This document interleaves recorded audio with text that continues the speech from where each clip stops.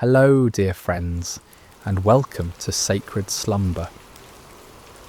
Before we begin our journey together into this timeless story of faith and courage, I want to take a moment to connect with you, wherever you are in the world tonight. How has your day been? Perhaps you're settling in as the evening draws near, or maybe you're starting your morning with this gentle retelling. Whether it's midnight where you are, or the sun is just beginning to rise, know that you're exactly where you need to be. I'm curious about where this story is finding you tonight. Are you listening from a cozy bedroom in North America? Perhaps watching the stars appear through your window? Or maybe you're in Europe, beginning a peaceful morning with this tale. Perhaps you're in Asia, Africa, Australia, or anywhere else across our beautiful world. Wherever you are, you're part of our global Sacred Slumber family, and we're so grateful to have you here. If this is your first time joining us, or if you've been with us before, we invite you to subscribe to Sacred Slumber, where we bring you gentle Bible stories and peaceful reflections designed to encourage your heart and strengthen your faith. Now let's settle in together as we journey to ancient Israel, to a valley where faith would triumph over fear, and where a young shepherd boy would show the world that with God all things are possible. The golden sun rises slowly over the valley of Elah, casting long shadows across the rocky terrain. The air is crisp with morning dew, and a gentle breeze carries the scent of wildflowers that dot the hillsides. This valley, nestled between rolling hills covered with olive trees and scattered stones, would soon become the stage for one of history's most remarkable displays of faith. On the eastern ridge, the armies of Israel have made their camp. Hundreds of tents stretch across the hillside, their fabric fluttering softly in the morning breeze. Smoke rises from cooking fires where soldiers prepare their simple breakfast of bread and olives. The men move quietly, their faces etched with concern, their eyes constantly drawn to the valley below and the opposite hill. For across the valley, on the western ridge, stands another camp. The Philistines have pitched their tents there, their bronze weapons glinting in the early light. These are seasoned warriors, confident in their strength, their numbers, and their champion who has struck terror into the hearts of Israel's army for 40 long days. Between these two armies lies the valley itself, a stretch of land that seems to hold its breath in anticipation. The grass grows green here, watered by a small brook that winds its way through the centre of the valley, its waters singing softly over smooth stones. It's a peaceful place, this valley, seemingly too beautiful for the conflict that's about to unfold. But it's here, in this quiet valley, that we find a young man who will change everything. His name is David, and he's not a soldier at all. He's a shepherd from the small town of Bethlehem, the youngest of 8 brothers. While his older brothers serve in King Saul's army, David tends his father's sheep on the hillsides near his home. David has olive skin bronzed by countless hours under the Palestinian sun, and eyes that sparkle with life, an unwavering trust in the God of Israel. His hands, though young, are strong from years of guiding sheep, playing his harp and practicing with his simple shepherd's sling. He's small in stature compared to the warriors in both camps, but there's something different about David, something that sets him apart. It's not his size or his strength, but the quiet confidence that comes from knowing that the God who created the heavens and earth is also the God who watches over him as he watches over his sheep. As the sun climbs higher, painting the valley in shades of gold and amber, a stirring begins in both camps. The day's challenge is about to begin, and David, though he doesn't know it yet, is about to step into a moment that will echo through eternity. For 39 days, the same terrifying scene has played out in the valley of Elah. As the morning sun reaches its full strength, a massive figure emerges from the Philistine camp and strides down the hillside toward the valley floor. This is Goliath of Gath, and he is a sight that would make even the bravest heart tremble. Standing nearly 10 feet tall, Goliath is a giant among men. His frame is muscular and imposing, built like a fortress of flesh and bone. His bronze helmet catches the sunlight, and his scale armour gleams like the surface of a deep, dark sea. Each scale of his armour has been carefully crafted, overlapping like fish scales, to create an almost impenetrable defence. The armour alone weighs more than many men could carry, yet Goliath wears it as easily as another man might wear a simple tunic. In his massive hand he carries a spear, whose iron point is as large as a weaver's rod, and whose shaft is thick as a small tree. On his back hangs a bronze sword, and his legs are protected by bronze greaves that shine like mirrors. Walking before him is his armour-bearer, a man who would be considered large in any other company, but appears almost childlike next to his champion. As Goliath reaches the centre of the valley, near the gently flowing brook, he stops and turns to face the Israelite camp on the eastern hill. Then, in a voice that booms across the valley like thunder, he issues his daily challenge. "Why do you come out and line up for battle?" His voice echoes off the hillsides, causing birds to take flight from the olive trees. "Am I not a Philistine, and are you not the servants of Saul? Choose a man and have him come down to me. If he is able to fight and kill me, we will become your subjects. But if I overcome him and kill him, you will become our subjects and serve us." He pauses, letting his words sink in, and then continues with a sneer that the Israelite soldiers can hear even from their distant positions. "This day I defy the armies of Israel. Give me a man and let us fight each other." The challenge hangs in the morning air like a dark cloud. On the hillside, King Saul's army shifts nervously. These are not cowards, these soldiers of Israel. They are men who have fought battles and defended their homeland with courage. But Goliath represents something beyond normal warfare. He is not just a man. He seems like a force of nature, an unstoppable mountain of bronze and flesh. Among the Israelite ranks are 3 brothers, Eliab, Abinadab, and Shammah, sons of Jesse from Bethlehem. They stand with their fellow soldiers, feeling the same chill of fear that grips every man present. They've heard stories of giants in the land, descendants of the Anakim, who struck terror in the hearts of their forefathers. But seeing Goliath is different from hearing stories. His very presence seems to drain the courage from their hearts. King Saul himself, who stands head and shoulders above most men, feels small in comparison to this Philistine champion. The king who once stood fearlessly against Israel's enemies now finds himself at a loss. He has offered great rewards to any man who will face Goliath, riches beyond measure, his own daughter in marriage, and exemption from taxes for the victor's family. But for 39 days, no man has stepped forward. As Goliath's voice fades across the valley, an oppressive silence settles over both camps. The Philistines are confident, almost jovial in their certainty. Their champion is invincible, and they know it. Soon all of Israel will bow before their might. But in the Israelite camp, fear has taken root like a poisonous vine.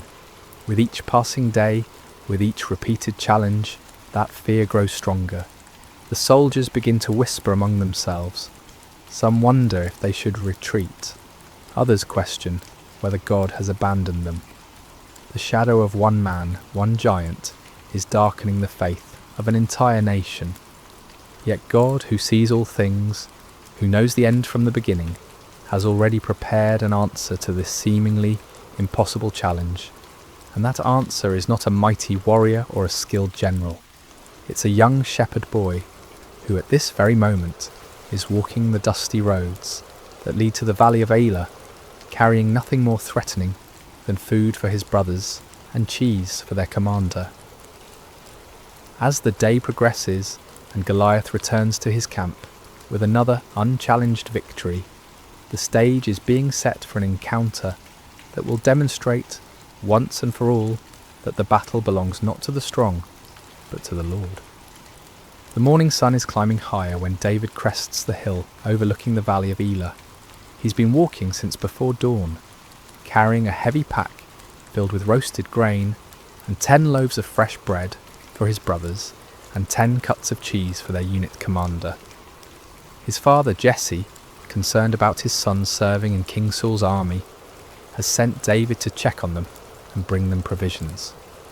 As David approaches the Israelite camp, he can hear the familiar sounds of an army preparing for battle. The clank of bronze armour, the scraping of swords being sharpened, and the low murmur of soldiers' voices. But there's something else in the air, something David can sense even before he understands it. There's a tension here, a fear that seems to hang over the camp like morning fog. David makes his way through the camp, asking for directions to find his brothers. The soldiers he passes look weary, their faces drawn with anxiety. Some pace nervously, others sit quietly, staring toward the valley. This is not what David expected to find. Where is the courage of Israel's army? Where is the confidence that should come from serving the God who delivered them from Egypt and gave them this promised land?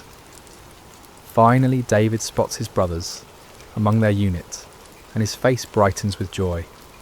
He hurries toward them, his pack bouncing on his shoulders, but as he greets Eliab, Abinadab, and Shammah, he notices that they too carry the same haunted expression as the other soldiers. "Father sent provisions," David says warmly, beginning to unpack the food. "He's been worried about you and wanted to make sure you have enough to eat." But before his brothers can respond fully to his greeting, a sound begins to build from across the valley. It starts as a low rumble and grows into the unmistakable boom of Goliath's voice. David stops unpacking and turns toward the valley, his eyes widening as he sees the massive figure striding down the hillside. Who is this uncircumcised Philistine that he should defy the armies of the living God? David asks, his voice filled not with fear, but with indignation. The words come naturally to him, spoken with the simple faith of someone who knows God personally, intimately, like a shepherd knows his flock. The soldiers around David stare at him in amazement. Some even step back, as if his words might bring Goliath's wrath down upon them. But David isn't speaking recklessly. He's speaking from a heart that has experienced God's faithfulness. In the quiet places, in the fields where he tends sheep, under the stars where he plays his harp and sings psalms to the God who made them. What will be done for the man who kills this Philistine and removes this disgrace from Israel? David continues, his voice carrying a confidence that seems foreign in this camp of frightened warriors. The soldiers explain about King Saul's promised rewards, but David barely seems to hear them. His focus is not on gold or marriage or tax exemption. His concern is for the honour of God and the reputation of God's people. How can this Philistine be allowed to mock the armies of the living God? How can Israel's soldiers allow this blasphemy to continue day after day? Word of David's questions and his bold words quickly spreads through the camp. Some soldiers are amazed by his courage. Others think he's simply too young to understand the danger. But when the news reaches Eliab, David's oldest brother, he responds with anger and embarrassment. "Why have you come down here?" Eliab demands, his face flushed with frustration. "And with whom did you leave those few sheep in the wilderness? I know how conceited you are, and how wicked your heart is. You came down only to watch the battle." Eliab's harsh words reveal the tension that can exist even in families when faith and fear collide. Perhaps Eliab is embarrassed that his youngest brother shows more courage than he and his fellow soldiers have demonstrated. Perhaps he's genuinely concerned for David's safety. But David responds with gentle humility. "Now what have I done?"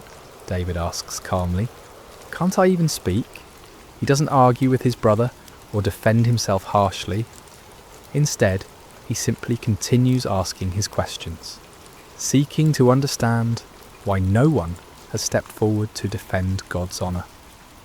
Eventually, word of David's bold questions reaches King Saul himself.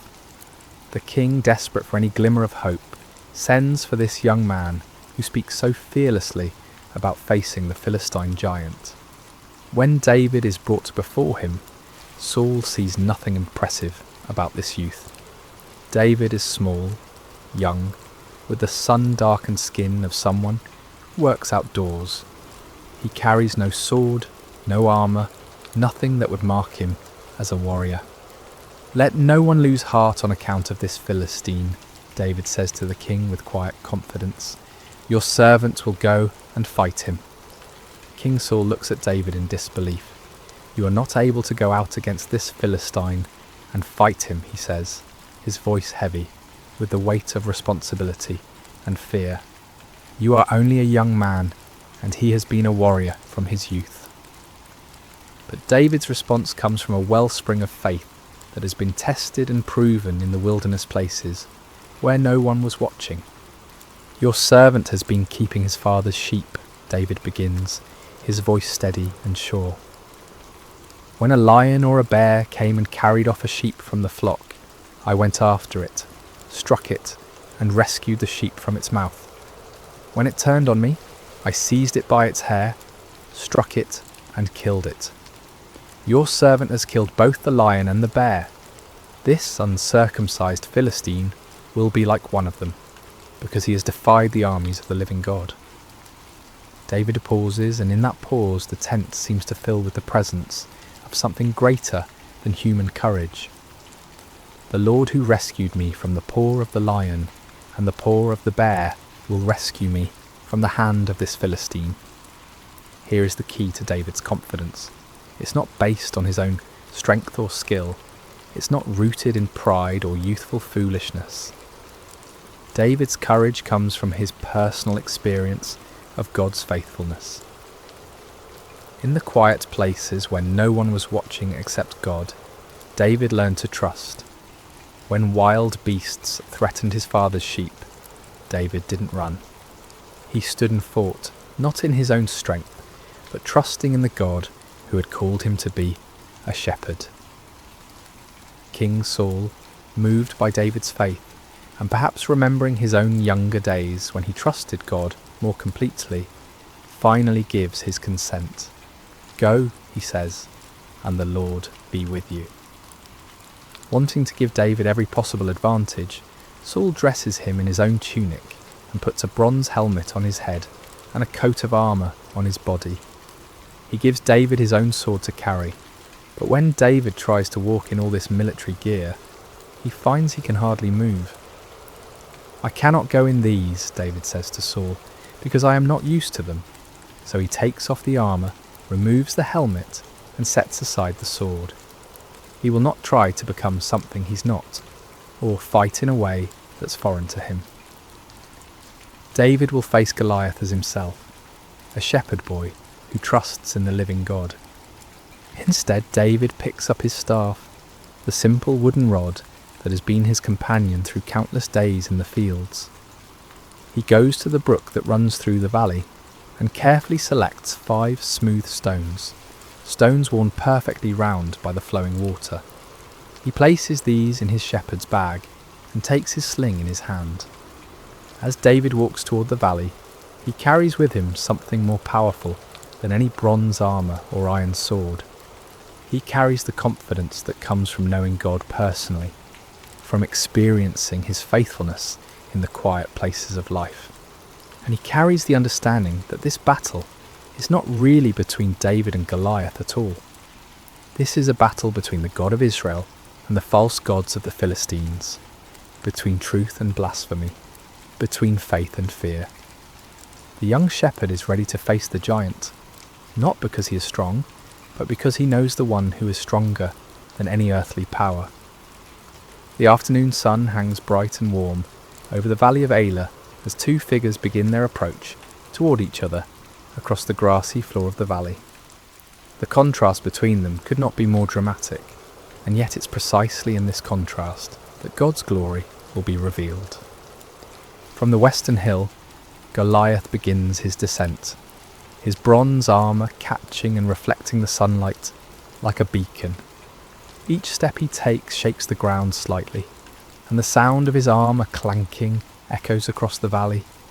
He moves with the confidence of someone who has never known defeat, never felt the sting of uncertainty. His armour-bearer walks before him, carrying the massive shield that will protect the giant from any arrows that might be fired from the Israelite lines. From the eastern hill, David begins his own journey down into the valley. He walks with a steady, purposeful gait, his simple shepherd's clothing a stark contrast to the military spectacle approaching from the other side. In one hand he carries his staff, worn smooth by years of use. In the other, he holds his sling, a simple leather pouch attached to 2 cords, the kind of weapon that shepherds have used for generations to protect their flocks from predators. Behind David on the hillside, the entire Israelite army watches in stunned silence. Thousands of seasoned warriors stand motionless, their eyes fixed on the small figure walking steadily towards certain death. Some of them pray silently, asking God to protect this brave boy. Others shake their heads in disbelief at what they perceive as pointless sacrifice. King Saul watches from his position among his officers, his heart heavy with the responsibility for sending a youth to face a giant. On the opposite hill, the Philistine army watches with amusement and anticipation. They point at David and laugh among themselves, joking about how quickly their champion will dispatch this boy. Some of them are already making plans for the victory celebration they'll hold after Israel surrenders, as surely they must, after witnessing their champion's inevitable defeat. But as David walks down the hillside, his heart is neither fearful nor boastful. Instead, it's filled with a quiet confidence that comes from knowing he is not walking into this valley alone. The same God who helped him rescue sheep from the mouths of lions and bears is with him now. The same God who has been his shepherd will be his strength. As the 2 figures draw closer together in the centre of the valley, near the gently flowing brook, Goliath gets his first clear look at his opponent. What he sees fills him with contempt and rage. This is not a warrior, this is just a boy, ruddy and handsome, carrying a shepherd's simple tools instead of weapons of war. "Am I a dog," Goliath roars, his voice booming across the valley, "that you come at me with sticks?" His anger at what he perceives as an insult burns hot. He expected Israel to send their greatest warrior, someone worthy of his attention. Instead, they've sent a child. Goliath continues his verbal assault, his voice carrying clearly to both armies. "Come here, and I'll give your flesh to the birds and the wild animals." The threat hangs in the air like the cry of a predator, and even some of the Philistine soldiers feel a chill at the cruelty in their champion's voice. But David, standing in the valley, with the afternoon sun behind him, casting his shadow long across the grass, remains unshaken. When he speaks, his voice carries clearly across the valley, and every word is heard by both armies. "You come against me with sword and spear and javelin," David calls out, his young voice strong and clear, "but I come against you in the name of the Lord Almighty, the God of the armies of Israel, whom you have defied." The words echo across the valley like a bell ringing, clear and pure and full of power. David continues, and as he speaks, something changes in the atmosphere of the valley. The mocking laughter from the Philistine hill begins to fade. On the Israelite side, soldiers lean forward, straining to hear every word. "This day the Lord will deliver you into my hands, and I'll strike you down and cut off your head. This very day I will give the carcasses of the Philistine army to the birds and the wild animals, and the whole world will know that there is a God in Israel. All those gathered here will know that it is not by sword or spear that the Lord saves. For the battle is the Lord's, and he will give all of you into our hands." David's words ring with prophetic power and absolute certainty. He's not boasting in his own strength or skill. Instead, he's making a declaration of faith, a public testimony to the power and faithfulness of the God of Israel. This battle, David understands, is not ultimately about military might or human courage. It's about the honour of God and the revelation of his power to both Israel and the surrounding nations. Goliath, enraged by what he sees as blasphemous arrogance from a mere boy, begins moving quickly toward David, his massive frame covering the ground with surprising speed. His armour clanks and his weapons gleam as he bears down on his small opponent like an avalanche of bronze and iron. But David doesn't flee. Instead, he runs toward Goliath, closing the distance between them with swift, determined steps. As he runs, he reaches into his shepherd's bag and takes out one of the smooth stones he selected from the brook. With practiced ease, born of countless hours protecting sheep, he places the stone in his sling. The sling is not a child's toy, though it may appear simple. In the hands of a skilled shepherd, it's a precision weapon capable of tremendous force. David has used his sling to drive off wolves and bears, to guide wandering sheep, and to strike targets with accuracy at considerable distances. Now as he runs toward Goliath, all those years of practice culminate in this single, crucial moment. With fluid motion, perfected through countless repetitions, David begins to swing the sling around his head, building momentum. The leather pouch whispers through the air as it spins, faster and faster. Goliath, seeing David's movement, may have raised his shield or adjusted his position, but his great size, which has always been his advantage, now works against him. He cannot change direction quickly, cannot dodge with the agility of a smaller man. At the perfect moment, when the geometry of angle and distance and momentum align exactly right, David releases one of the cords. The stone flies from the sling like an arrow, swift and straight and true, guided by skill and powered by faith. The stone strikes Goliath in the centre of his forehead, at the one spot where his bronze helmet doesn't protect him, with tremendous force. The sound of impact echoes across the valley like the crack of thunder. For a moment time seems suspended. The giant warrior, seemingly invincible, in his bronze armour stands motionless. Then, like a great tree falling in the forest, Goliath topples forward and crashes to the ground. The earth trembles under the impact of his massive frame. His weapons clatter beside him, his armour scrapes against the stones, and then there is silence. David runs to where Goliath lies and stands over the fallen giant. Finding no sword of his own, David draws Goliath's own massive sword from its sheath, and with effort befitting his size, uses it to cut off the giant's head, fulfilling his prophecy exactly as he had spoken it. Then David lifts Goliath's head high above his own, and his voice rings out across the valley one more time, "The battle is the Lord's." The silence that follows is profound and complete, broken only by the gentle sound of the brook flowing peacefully through the valley, washing the smooth stones that remain in David's shepherd's bag. The sight of their fallen champion creates an immediate and dramatic transformation in both armies. On the Philistine hillside, the confident laughter and casual conversation die away instantly, replaced by stunned silence and then growing panic. These seasoned warriors, who moments before were planning their victory celebration, now stare in disbelief at the impossible scene in the valley below. Their champion, their giant, their seemingly invincible Goliath lies motionless in the grass, his own sword in the hands of the shepherd boy, who stands triumphant beside his massive form. The psychological impact is devastating.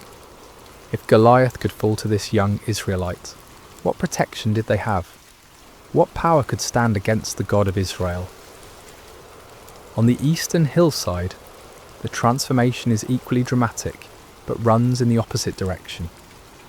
The Israelite soldiers, who have been paralysed by fear for 40 days, suddenly find their voices in a great roar of triumph that echoes off the surrounding hills.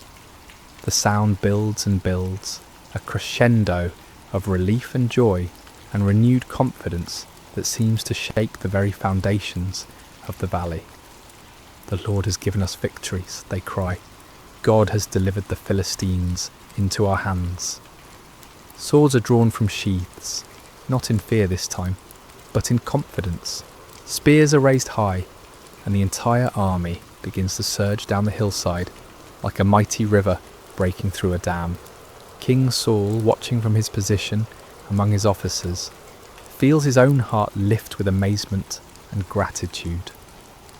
The burden of fear that has pressed down on him for weeks suddenly lifts, replaced by the returning memory of what it means to serve the living God. He gives the command that his army is already anticipating. Charge! The Philistine army, seeing the Israelites rushing toward them and having lost their champion and their confidence in a single moment, turns and flees. What had been an organised military force becomes a scattered mob running for their lives across the hills and valleys of the countryside. The rout is complete and devastating. But as the armies chase and flee across the landscape, David remains in the valley beside the brook, holding Goliath's head and looking up toward heaven with a heart full of gratitude. He has not forgotten, even in this moment of triumph, that the victory belongs to the Lord. This was never about David's skill with a sling. Though his years of practice were important, this was never about David's courage. Though his faith was essential, this was about God's power to save his people and his determination to show both Israel and the nations around them that he alone is God. David understands something that many of the celebrating soldiers rushing past him have not yet grasped. This victory in the valley of Elah is not an end in itself, but a beginning. It's a demonstration of what becomes possible when someone is willing to trust completely in God's power and step forward in faith, even when the circumstances seem impossible. As David picks up his simple staff and adjusts his shepherd's bag, still containing 4 unused stones, he reflects on the events of the day. This morning he was simply bringing food to his brothers. Now he has become the deliverer of Israel, the slayer of giants, the one through whom God chose to demonstrate his power to the nations. But David's heart remains humble. He knows that he was simply the instrument God chose to use. The smooth stones came from God's creation. The skill to use the sling came from God's provision of years in the wilderness. The courage to step forward came from God's faithfulness in past trials. Even the opportunity to be in the valley today came from God's sovereign orchestration of events. As the sun begins to set over the valley of Elah, painting the sky in shades of orange and purple, David begins the journey back up the hillside. Behind him, the brook continues to flow peacefully, its waters singing the same gentle song they sang this morning, as if nothing extraordinary had happened here at all. But everything has changed. Israel has been delivered from their enemies. The name of the Lord has been glorified before the nations. Fear has been replaced with faith, and despair has given way to hope. Most importantly, everyone who witnessed this day now knows with certainty that there is a God in Israel, and that the battle belongs to the Lord.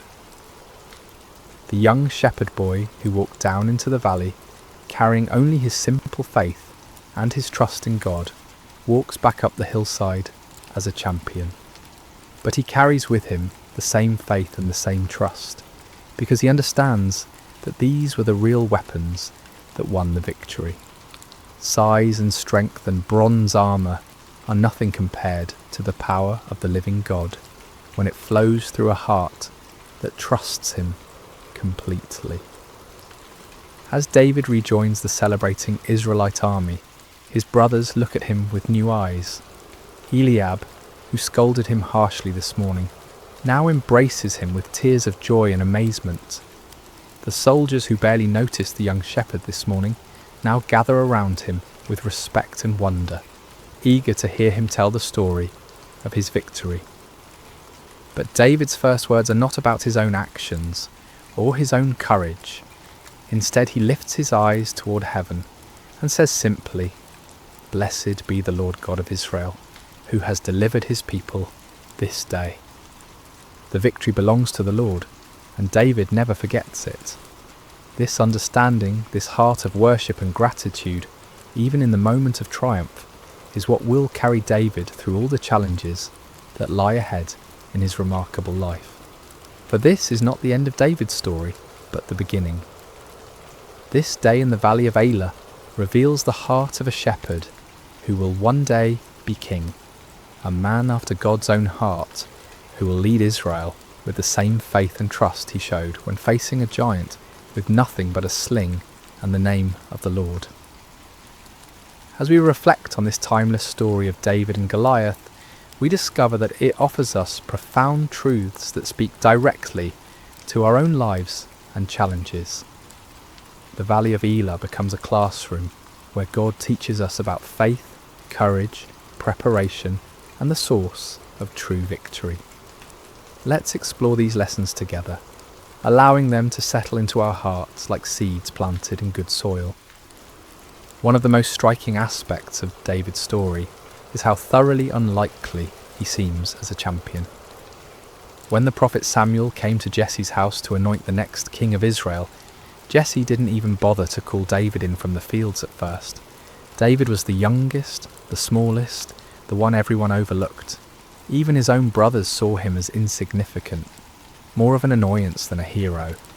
Yet God specifically chose this overlooked shepherd boy to accomplish what none of Israel's mighty warriors dared attempt.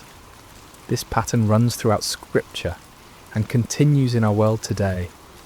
God delights in using people the world considers insignificant to accomplish his greatest purposes.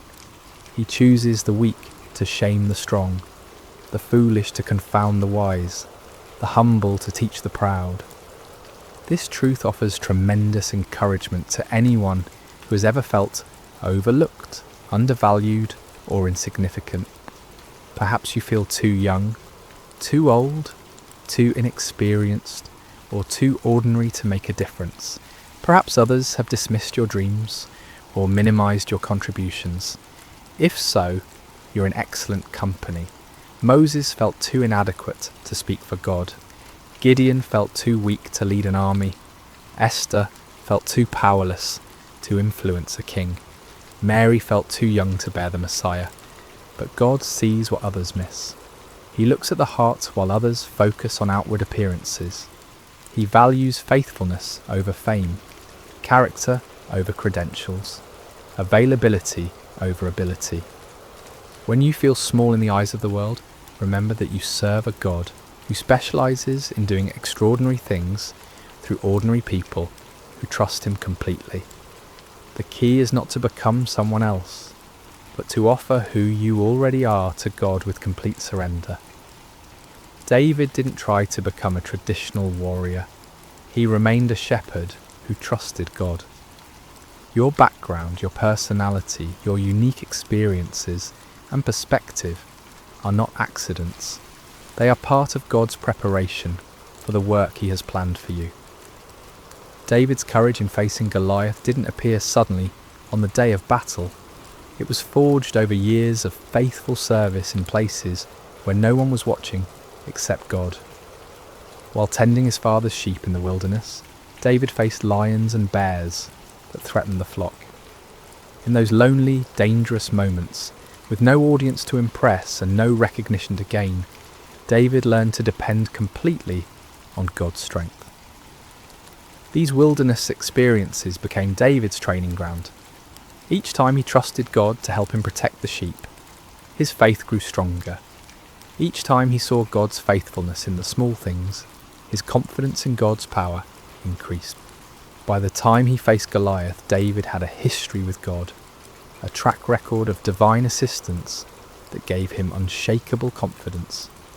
This principle applies directly to our lives.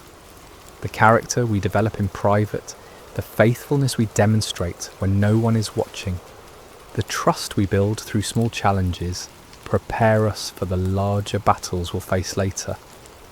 God often prepares us through what seem like insignificant experiences, developing in us the spiritual muscles we'll need for greater tasks. Perhaps you're in a season of quiet preparation right now. Maybe you're in a job that feels unimportant, dealing with challenges that seem mundane, or serving in ways that go unnoticed. Don't despise these experiences. See them as God's training ground, places where you can learn to trust Him completely without the pressure of public attention. Every act of faithfulness in small things builds spiritual strength. Every time you choose to trust God rather than worry, you're developing the faith muscles you'll need for larger challenges. Every moment you spend in prayer, study and worship during the ordinary days creates the spiritual foundation that will hold firm when storms come. David's Psalms reflect a man who knew God intimately through countless hours of communion in the wilderness. His worship wasn't reserved for public occasions. It was the natural overflow of a heart that had learned to recognize God's presence in solitary places. This private relationship with God became the source of his public courage. The contrast between David's response to Goliath and that of Israel's army reveals the transformative power of proper perspective. The Israelite soldiers saw Goliath's size and focused on their own inadequacy. They measured themselves against the giant and found themselves wanting. Fear paralyzed them because they were looking at the problem instead of at God. David saw the same giant but responded completely differently. Instead of focusing on Goliath's size, David focused on God's greatness. Instead of measuring himself against the Philistine champion, he remembered God's faithfulness in past challenges.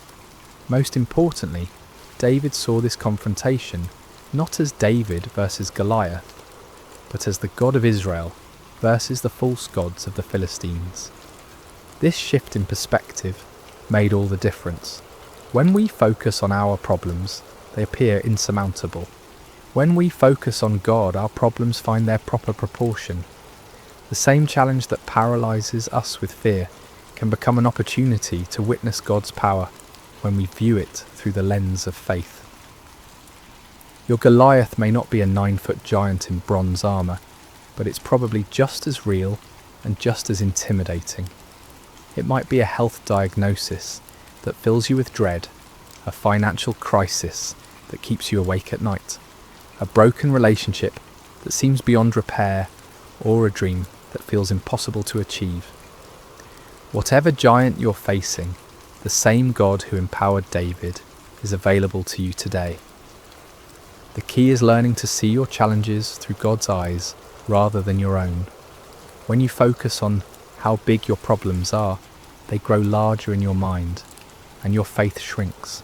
But when you focus on how big your God is, your problems find their proper place, and your faith grows stronger. Faith doesn't mean pretending problems don't exist or minimizing real challenges. David didn't pretend Goliath was small. He acknowledged the giant's formidable appearance and weapons. But faith means recognizing that God is greater than any challenge we face, and that His power is available to those who trust Him completely. Perhaps the most important lesson from David's story is his understanding that victory belongs to God alone. David never claimed credit for defeating Goliath. He never boasted about his skill with a sling or his courage in facing the giant. Instead, he consistently pointed to God as the source of his victory. This humility wasn't false modesty, it was accurate theology. David understood that without God's strength, he would have been just another casualty in the valley. With God's power, he became an instrument of divine deliverance. The difference was not in David himself, but in David's relationship with God and his willingness to trust completely in divine strength. This principle protects us from both despair and pride. When we face challenges that seem impossible, we can take courage from knowing that we don't have to rely on our own strength. The same God who empowered David is available to empower us. When we experience victory and success, we can maintain humility by remembering that every good gift comes from above. Recognizing that victory belongs to the Lord also frees us from the crushing pressure of trying to achieve success through our own efforts alone. We can work diligently, prepare thoroughly, and act courageously, but we do so knowing that ultimate success depends on God's blessing and power. This perspective brings both peace in the struggle and gratitude in the victory. As we conclude our time together in the valley of Elah, I want you to imagine yourself standing where David stood. The sun is setting behind you, casting long shadows across the grass. In front of you lies whatever giant has been challenging your faith, threatening your peace, or blocking your path forward. Your Goliath might be fear itself, that persistent anxiety that whispers lies about your future and your security. It might be doubt that questions God's goodness when life becomes difficult.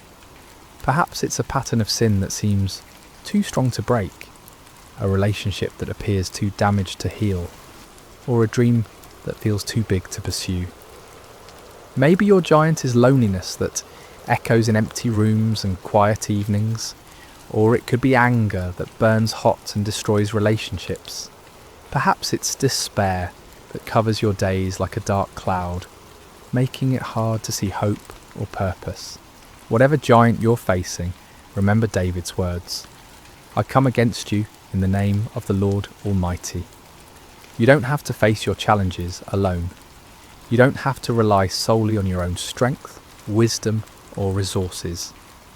The same God who empowered a shepherd boy to defeat a giant warrior is present with you today. Like David, you may feel small and inadequate when you look at the size of your challenges. That's normal and even healthy, because it drives you to depend on God rather than yourself. But don't let the size of your problems overshadow the greatness of your God. Don't let the voice of your giant drown out the whisper of divine love that calls you forward in faith. Remember that God has been preparing you for this moment through all the quiet experiences of your life. Every time you've chosen trust over worry, every moment you've experienced God's faithfulness in small things, every prayer you've whispered in the darkness has been building the spiritual strength you need for this challenge. Take up your simple faith like David took up his sling. Select the smooth stones of God's promises that have been worn smooth by the flowing waters of his love. Step forward, not in your own strength, but in the name of the Lord who loves you completely and fights on your behalf. And remember, the battle belongs to the Lord. Your job is not to guarantee the outcome, but to trust the one who holds the outcome in his hands. Your calling is not to be strong enough to win, but to be faithful enough to step forward when God calls. As you face your giants, may you have David's courage to step forward, his faith to trust completely, and his wisdom to give God all the glory for whatever victories he grants. May you discover, as David did, that with God all things are possible, and that no giant is too large for the power of divine love. Let us pray together. Heavenly Father, we thank you for the story of David and Goliath, which reminds us that you delight in using ordinary people to accomplish extraordinary things. Help us to see our challenges through your eyes rather than our own fears. Give us David's courage to step forward when you call, his faith to trust in your power rather than our own strength, and his humility to give you glory for every victory. We place our giants before you today, Lord, whatever form they may take in our lives. We acknowledge that we cannot defeat them in our own strength, but we trust in your power to deliver us. Use our weaknesses to display your strength, our fears to showcase your faithfulness, and our victories to bring glory to your name. Help us to be faithful in the quiet places of preparation, knowing that you are building in us the character and faith we'll need for the challenges ahead. May we never forget that the battle belongs to you, and may we always be quick to give you praise for your goodness and mercy in our lives. In the name of Jesus, our Good Shepherd and mighty champion, we pray. Amen. Sleep well, dear friends, knowing that the same God who was with David in the valley is with you wherever your journey leads. May his peace guard your hearts and minds, and may you wake tomorrow with renewed faith to face whatever giants await. Until we meet again in another story, may God's love surround you like a shepherd's care, and may his strength be your portion in every season. Thank you for joining us at Sacred Slumber, where every story reminds us that we are deeply loved. Hello dear friends, and welcome to Sacred Slumber. Before we begin this beautiful journey together, I'd love to connect with you for just a moment. How has your day been?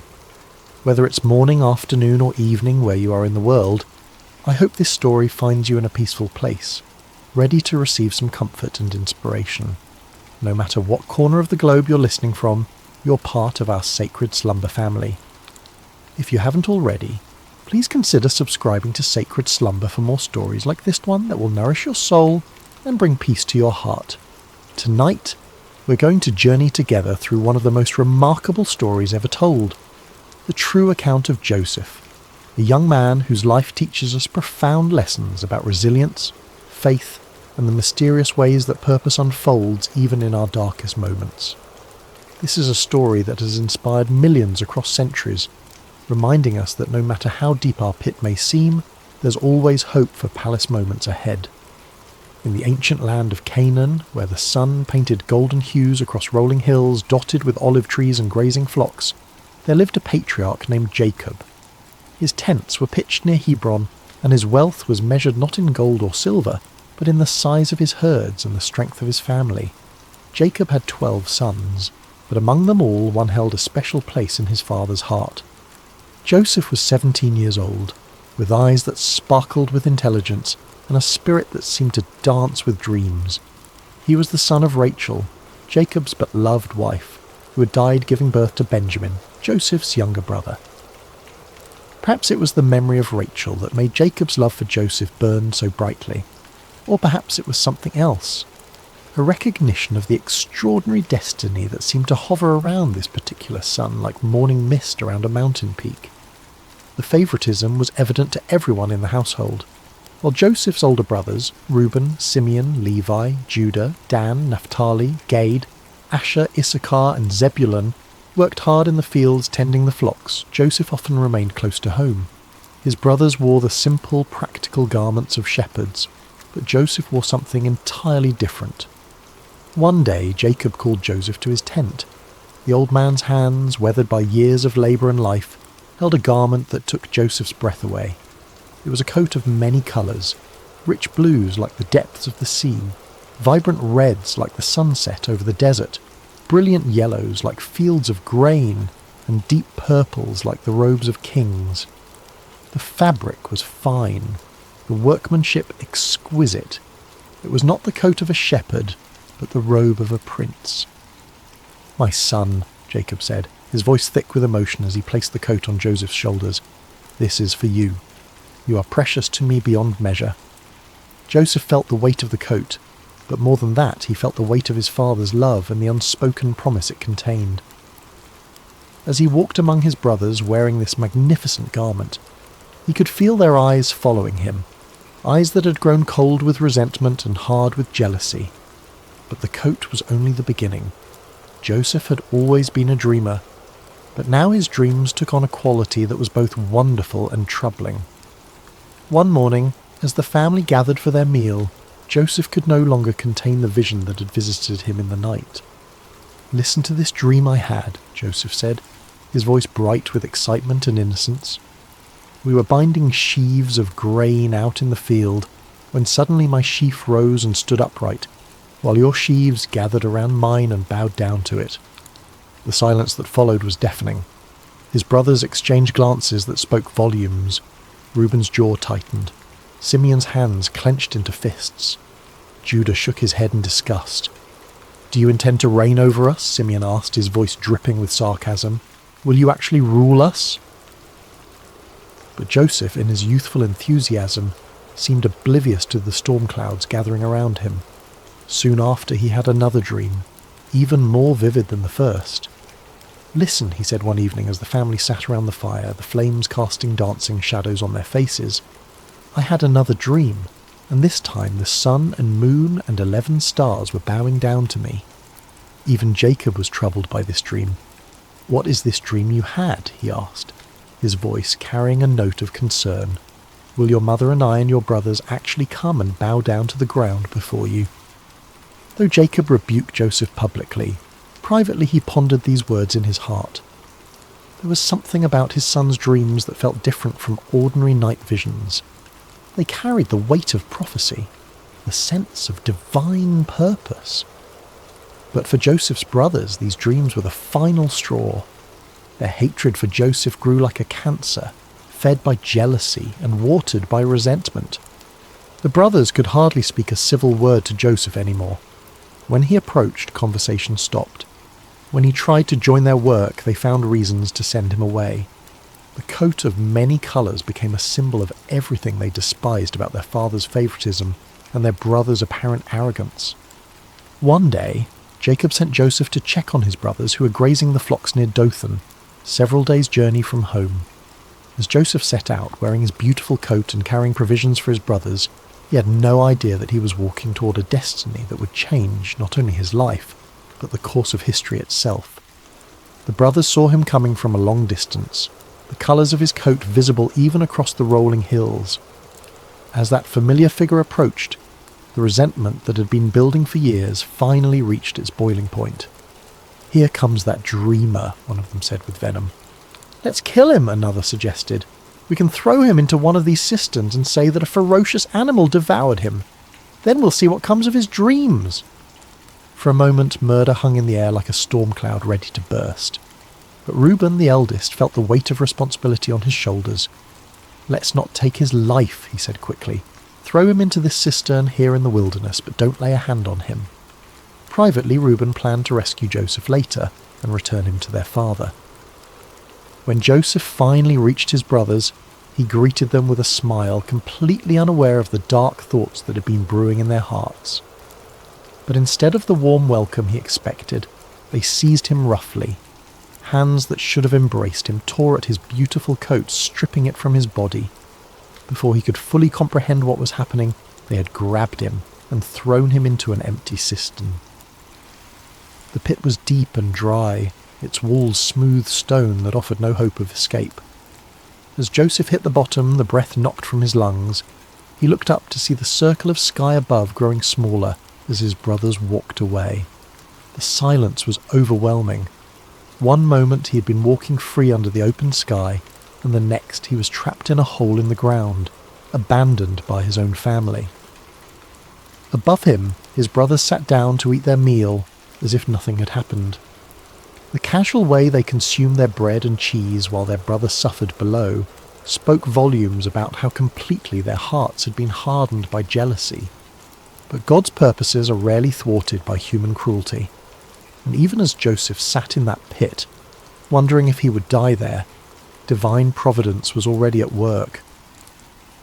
In the distance, a caravan of Ishmaelite traders appeared on the horizon, their camels loaded with spices, balm and myrrh bound for Egypt. Judah, perhaps feeling some stirring of conscience, looked at his brothers and said, "What will we gain if we kill our brother and cover up his blood? Come, let's sell him to the Ishmaelites and not lay our hands on him. After all, he is our brother, our own flesh and blood." The brothers agreed, seeing an opportunity to rid themselves of Joseph while making a profit. They pulled Joseph out of the cistern and sold him to the traders for 20 shekels of silver. As the caravan disappeared into the distance with Joseph bound among the slaves, the brothers took his coat of many colours and tore it. Then they killed a goat and dipped the coat in its blood.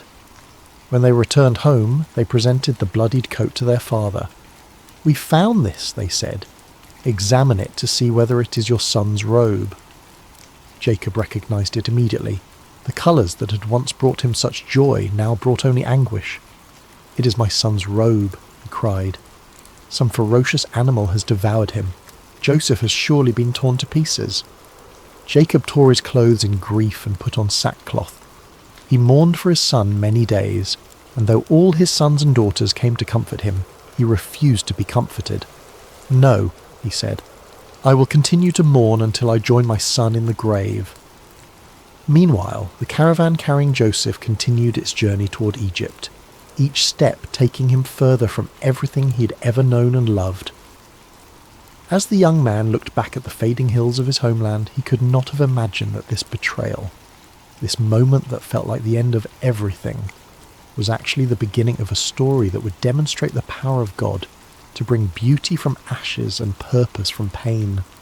The journey to Egypt was long and grueling. Joseph, who had never known anything but comfort and privilege, now found himself chained among slaves, his feet bloody from walking across rough terrain, his throat parched from the desert sun. The traders were not cruel, but neither were they kind. He was simply merchandise to them, a commodity to be delivered in good condition to fetch the best price. As the caravan crested the final hill before entering Egypt, Joseph's eyes widened at the sight before him. Egypt was unlike anything he had ever seen. The Nile River stretched like a blue ribbon through the landscape, its banks lined with lush green vegetation that stood in stark contrast to the golden desert beyond. Pyramids rose majestically in the distance, monuments to the power and sophistication of this ancient civilization. The cities teemed with activity, merchants hawking their wares, craftsmen plying their trades, and everywhere the bustle of a society that had mastered the art of turning the desert into a garden. In the slave market of Memphis, Joseph stood with the others as potential buyers examined them like livestock. His youth and obvious intelligence caught the eye of several bidders, but it was Potiphar, an officer of Pharaoh and captain of the guard, who ultimately purchased him.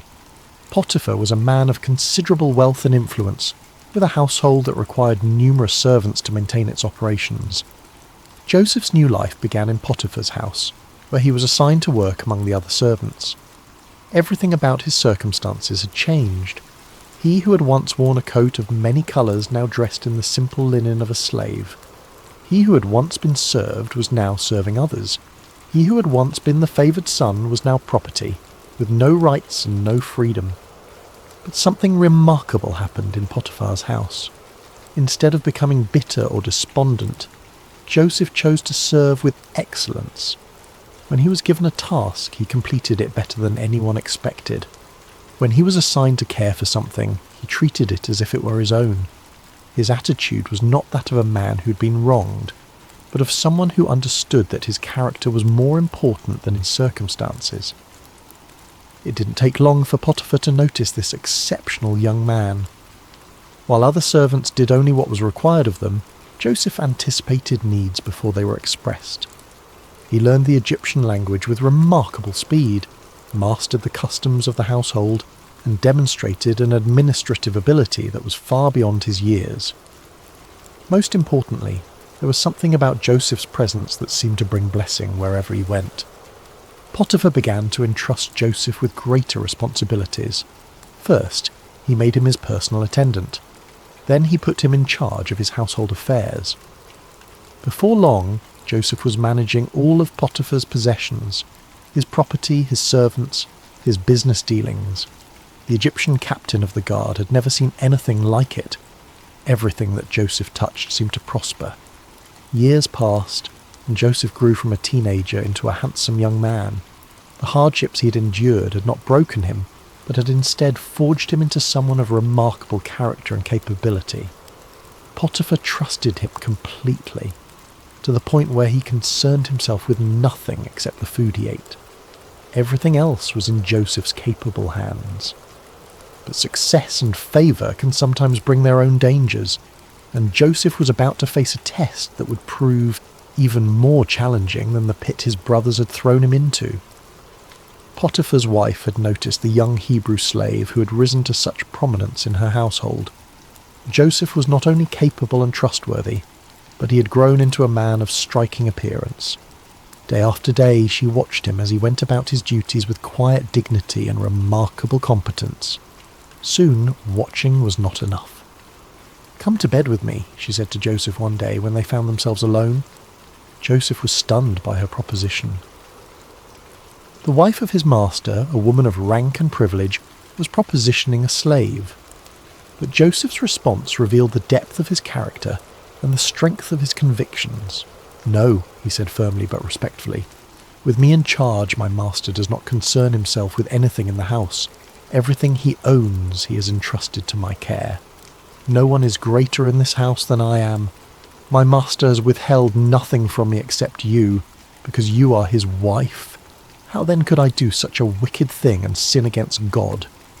Day after day she spoke to Joseph, but he refused to go to bed with her or even to be with her. Joseph understood that betraying Potiphar's trust would not only be wrong, but it would also be a sin against the God who had been with him through all his trials. His integrity was not for sale, regardless of the price or the pressure. But a person determined to do wrong will often become vindictive when their advances are rejected. Potiphar's wife's desire turned to anger, and her anger to a determination for revenge. She waited for the right opportunity, and one day when Joseph came into the house to attend to his duties, and none of the household servants were inside, she made her move. She caught him by his cloak and said, "Come to bed with me."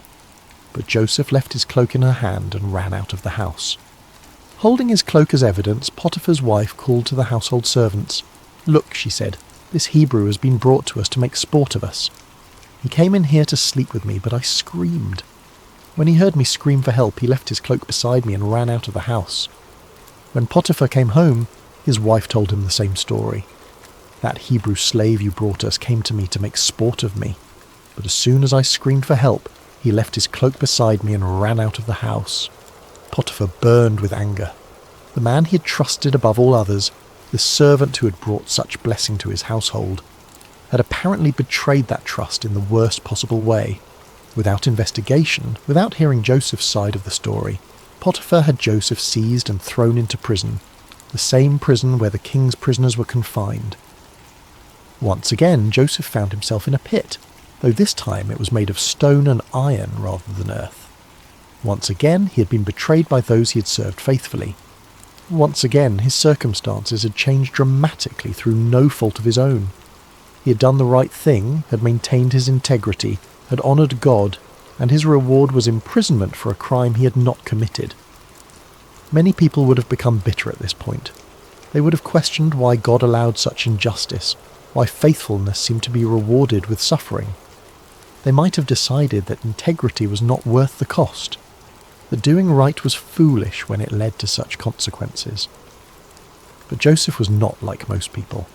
Even in prison, even after being falsely accused and unjustly punished, something within him refused to give up hope. He had learned that his circumstances did not define him, his character did. He had discovered that God's presence was not dependent on favourable conditions, but was available even in the darkest places. And remarkably, even in prison, Joseph began to prosper. The warden noticed this unusual prisoner who carried himself with such dignity, who treated others with such respect, who seemed to bring order and blessing wherever he went. Before long, the warden put Joseph in charge of all the other prisoners and made him responsible for all that was done in the prison. The warden paid no attention to anything under Joseph's care because the Lord was with Joseph and gave him success in whatever he did. Once again, Joseph had taken a situation that seemed hopeless and had found a way to serve with excellence, to lead with integrity, and to trust that somehow, in ways he could not yet see, God was working all things together for good. But the greatest tests of Joseph's faith were still ahead, and the prison that seemed like an ending was actually preparing him for a beginning that would astonish the world. Prison has a way of stripping away everything except what truly matters. In the Egyptian jail where Joseph now found himself, surrounded by stone walls and iron bars, The external trappings of success and status meant nothing. Here, in this place reserved for those who had supposedly committed crimes against Pharaoh, Joseph faced the ultimate test of his character. Days turned into months, and months into years. Joseph had now spent more time as a slave and prisoner than he had as the favoured son in his father's house. The dreams of his youth, the sheaves bowing down, the sun and moon and stars paying homage, seemed like the fantasies of another lifetime. If someone had asked him during those long, dark nights whether he still believed in those dreams, he might have wondered himself. But Joseph had learned something profound during his years of hardship, that faith is not about understanding God's timeline, but about trusting God's character. He had seen evidence of divine favour even in the darkest circumstances. When he was in Potiphar's house, God had blessed his work. Now, even in prison, he could see the same pattern. Blessing flowing through him to benefit others. Success following him, even in the most unlikely places. The other prisoners noticed something different about Joseph. While many of them spent their time in despair, anger, or plotting revenge, Joseph maintained a remarkable sense of peace. He listened to their stories with compassion, helped resolve disputes with wisdom, and carried himself with a dignity that prison walls could not diminish. The warden had made him the unofficial leader among the prisoners, and everyone, guards and inmates alike, respected him. One morning Joseph noticed that two of his fellow prisoners seemed particularly troubled. They were not ordinary criminals, but former members of Pharaoh's household, the chief cupbearer and the chief baker. Both had been imprisoned for offences against their royal master, and both carried themselves with the dignity of men, accustomed to positions of privilege and responsibility. "Why do you look so sad today?" Joseph asked them. The cupbearer answered, "We both had dreams, but there is no one to interpret them." In the ancient world, dreams were considered messages from the gods, and their interpretation was a specialized skill typically reserved for trained priests and wise men. To have a significant dream and no way to understand its meaning was a source of genuine distress. Joseph's response revealed both his humility and his faith. "Do not interpretations belong to God? Tell me your dreams." The chief cupbearer went first. "In my dream," he said, "I saw a vine in front of me, and on the vine were 3 branches. As soon as it budded, it blossomed, and its clusters ripened into grapes. Pharaoh's cup was in my hand, and I took the grapes, squeezed them into Pharaoh's cup, and put the cup in his hand." Joseph listened carefully, and as the cupbearer spoke, understanding came to him with a clarity that felt like sunrise after a long night. "This is what it means," Joseph said. "The 3 branches are 3 days. Within 3 days, Pharaoh will lift up your head and restore you to your position, and you will put Pharaoh's cup in his hand, just as you used to do when you were his cupbearer." The cupbearer's face lit up with hope. Joseph continued, "But when all goes well with you, remember me and show me kindness. Mention me to Pharaoh and get me out of this prison. I was forcibly carried off from the land of the Hebrews, and even here I have done nothing to deserve being put in a dungeon." When the chief baker saw that Joseph had given a favourable interpretation to the cupbearer's dream, he eagerly shared his own vision. "I too had a dream," he said. "On my head were 3 baskets of bread. In the top basket were all kinds of baked goods for Pharaoh, but the birds were eating them out of the basket on my head." Joseph's expression grew grave as he received understanding of this dream as well. The interpretation was not pleasant, but Joseph knew he had to speak the truth. "This is what it means," he said gently. "The 3 baskets are 3 days. Within 3 days, Pharaoh will lift off your head and impale your body on a pole, and the birds will eat away your flesh." 3 days later, it was Pharaoh's birthday, and he gave a feast for all his officials. He lifted up the heads of the chief cupbearer and the chief baker in the presence of his officials. He restored the chief cupbearer to his position, so that he once again put the cup into Pharaoh's hand. But he impaled the chief baker, just as Joseph had said to them in his interpretation. The accuracy of Joseph's interpretation should have marked him as a man of extraordinary ability, someone worthy of attention and favour. The chief cupbearer had been restored to his position of influence, with direct access to the most powerful man in Egypt. Surely he would remember the prisoner who had correctly interpreted his dream and had specifically asked to be remembered. But the chief cupbearer forgot about Joseph. This forgetting was perhaps one of the most difficult trials Joseph had yet faced. It was not the active betrayal of his brothers or the false accusation of Potiphar's wife, but the passive neglect of someone who simply failed to keep his word. Day after day, Joseph waited, hoping that this would be the day when guards would come to release him, when word would arrive that Pharaoh wanted to see him. But the days passed in silence. Months turned into a year, and then another year. 2 full years passed, and still the cupbearer, busy with his restored duties and privileges, did not remember the Hebrew slave who had correctly interpreted his dream. It was as if Joseph had been forgotten not just by one man, but by the entire world. During these 2 years of waiting, Joseph could have become bitter. He could have concluded that helping others was pointless, that kindness was wasted on those who would not return it. He could have decided that his gift for interpreting dreams was worthless if it could not even secure his own freedom. Many people would have given up hope entirely. But Joseph continued to trust, continued to serve, continued to maintain his character even when it seemed to bring no reward. He understood something that many people never learn, that our calling is to be faithful, not to control outcomes. His job was to use his gifts with integrity and kindness. God's job was to handle the timing and the results. In the darkness of those 2 forgotten years, Joseph's faith was refined like gold in a furnace. The dreams of his youth were still alive within him, but they had been purified of any pride or presumption. He was learning that God's promises are always fulfilled, but rarely on our timeline or in the way we expect. And unbeknownst to Joseph, his time of preparation was nearly complete. All the lessons he had learned, about integrity under pressure, about leadership in difficult circumstances, about maintaining faith when it seemed unrewarded, were about to be put to their ultimate test. The pit had prepared him for the palace, but first he would need to prove that he was ready for both the privilege and the responsibility that awaited him. The stage was being set for one of the most dramatic turnarounds in human history, and the forgotten prisoner was about to become the second most powerful man in the greatest empire on earth. Pharaoh stood on the balcony of his palace, looking out over the magnificent kingdom that stretched as far as the eye could see.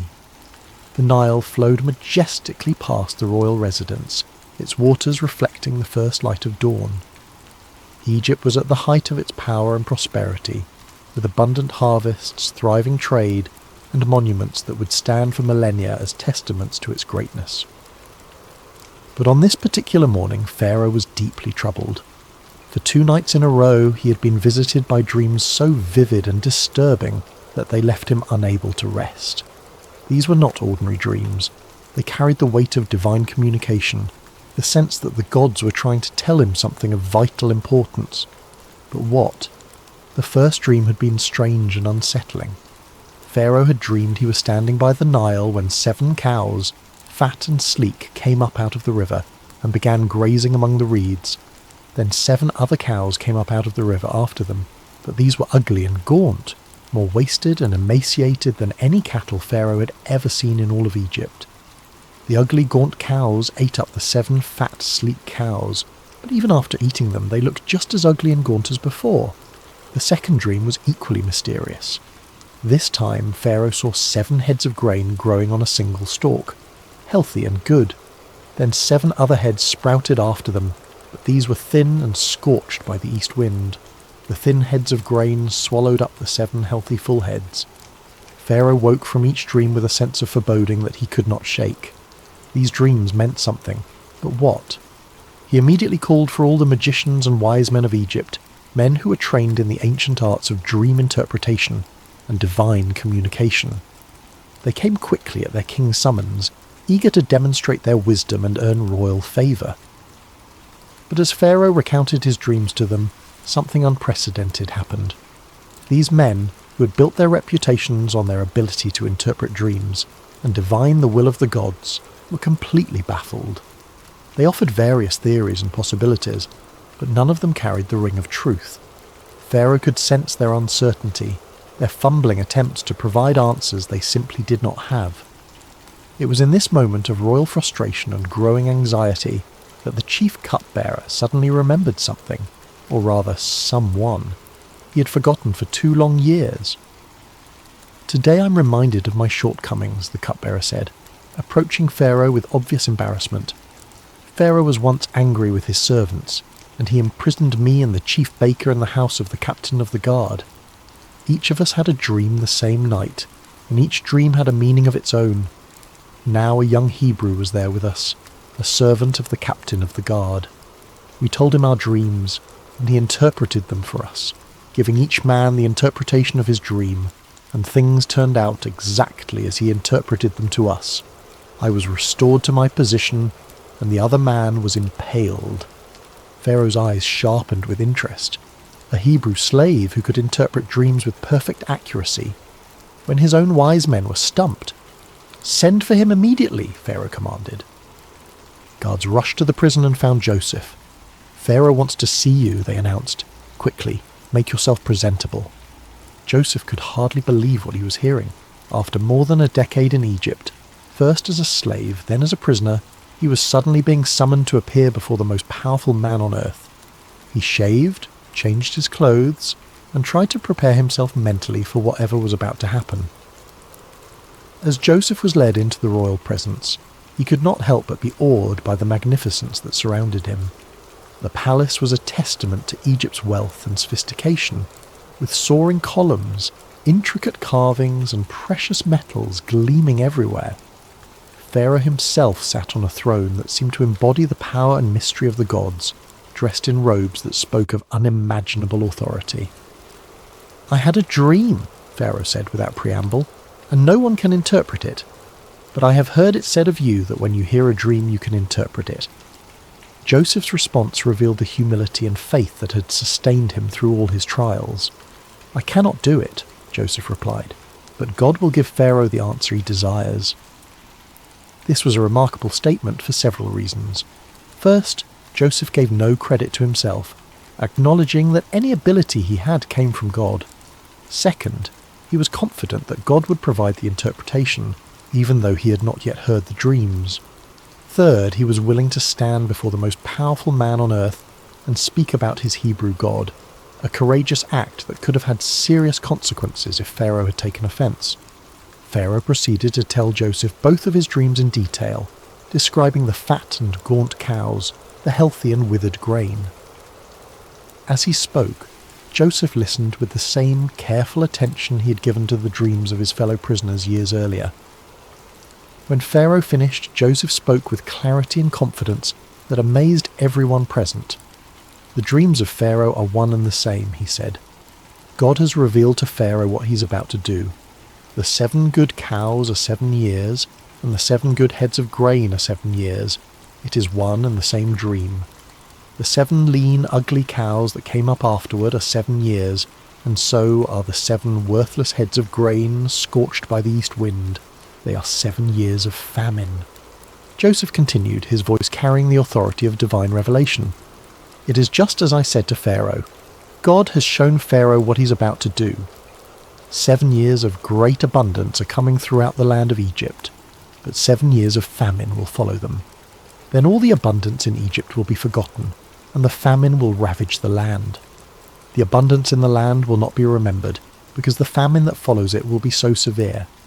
The reason the dream was given to Pharaoh in 2 forms is that the matter has been firmly decided by God, and God will do it soon." But Joseph did not stop with the interpretation. Drawing on his years of experience in administration and his natural wisdom, he offered practical advice for dealing with the crisis that was coming. "And now let Pharaoh look for a discerning and wise man and put him in charge of the land of Egypt. Let Pharaoh appoint commissioners over the land to take 1/5 of the harvest of Egypt during the 7 years of abundance. They should collect all the food of these good years that are coming and store up the grain under the authority of Pharaoh, to be kept in the cities for food. This food should be held in reserve for the country, to be used during the 7 years of famine that will come upon Egypt, so that the country may not be ruined by the famine." The plan was brilliant in its simplicity and scope. During the 7 years of abundance, Egypt would systematically store 1/5 of each harvest. This would require massive organisational skills, enormous storage facilities, and careful distribution networks. It would be one of the most ambitious administrative undertakings in human history. Pharaoh and his officials were amazed not only by the interpretation, which had the unmistakable ring of truth, but also by the comprehensive plan Joseph had outlined. Here was a man who could not only understand divine communication, but could also translate that understanding into practical action. "Can we find anyone like this man?" Pharaoh asked his officials. "One in whom is the Spirit of God?" Then Pharaoh said to Joseph, "Since God has made all this known to you, there is no one so discerning and wise as you. You shall be in charge of my palace, and all my people are to submit to your orders. Only with respect to the throne will I be greater than you." And so, in a single day, Joseph went from being a forgotten prisoner to being the second most powerful man in Egypt. Pharaoh took his signet ring from his finger and put it on Joseph's finger. He dressed him in robes of fine linen and put a gold chain around his neck. He had him ride in a chariot as his second in command, and people shouted before him, "Make way!" Pharaoh also gave Joseph an Egyptian name, Zaphenath-Paneah, and gave him Asenath, the daughter of Potipharah, priest of On, to be his wife. Joseph was 30 years old when he entered the service of Pharaoh, king of Egypt. 13 years had passed since his brothers had thrown him into that pit in Dothan. 13 years of slavery, false accusation, imprisonment, and being forgotten. But now those years of preparation were revealed as exactly that.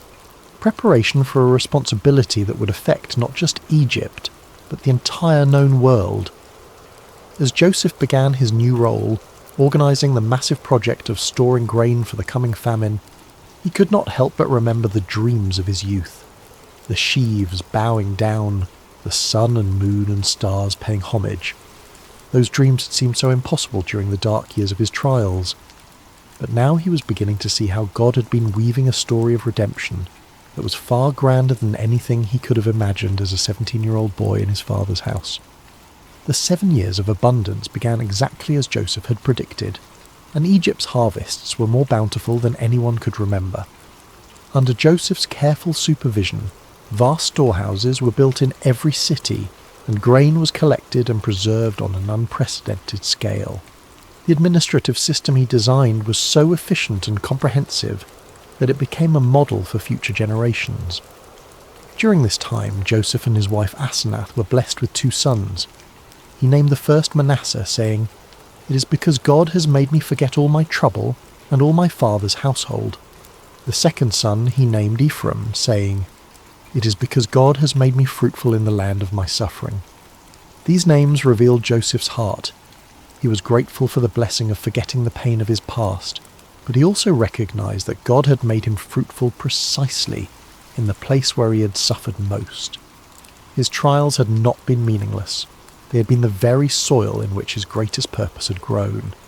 As the 7 years of abundance came to an end and the 7 years of famine began, Joseph's careful preparations proved their worth. While neighbouring countries struggled with crop failures and starvation, Egypt had grain in abundance. People came from all over the known world to buy food from Joseph, and Egypt became the lifeline for countless nations. The famine was severe throughout the world, and it reached even into the land of Canaan where Jacob lived with his family. When Jacob learned that there was grain in Egypt, he said to his sons, "Why do you just keep looking at each other? I have heard that there is grain in Egypt. Go down there and buy some for us so that we may live and not die." So 10 of Joseph's brothers went down to buy grain from Egypt. But Jacob did not send Benjamin, Joseph's younger brother, with the others because he feared that harm might come to him. Benjamin was now the only remaining son of his beloved Rachel, and Jacob could not bear the thought of losing him too. When Joseph's brothers arrived in Egypt and came before him to buy grain, they bowed down to him with their faces to the ground. Joseph recognized them immediately, but they did not recognize him. Here was the fulfillment of his boyhood dreams, his brothers bowing before him, but it came not with triumph, but with the weight of enormous responsibility. Joseph remembered his dreams about them, but he pretended to be a stranger and spoke harshly to them. "Where do you come from?" he demanded. "From the land of Canaan," they replied, "to buy food." Joseph accused them of being spies, testing them to see what kind of men they had become. After a series of encounters, he kept Simeon as a prisoner and demanded that they bring Benjamin to prove their honesty. When they returned with Benjamin, Joseph's emotions nearly overwhelmed him, but he continued to test them. The final test came when Joseph had his silver cup planted in Benjamin's sack, then accused him of theft. When the cup was found, Joseph declared that Benjamin would become his slave. It was then that Judah, the same brother who had suggested selling Joseph years before, stepped forward and offered to take Benjamin's place as a slave, saying he could not bear to see his father's grief if Benjamin did not return. This act of selfless love broke Joseph's heart. His brothers had changed.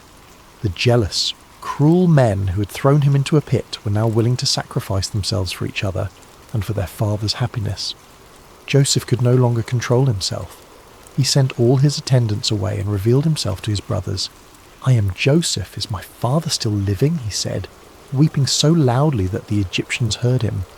His brothers were terrified, but Joseph reassured them, "Come close to me. I am your brother Joseph, the one you sold into Egypt. And now, do not be distressed and do not be angry with yourselves for selling me here, because it was to save lives that God sent me ahead of you. For 2 years now there has been famine in the land, and for the next 5 years there will be no ploughing and reaping. But God sent me ahead of you to preserve for you a remnant on earth, and to save your lives by a great deliverance. So then, it was not you who sent me here, but God."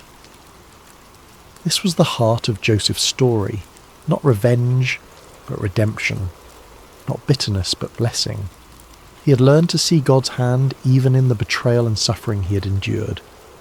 "You intended to harm me," he would later tell them, "but God intended it for good to accomplish what is now being done, the saving of many lives."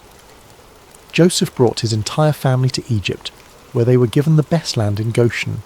Jacob, who had mourned Joseph as dead for over 20 years, was reunited with his beloved son. The family was restored, the famine was survived, and the promises God had made to Abraham, Isaac, and Jacob continued to unfold through their descendants. When Jacob died years later, Joseph's brothers feared that he might finally take revenge on them. But Joseph wept and said, "Don't be afraid. Am I in the place of God? You intended to harm me, but God intended it for good to accomplish what is now being done, the saving of many lives. So then, don't be afraid. I will provide for you and your children." Joseph lived to be 110 years old, seeing his family multiply and prosper in Egypt. Before he died, he made his brothers promise that when God eventually led them back to the Promised Land, they would carry his bones with them. Even in death, Joseph's faith looked forward to the fulfillment of God's promises. Joseph's story teaches us that God can use even the worst circumstances to accomplish his greatest purposes. The pit prepared Joseph for the palace, but more importantly, it prepared his heart for forgiveness. His sufferings were not meaningless. They were the very experiences that shaped him into a man capable of saving nations and reconciling families. In our own lives, we may face betrayal, false accusations, forgotten promises, and years of waiting that seem endless. But Joseph's story reminds us that God is always working, even when we cannot see his hand. Our calling is not to understand his timeline, but to trust his character and remain faithful in whatever circumstances we find ourselves. The dreams God gives us may take decades to fulfill, and they may come to pass in ways we never expected. But his promises are sure, his purposes are good, and his love never fails. From the pit to the palace, from slavery to salvation, from betrayal to blessing, this is the pattern of redemption that runs through Joseph's story, and through our own lives when we place our trust in the God who makes all things work together for good. Rest well tonight, dear friends of Sacred Slumber, knowing that your story too is being written by a loving God who specializes in turning mourning into dancing, ashes into beauty, and the deepest valleys into the highest mountains of purpose and joy.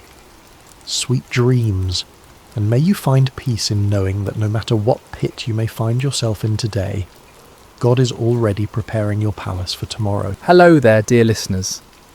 Before we begin tonight's tale, I hope your day has treated you kindly, wherever you may be in this vast world of ours. Perhaps it's evening where you are, Or maybe the quiet hours of early morning have found you seeking rest. Whether you're listening from bustling cities or peaceful countryside, from mountain peaks or seaside shores, know that you're welcome here in this sacred space we've created together.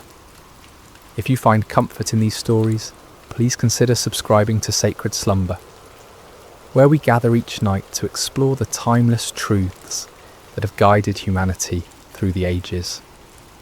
Tonight, we journey back through the mists of time to ancient Babylon, to a night when the very finger of the divine wrote upon palace walls, and an empire learned that no earthly power stands beyond the reach of heaven's justice. The year was 539, before the Common Era, and the great city of Babylon sprawled along the banks of the Euphrates River like a jewel cast upon the earth. Within its towering walls, the hanging gardens cascaded in verdant terraces. The Tower of Babel reached toward the heavens, and the palace of King Belshazzar gleamed with the accumulated wealth of conquered nations. On this particular evening, as the sun painted the western sky in shades of gold and crimson, the palace hummed with preparation for a feast unlike any other.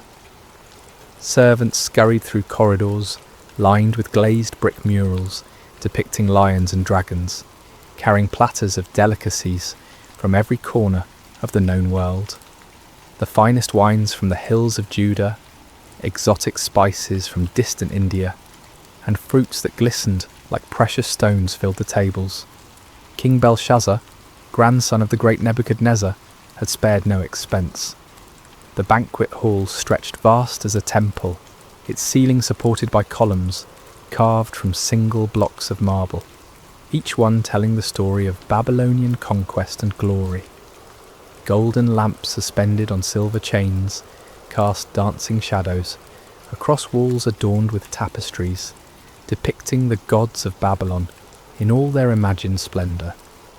Yet beyond the palace walls, unseen by the revellers within, the armies of Cyrus the Persian stretched across the horizon like a dark sea.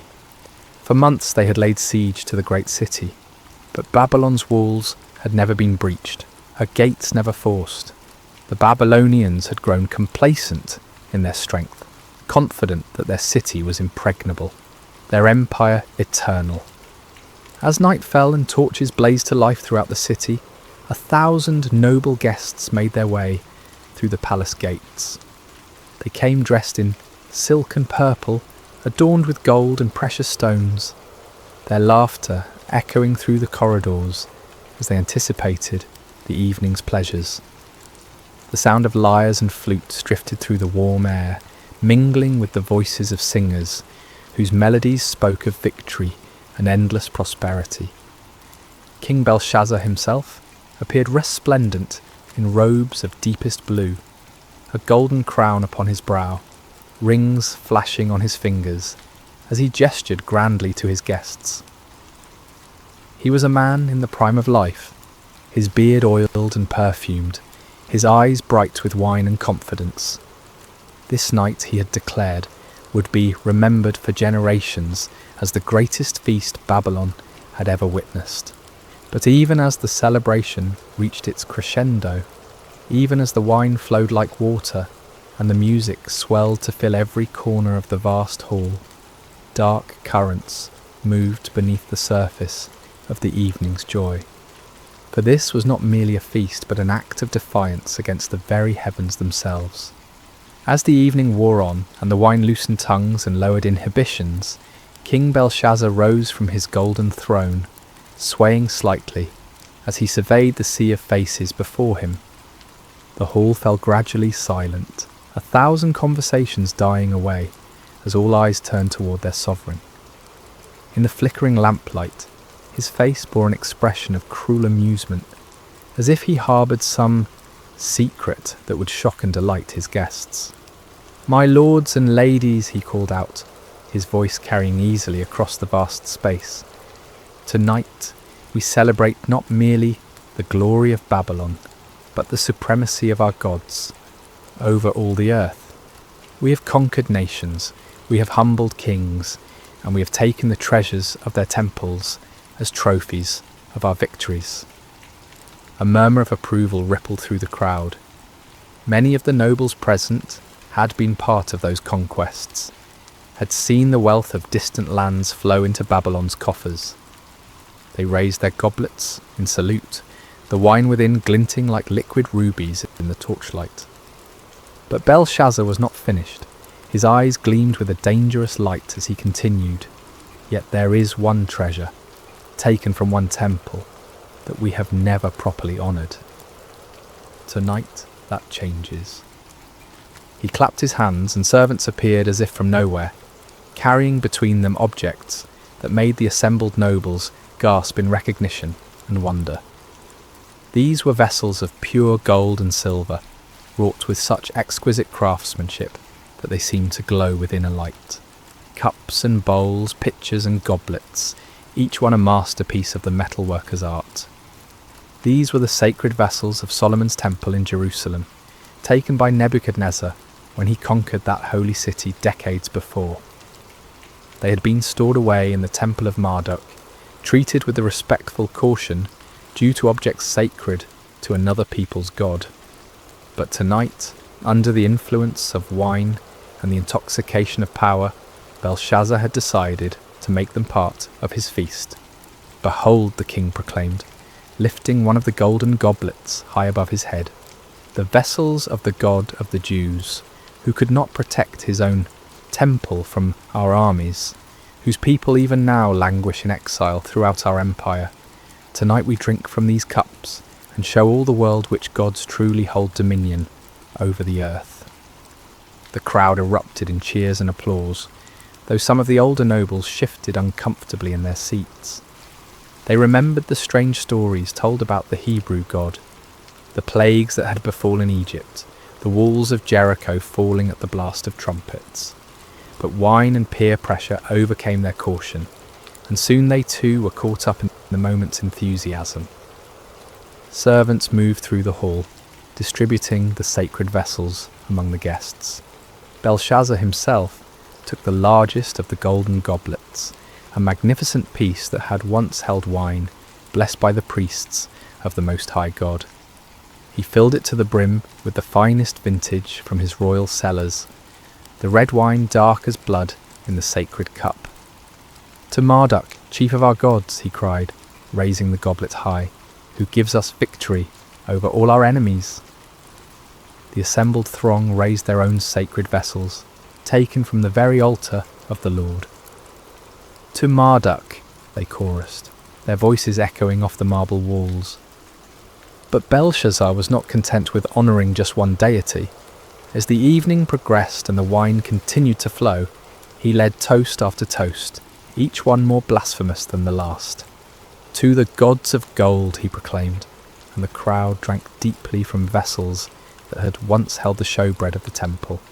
"To the gods of silver," he continued, as goblets that had caught the blood of sacrifices now brimmed with Babylonian wine. "To the gods of bronze and iron," the king shouted, his voice growing hoarser with each proclamation.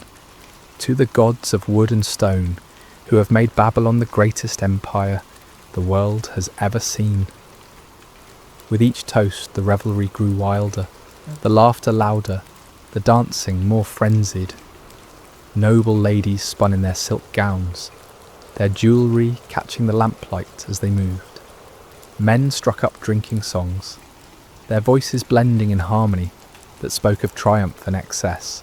The very air seemed thick with incense and wine fumes, creating an atmosphere of decadent celebration. But high above the palace in the courts of heaven, other eyes watched this display of pride and blasphemy. The sacred vessels, fashioned for the worship of the one true God, profaned by lips that praised idols of metal and wood. The moment had come for divine justice to make itself known upon the earth. It was in the midst of the wildest revelry, as the feast reached its crescendo of blasphemous celebration, that the atmosphere in the great hall began to change. At first it was subtle, a gradual shift that few noticed amid the chaos of music and laughter. The temperature seemed to drop slightly, though the braziers still burned brightly, and the press of bodies should have kept the air warm. A strange stillness crept into the room, not the absence of sound, but something deeper, as if the very air had grown heavy with an unseen presence. King Belshazzar stood near his throne, swaying slightly from the effects of wine, his golden goblet raised in yet another toast to the gods of Babylon. His nobles surrounded him, their faces flushed with drink and excitement, sacred vessels clutched in their hands as they prepared to echo their sovereign's words. The musicians played with passionate intensity, their instruments weaving melodies that spoke of earthly glory and endless prosperity. And then, in the space of a single heartbeat, everything changed. The music faltered first, not as if the musicians had stopped playing, but as if the very air had grown too thick to carry their melodies. Conversations died mid-sentence, laughter cut off as abruptly as if severed by a blade. Even the flickering flames of the lamps seemed to burn lower, their light growing dim and uncertain. It was then that someone screamed. The cry came from a noble woman near the eastern wall, her voice sharp with terror as her trembling finger pointed upward. Every head in the vast hall turned to follow her gaze, and what they saw there drove the colour from their faces and the strength from their limbs. There, upon the wall directly opposite the king's throne, a human hand had appeared, not attached to any arm or body, but suspended in the air as if emerging from the very substance of eternity itself. The hand was illuminated by its own light, pale and ghostly, yet undeniably real, casting shadows that danced across the painted murals of Babylonian gods. The fingers were long and elegant, neither young nor old, but possessed of a timeless quality that spoke of power beyond human understanding. They moved with deliberate precision, as if guided by a will that brooked no resistance, no hesitation. And as the assembled throng watched in growing horror, those fingers began to write. The writing appeared as lines of fire upon the polished marble, each character burning itself into the stone with the permanence of divine judgment. The script was unlike any earthly language, neither Babylonian cuneiform nor Hebrew letters, but something older and more fundamental, as if the very essence of meaning was being carved directly into reality itself. King Belshazzar felt his knees begin to shake, his golden goblet slipping from nerveless fingers to shatter upon the floor. The sacred vessel that moments before had held wine, offered in mockery to false gods, now lay broken, its precious contents spreading like blood across the marble. His face, so recently flushed with wine and arrogance, had gone pale as death, his eyes wide with a terror he had never before experienced. The hand continued its work, unmoved by the chaos it had caused in the hall below. Characters appeared one after another, each one blazing within a fire before settling into a steady glow that seemed to penetrate the very souls of all who looked upon it. The writing was clear and bold, demanding attention, impossible to ignore or dismiss. Around the hall, the reaction was immediate and visceral. Some of the nobles had fallen to their knees, whether from terror or instinctive reverence, it was impossible to say. Others pressed against the walls, as if trying to escape through solid stone, their eyes never leaving the supernatural display before them. The sacred vessels of Solomon's temple lay scattered across the floor, abandoned by hands that now trembled too violently to hold them. The musicians had long since set down their instruments, their faces pale masks of fear. Servants cowered in doorways, torn between the desire to flee and their duty to remain. The dancing girls who moments before had spun and laughed now stood frozen like statues, their silk scarves trailing forgotten around their feet. But it was upon King Belshazzar that the greatest terror fell. As the ruler who had ordered the profanation of the sacred vessels, as the one who had led the blasphemous toasts, he felt the weight of divine displeasure focusing upon him like the heat of a burning glass. His crown, so recently a symbol of earthly power, now felt heavy as lead upon his brow. His royal robes, dyed in the finest purples and blues, seemed to hang upon him like grave clothes. The hand finished its work and faded from view as suddenly as it had appeared, leaving behind only the words burning upon the wall like coals of fire. But even in its absence, the presence that had guided it remained, filling the hall with an atmosphere of judgment that made every breath a struggle. Silence reigned in the great banquet hall of Babylon, broken only by the occasional sob or whispered prayer. The greatest feast in the empire's history had become a scene of terror and divine revelation, and upon the wall, where gods and heroes had been painted in their imagined glory, 4 words now blazed with the fire of heaven's judgment.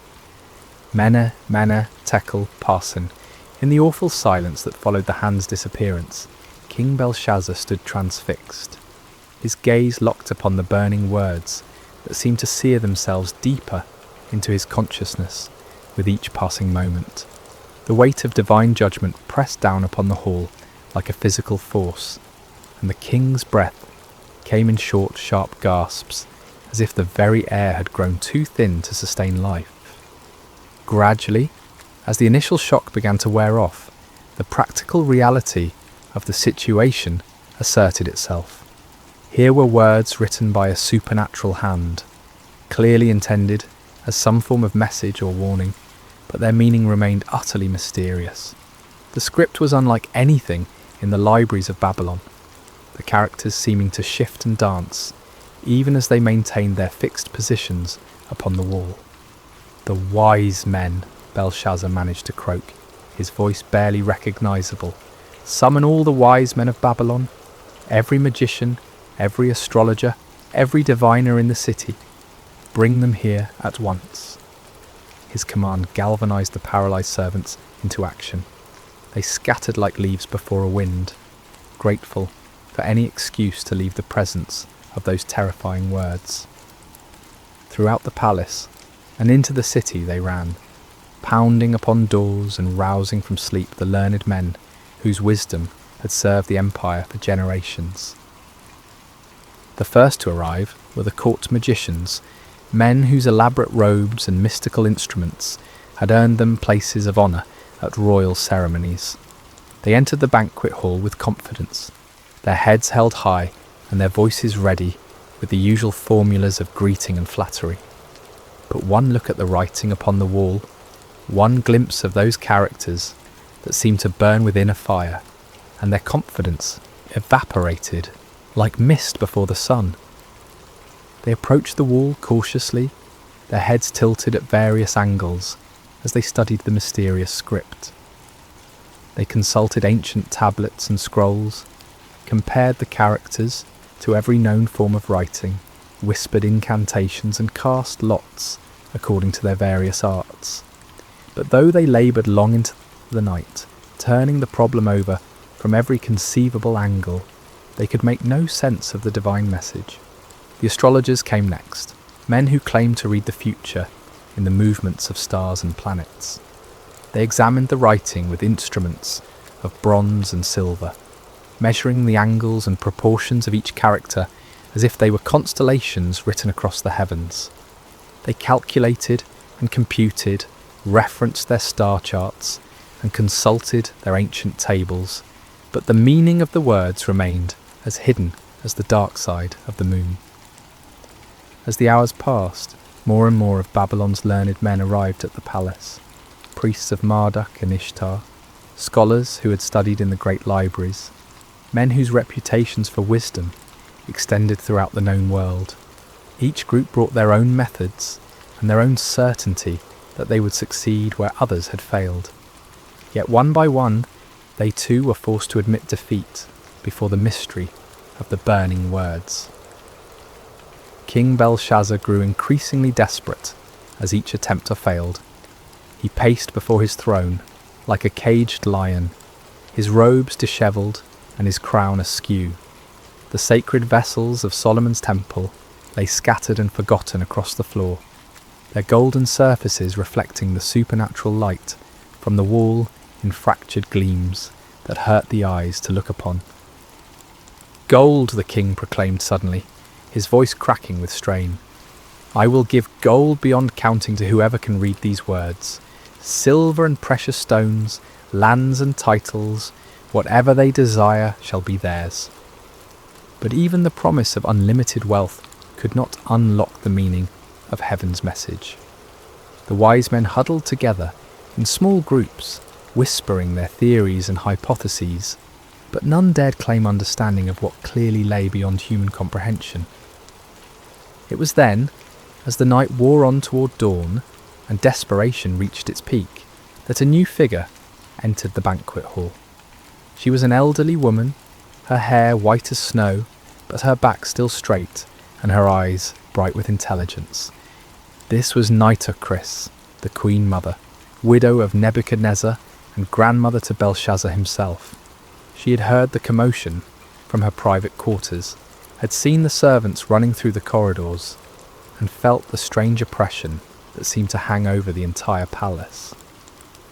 Now she made her way through the crowd of baffled wise men, her presence commanding respect even in the midst of chaos. "My Lord King," she said, her voice carrying clearly across the hall, despite her advanced years. "I see that you are troubled, that the colour has left your face and your limbs shake with fear. Do not let your thoughts alarm you, and do not look so pale." Belshazzar turned toward her, her hope flickering in his eyes like a candle flame in a dark room. "Grandmother, you have seen much in your long life. You were wife to great Nebuchadnezzar. You know the secrets of the empire. Can you tell me what these words mean?" The Queen Mother approached the wall, studying the burning characters with the careful attention of one who had witnessed many supernatural events during her husband's reign. "I cannot read these words, my grandson," she said at length, "but I know of one who might." She turned back to face the assembly, her aged voice somehow carrying more authority than all the learned men combined. "There is a man in your kingdom in whom is the spirit of the holy gods. In the days of your grandfather, light and understanding and wisdom, like the wisdom of the gods, were found in him. King Nebuchadnezzar appointed him chief of the magicians, enchanters, Chaldeans, and astrologers." A murmur ran through the crowd at these words. Many of the older nobles remembered stories from Nebuchadnezzar's time, tales of a Hebrew exile who had interpreted dreams and solved mysteries that baffled all others. But in the years since the great king's death, this man had faded from prominence, forgotten in the new reign's focus on younger advisers. "This man Daniel," the Queen Mother continued, "whom the king named Belteshazzar, has an excellent spirit, knowledge, and understanding to interpret dreams, explain riddles, and solve problems. Let Daniel be called, and he will tell you what the writing means." As the name Daniel echoed through the hall, Belshazzar felt a mixture of hope and apprehension. He had heard the stories, knew of the Hebrews' reputation for wisdom and divine favour, but he also knew that Daniel had served his grandfather faithfully and might not be inclined to help the king who had dishonoured the vessels of his people's God. Nevertheless, desperation overcame pride, and Belshazzar gave the command, "Find Daniel the Hebrew, bring him here immediately. If he can read these words, he shall be clothed in purple and have a chain of gold around his neck, and he shall be the third ruler in the kingdom." As servants rushed to obey this new command, the burning words continued to glow upon the wall, patient as eternity, waiting for the one who had been chosen to unlock their meaning and pronounce the doom of Babylon. The dawn was breaking over Babylon when Daniel arrived at the palace, summoned from sleep by urgent messengers who spoke in hushed, fearful tones of supernatural writing and royal desperation. He was an old man now, his beard white with age and his face marked by the lines of many years spent in faithful service to foreign kings. Yet his eyes remained clear and bright, reflecting a wisdom that came not from human learning, but from communion with the eternal God. As he entered the banquet hall, Daniel paused for a moment to take in the scene before him. The remnants of the great feast lay scattered about like the debris of a broken dream. Golden plates and silver cups, many of them the sacred vessels of Solomon's temple, littered the floor, among pools of spilled wine and trampled delicacies. The nobles who had revelled so wildly just hours before now stood in small frightened groups, their fine clothes dishevelled and their faces pale with terror. But it was the writing upon the wall that commanded his attention, those 4 words blazing with divine fire that no earthly wisdom could extinguish. Daniel looked upon them without fear, for he recognised the hand that had written them, and he understood that he stood in the presence of the Almighty's judgment. King Belshazzar approached him with hasty, desperate steps, his royal dignity forgotten in his need for answers.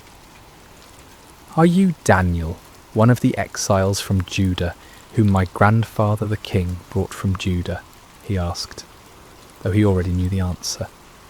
"I have heard of you, that the spirit of the gods is in you, and that light and understanding and excellent wisdom are found in you." The king gestured toward the wall with a trembling hand. "Now the wise men and enchanters have been brought in before me to read this writing and make known to me its interpretation, but they could not show the interpretation of the matter. But I have heard that you can give interpretations and solve problems. Now if you can read the writing and make known to me its interpretation, you shall be clothed with purple and have a chain of gold around your neck, and shall be the 3rd ruler in the kingdom." Daniel listened to these promises of wealth and power with the patience of one who had seen empires rise and fall, who had served in the courts of kings and understood the vanity of earthly honours. When Belshazzar finished speaking, the old prophet's response came with quiet authority that somehow filled the vast hall more completely than the king's desperate entreaties. "Let your gifts be for yourself, and give your rewards to another," Daniel said, his voice calm and steady in the face of royal panic. "Nevertheless, I will read the writing to the king and make known to him the interpretation." But before he would interpret the supernatural message, Daniel had words of his own to speak, words that cut to the heart of the night's blasphemous revelry, and laid bare the spiritual rebellion that had brought divine judgment upon Babylon. "O king," he began, his voice growing stronger as he spoke, "the Most High God gave Nebuchadnezzar, your grandfather, kingship, and greatness, and glory, and majesty. And because of the greatness that he gave him, all peoples, nations, and languages trembled and feared before him. Whom he would, he killed, and whom he would, he kept alive. Whom he would, he raised up, and whom he would, he humbled." The assembled nobles listened in growing discomfort as Daniel recounted the story they all knew but preferred to forget. Nebuchadnezzar's pride, his claim to have built Babylon by his own power and for his own glory, and the terrible judgment that followed. How the great king had been driven from among men to live like a beast in the wilderness, eating grass like an ox, and letting his hair grow long as eagle's feathers and his nails like birds' claws. But when his heart was lifted up, and his spirit was hardened so that he dealt proudly, Daniel continued, his eyes never leaving Belshazzar's face, he was brought down from his kingly throne, and his glory was taken from him. He was driven from among the children of mankind, and his mind was made like that of a beast, and his dwelling was with the wild donkeys. He was fed grass like an ox, and his body was wet with the dew of heaven, until he knew that the Most High God rules the kingdom of mankind, and sets over it whom he will. The silence in the hall was absolute as Daniel paused, letting the weight of his words sink into the hearts of all who heard them. Then, with the authority of one who spoke for the God of heaven, he delivered his devastating rebuke. "And you, his son Belshazzar, have not humbled your heart, though you knew all this," he declared, his voice now ringing with prophetic power. But you have lifted up yourself against the Lord of heaven, and the vessels of his house have been brought in before you, and you and your lords, your wives, and your concubines have drunk wine from them. And you have praised the gods of silver and gold, of bronze, iron, wood and stone, which do not see or hear or know, but the God in whose hand is your breath, and whose are all your ways you have not honoured. Each word fell upon the assembled company like blows from a hammer, shattering their illusions of security and exposing the full extent of their rebellion against the Most High. Belshazzar himself seemed to shrink before Daniel's accusing words, his royal robes hanging loose about his diminished frame, his crown sitting askew upon a head bowed with shame and terror. The sacred vessels lay scattered around the hall like silent witnesses to the truth of Daniel's words. These cups and bowls, crafted for the worship of the one true God, had been defiled by lips that praised idols of metal and stone. The wine that had flowed so freely in blasphemous toasts now seemed to accuse those who had drunk it, its red stains upon the marble floor like drops of blood that cried out for justice. Then from his presence the hand was sent, Daniel concluded, pointing toward the burning words upon the wall, and this writing was inscribed. The hall remained wrapped in profound silence, as all waited to hear the interpretation that would seal Babylon's fate. The wise men who had laboured through the night stood humbled before this Hebrew exile who had succeeded where they had failed. The nobles who had revelled in their blasphemy now cowered before the prospect of divine judgment. And King Belshazzar, who had thought himself secure in his power, waited to hear the doom that had been written by the finger of God upon his palace wall. Daniel turned from the cowering king to face the wall where the divine words blazed with undiminished fire. The characters seemed to pulse within a light, each one carrying the weight of heaven's judgment and the certainty of prophetic fulfillment. In the profound silence of the great hall, the aged prophet lifted his voice and began to speak the words that would seal the fate of the Babylonian Empire. "And this is the writing that was inscribed," Daniel announced, his voice carrying to every corner of the vast space. "Many, many tekel and parsin." He paused, allowing the strange words to echo through the hall, their sounds somehow both foreign and familiar, like a half-remembered dream that carries portents of future sorrow. The assembled nobles leaned forward despite their fear, desperate to understand the message that had struck such terror into their hearts. "This is the interpretation of the matter," Daniel continued, his aged voice gaining strength as he spoke for the God of heaven. "Mene, God has numbered the days of your kingdom and brought it to an end." The first word fell upon the assembly like a death sentence. Here was the divine accountant taking inventory of Belshazzar's reign, counting each day of blasphemy and rebellion, each moment of pride and defiance against the Most High. The king's face went even paler, if such a thing were possible, and several of the nobles gasped aloud at the finality of the pronouncement. But Daniel was not finished. The second judgment followed hard upon the first, each word a hammer blow against the foundations of Babylonian pride. "Tekel, you have been weighed on the scales and found wanting."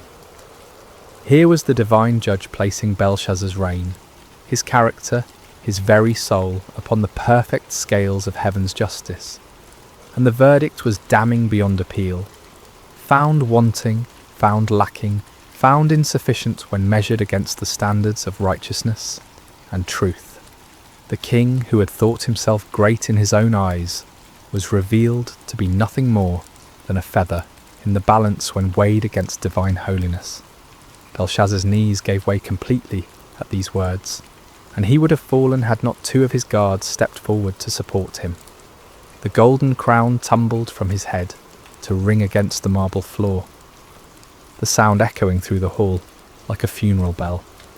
His royal robes, so recently symbols of power and majesty, now seemed to hang upon him like burial shrouds. Peres, Daniel proclaimed, using the singular form of the final word, your kingdom is divided and given to the Medes and Persians. The last judgment was perhaps the most terrible of all, for it spoke not merely of the king's personal doom, but of the end of the empire itself. Babylon, the golden head of Nebuchadnezzar's dream, the city that had ruled the world with rod of iron, was to be divided like a carcass among its enemies. The Medes and Persians, even now camped outside the city walls, would soon walk through its gates as conquerors and claim its treasures as their own. A wail of despair went up from some of the assembled nobles as the full weight of the prophecy struck home. They had thought themselves secure behind Babylon's mighty walls, protected by their gods and their armies from any earthly threat. But now they understood that their true enemy was not the Persian host outside their gates, but the God of heaven himself, against whom no wall could stand and no army could prevail. Daniel stood unmoved amid the chaos of fear and lamentation, his weathered face reflecting the sorrow of one who took no pleasure in the pronouncement of judgment, yet understood its necessity. He had served this empire faithfully for decades, had helped to interpret its dreams and solve its mysteries, but he had also watched its gradual descent into pride and blasphemy, its increasing defiance of the God who held its breath in his hands. The Most High God rules in the kingdom of men, he said, his voice cutting through the din of panic and despair. He removes kings and sets up kings. He gives wisdom to the wise and knowledge to those who have understanding. He reveals deep and hidden things. He knows what is in the darkness, and the light dwells with him. These words, drawn from his own experience of divine revelation, served as both comfort and warning to all who heard them. Comfort to those who trusted in the sovereign God, for they could be assured that no earthly power could stand against his ultimate purposes, but warning to those who set themselves against heaven's will, for they would surely be brought low in their appointed time. King Belshazzar, supported now by his guards and struggling to maintain even a semblance of royal dignity, looked up at Daniel with eyes haunted by the certainty of doom. Yet even in his extremity, he sought to honour his promise to the man who had solved the mystery that had baffled all his wise men. "Clothe Daniel with purple," he commanded, in a voice barely above a whisper, "and put a chain of gold around his neck, and proclaim that he shall be the third ruler in the kingdom." It was a pathetic gesture, the dying king attempting to bestow honours, even as his kingdom crumbled around him.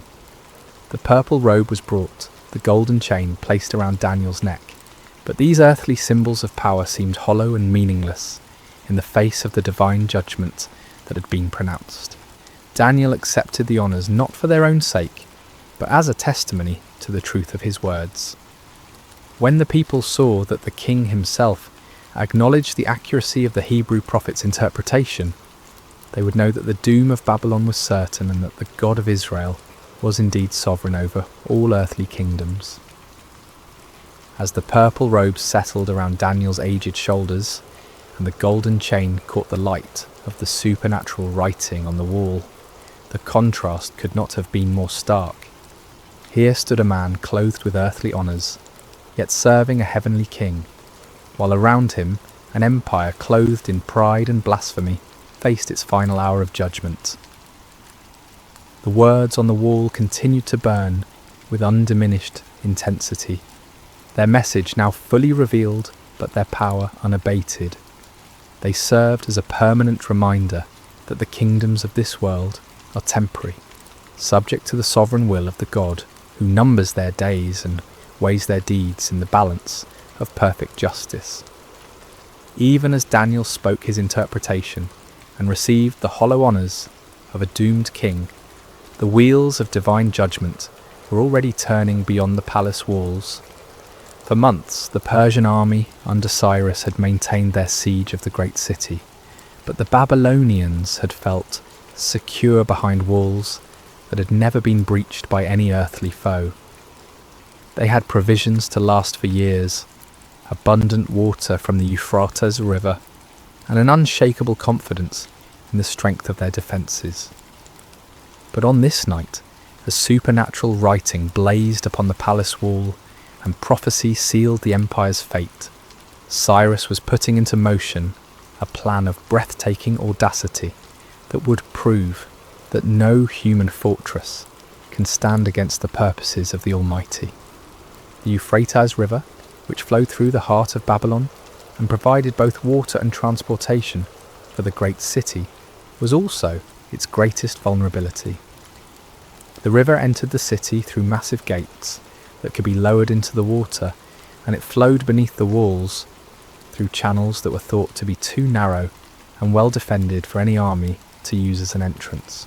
But Cyrus had spent months studying these defences, and his engineers had been working tirelessly upstream from the city, digging channels and building dams that would allow them to divert the mighty river from its course.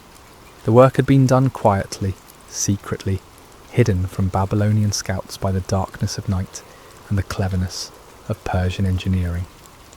As the banquet hall erupted in chaos at Daniel's interpretation, as nobles fled in terror and servants cowered in corners, the Persian engineers upstream were opening their carefully constructed channels. The waters of the Euphrates, which had flowed through Babylon for centuries, began to turn aside into the new channels that Cyrus had prepared. At first the change was barely noticeable.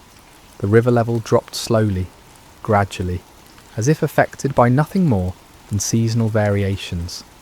But as more water was diverted, as the new channels carried away the river's flow, the level within the city began to drop significantly. By midnight, Persian soldiers were wading through knee-deep water where once the river had flowed deep and strong. They moved silently through the darkness, following the riverbed beneath the great walls of Babylon, their weapons wrapped in cloth to prevent any sound that might alert the guards above. The Babylonian sentries, focused on watching for attacks against the massive gates and towering walls, never thought to look down at the river that had always been their protection. They were drunk on wine from the royal feast, their attention scattered by the strange reports of supernatural writing in the palace, their confidence unshaken by any thought that their impregnable city could fall in a single night. The first Persian soldiers emerged from the river channels near the heart of the city, just as Daniel finished pronouncing his interpretation. While the prophet spoke of kingdoms divided and given to the Medes and Persians, those very conquerors were already inside Babylon's walls, moving swiftly through streets where citizens slept peacefully, unaware that their empire was breathing its last. The palace guards, those few who remained at their posts while most had crowded into the banquet hall to witness the supernatural spectacle, were overwhelmed before they could raise an alarm. Persian steel, sharp and silent in the darkness, found its mark with deadly efficiency. Within minutes, the palace was secured, its approaches controlled by Cyrus's elite troops. In the banquet hall, King Belshazzar was still struggling to comprehend the magnitude of his doom when the great doors burst open and Persian soldiers poured into the room. The nobles, already terrified by the supernatural writing and Daniel's interpretation, now faced the earthly fulfillment of heaven's judgment. Some tried to flee, but found every exit blocked by armed men. Others fell to their knees, begging for mercy that would not come. The sacred vessels of Solomon's temple, scattered across the floor where they had been dropped in blasphemous revelry, now reflected the gleam of Persian bronze and steel in their golden surfaces. Belshazzar himself stood frozen for a moment, the weight of prophecy and the reality of conquest crashing together in his mind like colliding worlds. The writing on the wall blazed with undiminished fire, its message now fulfilled before his very eyes. the Medes and Persians had indeed inherited his kingdom, just as the divine hand had written and Daniel had interpreted. The end came swiftly. Persian soldiers, their orders clear and their duty unwavering, moved through the hall with grim efficiency. King Belshazzar, the ruler who had mocked the God of heaven and profaned his holy vessels, fell beneath Persian swords before the night was through. The golden crown that had tumbled from his head lay forgotten on the marble floor, while his blood mingled with the spilled wine from the sacred goblets. Throughout the great city, the same scene was repeated. Persian forces, having entered through the river channels, swept through Babylon like an irresistible tide. The gates were opened from within, the walls manned by conquerors rather than defenders, the mighty empire brought to its knees in a single night of divine judgment. By dawn, Cyrus's standards flew from the towers of Babylon, and Darius the Mede had been installed as the new ruler of the greatest city in the world. The empire that had seemed eternal, the walls that had appeared impregnable, the power that had dominated the known world for generations, all had fallen before the sovereign will of the God who rules in the kingdoms of men. As the sun rose over conquered Babylon, painting the great city in shades of gold and crimson that seemed somehow fitting for its fall, Daniel stood again before the wall where the supernatural writing continued to glow with divine fire. The banquet hall was empty now, save for the debris of the feast and the silent testimony of judgment fulfilled. Mina, Tekel, Parsin, the words that had sealed an empire's fate, now served as an eternal reminder of truths that transcend the rise and fall of earthly kingdoms.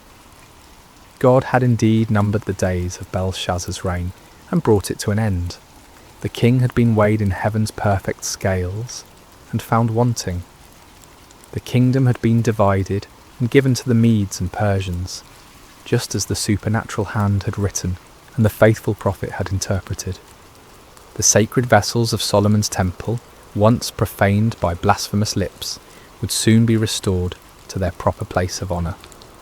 Under Cyrus's benevolent rule, the Jewish exiles would be free to return to Jerusalem and rebuild their temple, carrying with them the golden cups and silver bowls that had witnessed both the depths of human pride and the certainty of divine justice. Daniel himself, now clothed in the purple of a dying empire, yet serving the eternal kingdom of heaven, had once again demonstrated that those who trust in the Most High God will never be disappointed. Through him, the sovereignty of the Almighty had been proclaimed in the halls of earthly power, and the vanity of human pride had been exposed for all to see.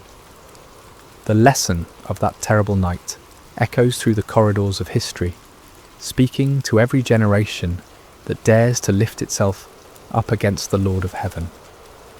Kingdoms rise and fall like waves upon the shore. Empires that seem eternal prove to be as fleeting as morning mist, but the kingdom of God endures forever. No wall can stand against his purposes, no power can resist his will, no pride can escape his judgments.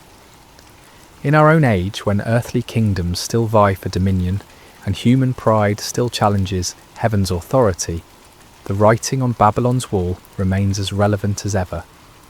We who read these ancient words would do well to remember that the God who humbled Nebuchadnezzar, who numbered Belshazzar's days, who gave Babylon to the Medes and Persians, is the same yesterday, today, and forever. The scales of divine justice still weigh the actions of nations and individuals. The sovereign hand that writes the destiny of empires still guides the course of human history, and the kingdom that Daniel served, the kingdom that outlasted Babylon and Persia and all the empires that followed, remains the only power that will never pass away. As night falls once again over the ancient site where Babylon once stood in all its glory, as stars appear in the darkness above ruins that once housed the pride of earthly kingdoms, the eternal truth proclaimed by that supernatural hand, continues to shine with undiminished light. The Most High God rules in the kingdom of men, and blessed are those who humble themselves before his throne. May we who hear this ancient story find in it not merely a tale of judgment long past, but a present reminder of the God who sees all, knows all, and judges all with perfect righteousness. And may we, like Daniel, serve faithfully in whatever earthly kingdom we find ourselves, while keeping our ultimate allegiance to the kingdom that cannot be shaken, the kingdom that endures forever and ever. The writing is on the wall, dear friends. The question that remains is whether we will read it in time to humble ourselves before the King of Kings, or whether we will follow Belshazzar's path to destruction. Hello, friends, and welcome to Sacred Slumber. I hope your day has been filled with blessings, no matter what time you're joining us or where you are in this beautiful world. Before we begin tonight's journey into the remarkable story of Gideon, I want to invite you to subscribe to Sacred Slumber so you never miss these powerful biblical narratives that can transform your heart and strengthen your faith. Now let's settle in as we explore one of the most extraordinary accounts of courage, faith, and divine intervention in all of Scripture. The sun hung low over the hills of Israel, casting long shadows across a land that had once flowed with milk and honey. But those days seemed like distant memories now. The once prosperous nation had fallen into chaos, its people scattered and hiding like frightened animals. For 7 long years, the Midianites had swept down upon Israel like locusts, devouring everything in their path. Picture, if you will, the terror that gripped every village and farmstead. Families would wake each morning not knowing if this would be the day the raiders would come. Fathers would venture out to check their crops, only to find them trampled and stolen. Children would be hushed to silence at the first sound of hoofbeats on the horizon. The very air seemed thick with fear and desperation. The Midianites, along with their allies, the Amalekites, and other eastern peoples, had turned the conquest of Israel into an annual ritual. Like a plague of locusts, they would arrive at harvest time, their camels beyond counting, stretching across the landscape as far as the eye could see. They would strip the land bare, taking not only the grain and livestock, but also crushing the spirits of God's chosen people. Farmers had abandoned their fields, choosing instead to hide in mountain caves and underground chambers. The marketplaces that once bustled with commerce now stood empty and silent. What should have been a time of celebration and thanksgiving for the harvest had become a season of dread and starvation.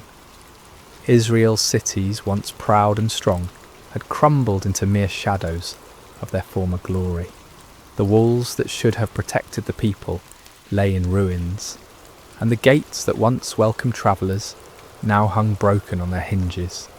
It was as if the very blessing of God had departed from the land, leaving behind only sorrow and defeat. In this atmosphere of despair, mothers would gather their children close and whisper the old stories of how God had delivered their ancestors from Egypt, how he had parted the Red Sea and given them victory over mighty enemies. But those stories seemed like fairy tales now, beautiful but impossible dreams from a time when God still cared about his people. The elders of Israel shook their heads in bewilderment.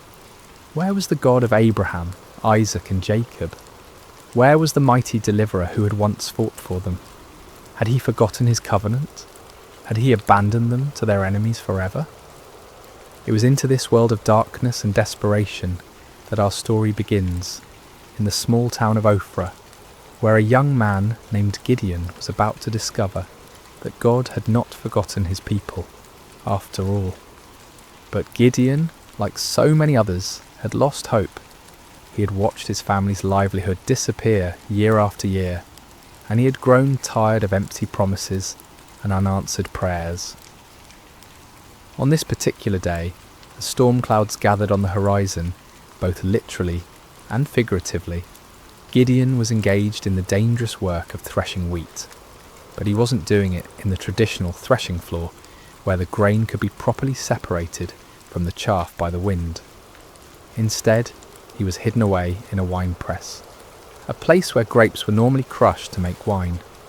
It was cramped, inefficient, and poorly ventilated, but it offered something more valuable than convenience. It offered concealment from enemy eyes. As Gideon worked in his makeshift hiding place, sweat dripping from his brow in the confined space, he embodied the broken spirit of his entire nation. Here was a man reduced to secret, fearful labour just to provide basic sustenance for his family. The very act of threshing wheat, once a joyful community celebration, had become a furtive, isolated struggle for survival. Little did Gideon know that this moment of apparent defeat would become the launching pad for one of the most remarkable displays of God's power in human history. The God who seemed absent was actually watching, waiting, and preparing to use this unlikely hero in ways that would astound both friend and foe alike. The rhythm of Gideon's work was steady but tense. Each strike of his flail against the wheat stalks echoed softly in the confined space of the wine press. His eyes darted frequently toward the opening above, watching for any sign of danger. The precious grain he was salvaging represented not just food for today, but hope for tomorrow, assuming the Midianites didn't discover his hiding place. The silence of the afternoon was broken by an unexpected voice. "The Lord is with you, mighty warrior." Gideon's heart nearly stopped. He spun around, flail raised defensively, expecting to see a Midianite scout who had somehow discovered his secret location. Instead, he found himself face to face with a figure unlike any he had ever encountered. The stranger sat calmly beneath the great oak tree that overlooked the wine press, his presence somehow both commanding and peaceful. The greeting struck Gideon as almost mockingly ironic. Mighty warrior? Him? The man who was reduced to threshing wheat in secret, constantly looking over his shoulder in fear. And the Lord is with you? If that were true, then why was Israel suffering under such devastating oppression? "Pardon me, my lord," Gideon replied, his voice heavy with skepticism and pain. "But if the Lord is with us, why has all this happened to us? Where are all his wonders that our ancestors told us about when they said, 'Did not the Lord bring us up out of Egypt?' But now the Lord has abandoned us and given us into the hand of Midian." The words poured out of Gideon like water from a broken dam. Years of frustration, disappointment, and unanswered questions came tumbling forth. He had grown up hearing the magnificent stories of God's mighty deeds, of pillars of fire and cloud, of armies defeated and nations subdued. But where was that God now? Where were those miracles when his people needed them most? The stranger listened patiently to Gideon's outburst, showing no offence at the young man's boldness or apparent lack of faith. There was something in his eyes that spoke of ancient wisdom and unlimited compassion. When Gideon finished speaking, the visitor's response was both simple and earth-shattering. "Go in the strength you have and save Israel out of Midian's hand. Am I not sending you?" The audacity of the command took Gideon's breath away. Save Israel? Him? The implications were staggering. This wasn't a request for him to join an army or support a cause. This was a divine commission to personally lead the deliverance of an entire nation from a seemingly impossible situation. "Pardon me, my lord," Gideon stammered, his mind reeling, "but how can I save Israel? My clan is the weakest in Manasseh, and I am the least in my family." Gideon's response revealed the depth of his feelings of inadequacy. In a culture where tribal strength and family position determined social standing and influence, he saw himself as doubly disqualified. His clan held no political power, commanded no great armies, and possessed no significant wealth. Within that already weak clan, he was the youngest, the most inexperienced, the least likely to be chosen for any position of leadership. But the stranger's next words would echo through the ages as one of the most profound promises ever given to a human being. I will be with you, and you will strike down all the Midianites, leaving none alive. The promise was comprehensive and absolute. Not some of the Midianites, not most of them, but all of them. The victory would be complete and decisive, but more importantly, it would not depend on Gideon's strength, wisdom, or experience. It would depend entirely on the presence and power of God himself. Still struggling to believe what he was hearing, Gideon made a request that would reveal both his desire for faith and his need for certainty. If now I have found favour in your eyes, give me a sign that it is really you talking to me. Please do not go away until I come back and bring my offering and set it before you. The stranger agreed to wait, and Gideon hurried to his house to prepare an offering. His heart raced as he worked, his hands trembling slightly as he prepared a young goat and made bread from an ephah of flour. This was not a small offering by the standards of his time, especially for a family struggling under the oppression of constant raids. Yet something within him compelled him to give generously, to honour this mysterious visitor properly. When Gideon returned with the prepared food, the stranger instructed him to place the meat and unleavened bread on a rock and pour out the broth. Gideon obeyed, though he couldn't understand the purpose of these strange instructions. What happened next would leave no doubt about the supernatural nature of his visitor. The stranger touched the meat and bread with the tip of the staff he carried, and immediately fire flared from the rock, consuming the entire offering in an instant. The flames burned with an intensity and heat that no ordinary fire could match, leaving nothing behind but the memory of their brilliance. In that same moment, the stranger vanished from sight, disappearing as suddenly and mysteriously as he had appeared.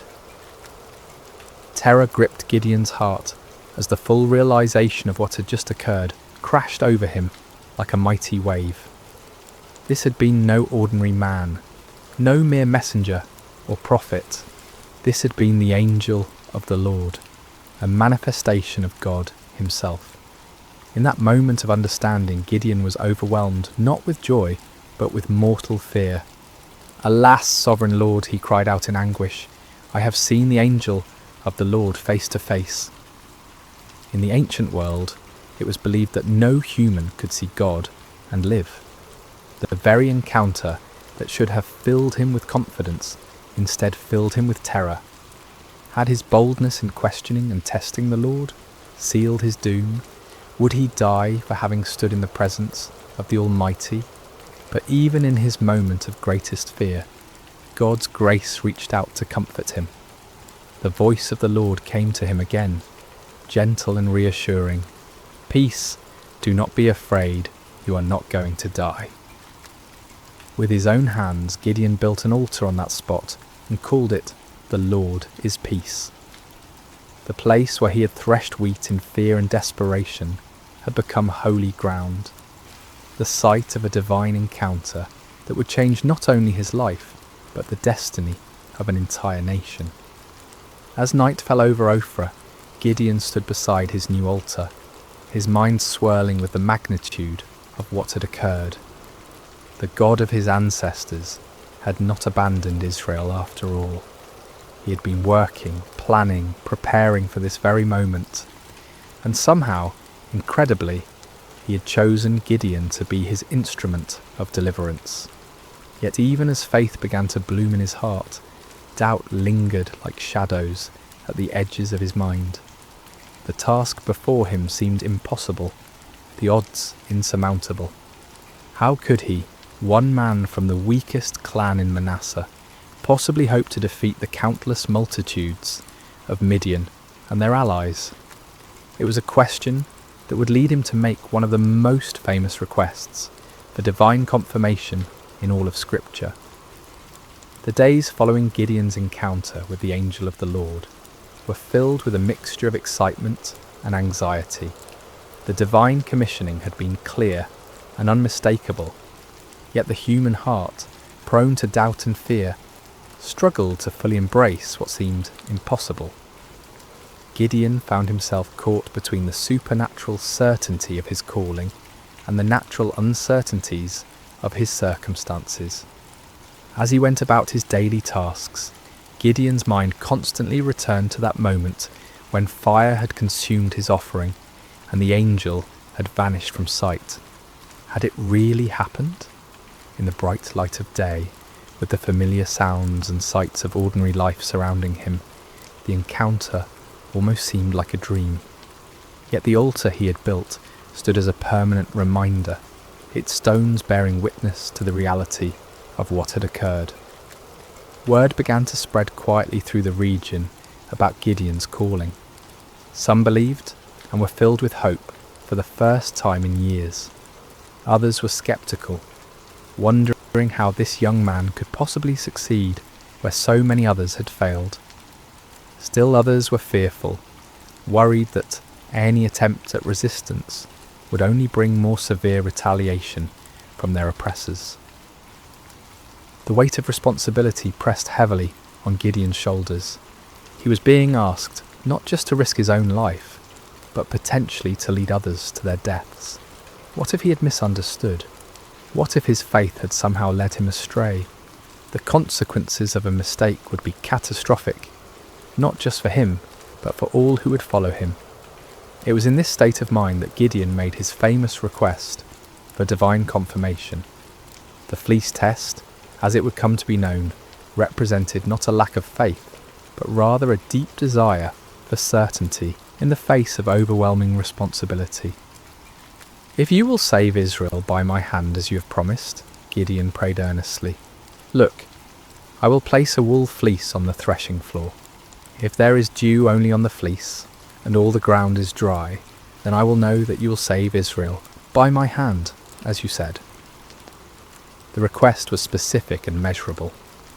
In the normal course of nature, dew would form on all surfaces exposed to the night air.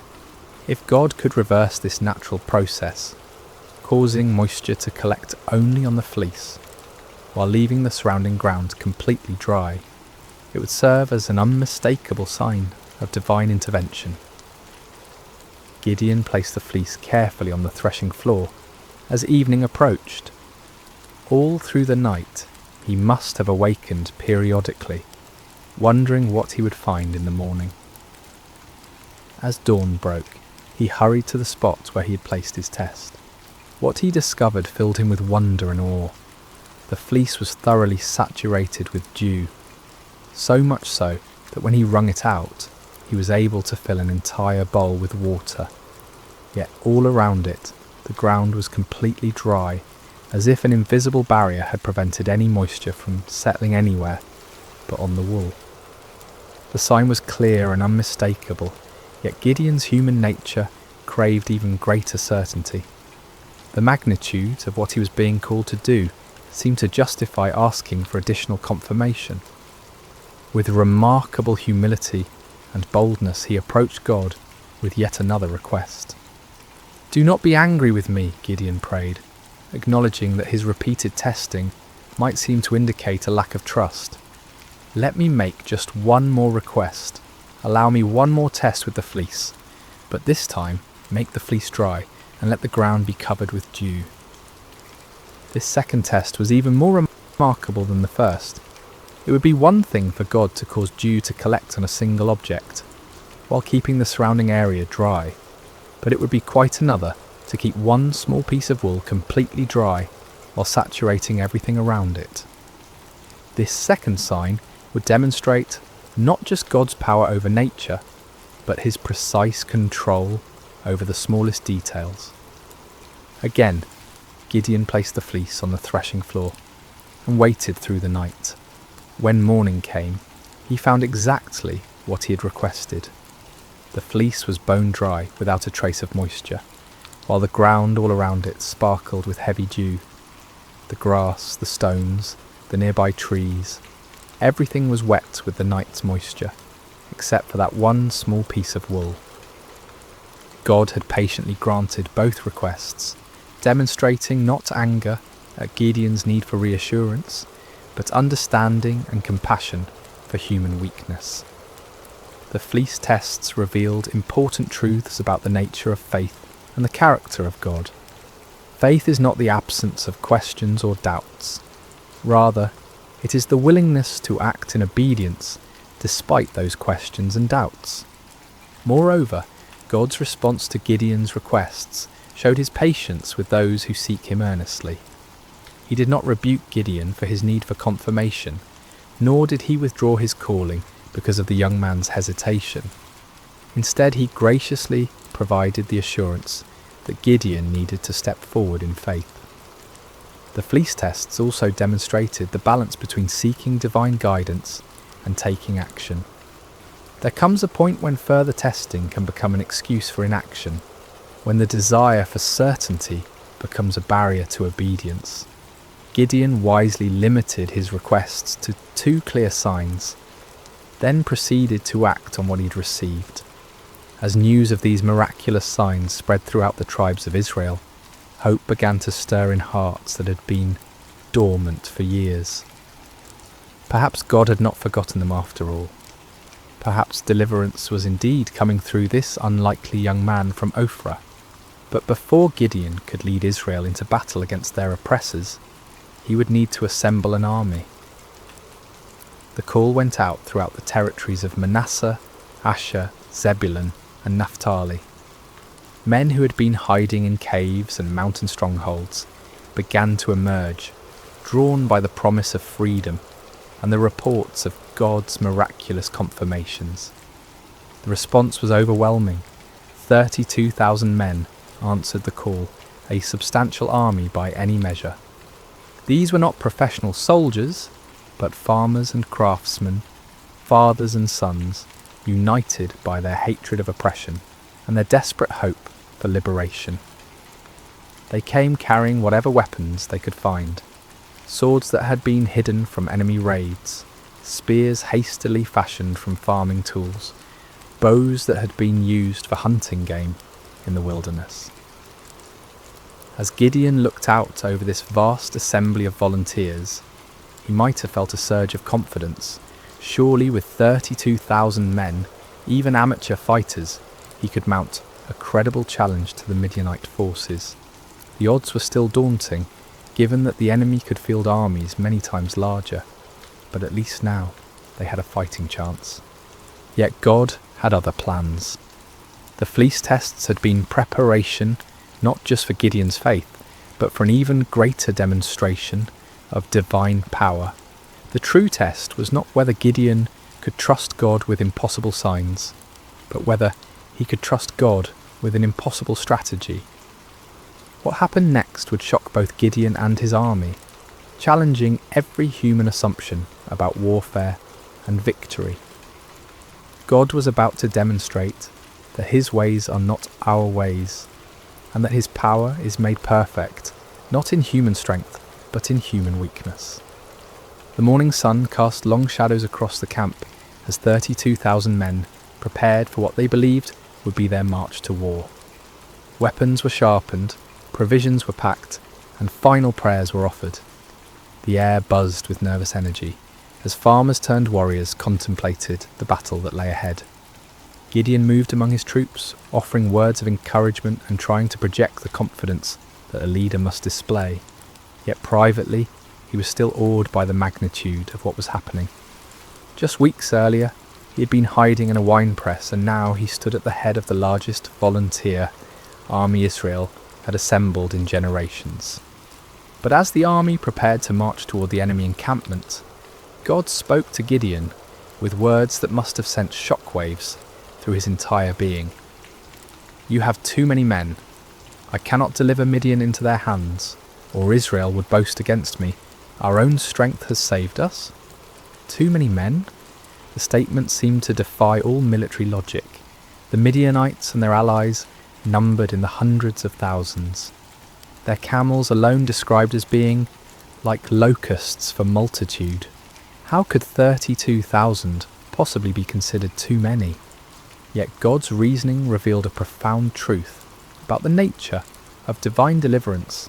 If Israel won the coming battle through conventional military means, they would inevitably credit their victory to their own strength, strategy, and courage.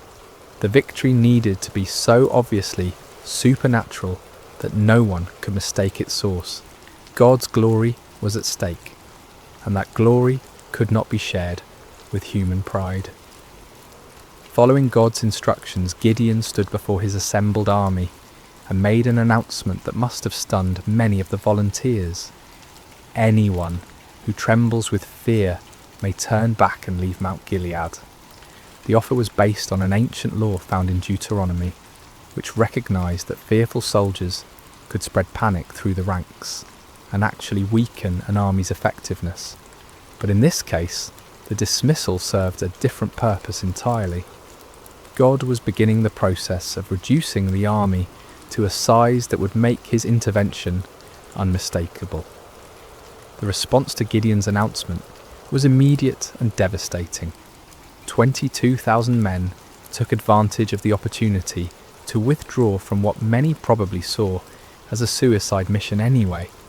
These were not cowards in the traditional sense. They were ordinary people facing an extraordinary situation, and they chose the safety of their families over the uncertainties of battle. As Gideon watched more than 2/3 of his army walk away, his heart must have sunk.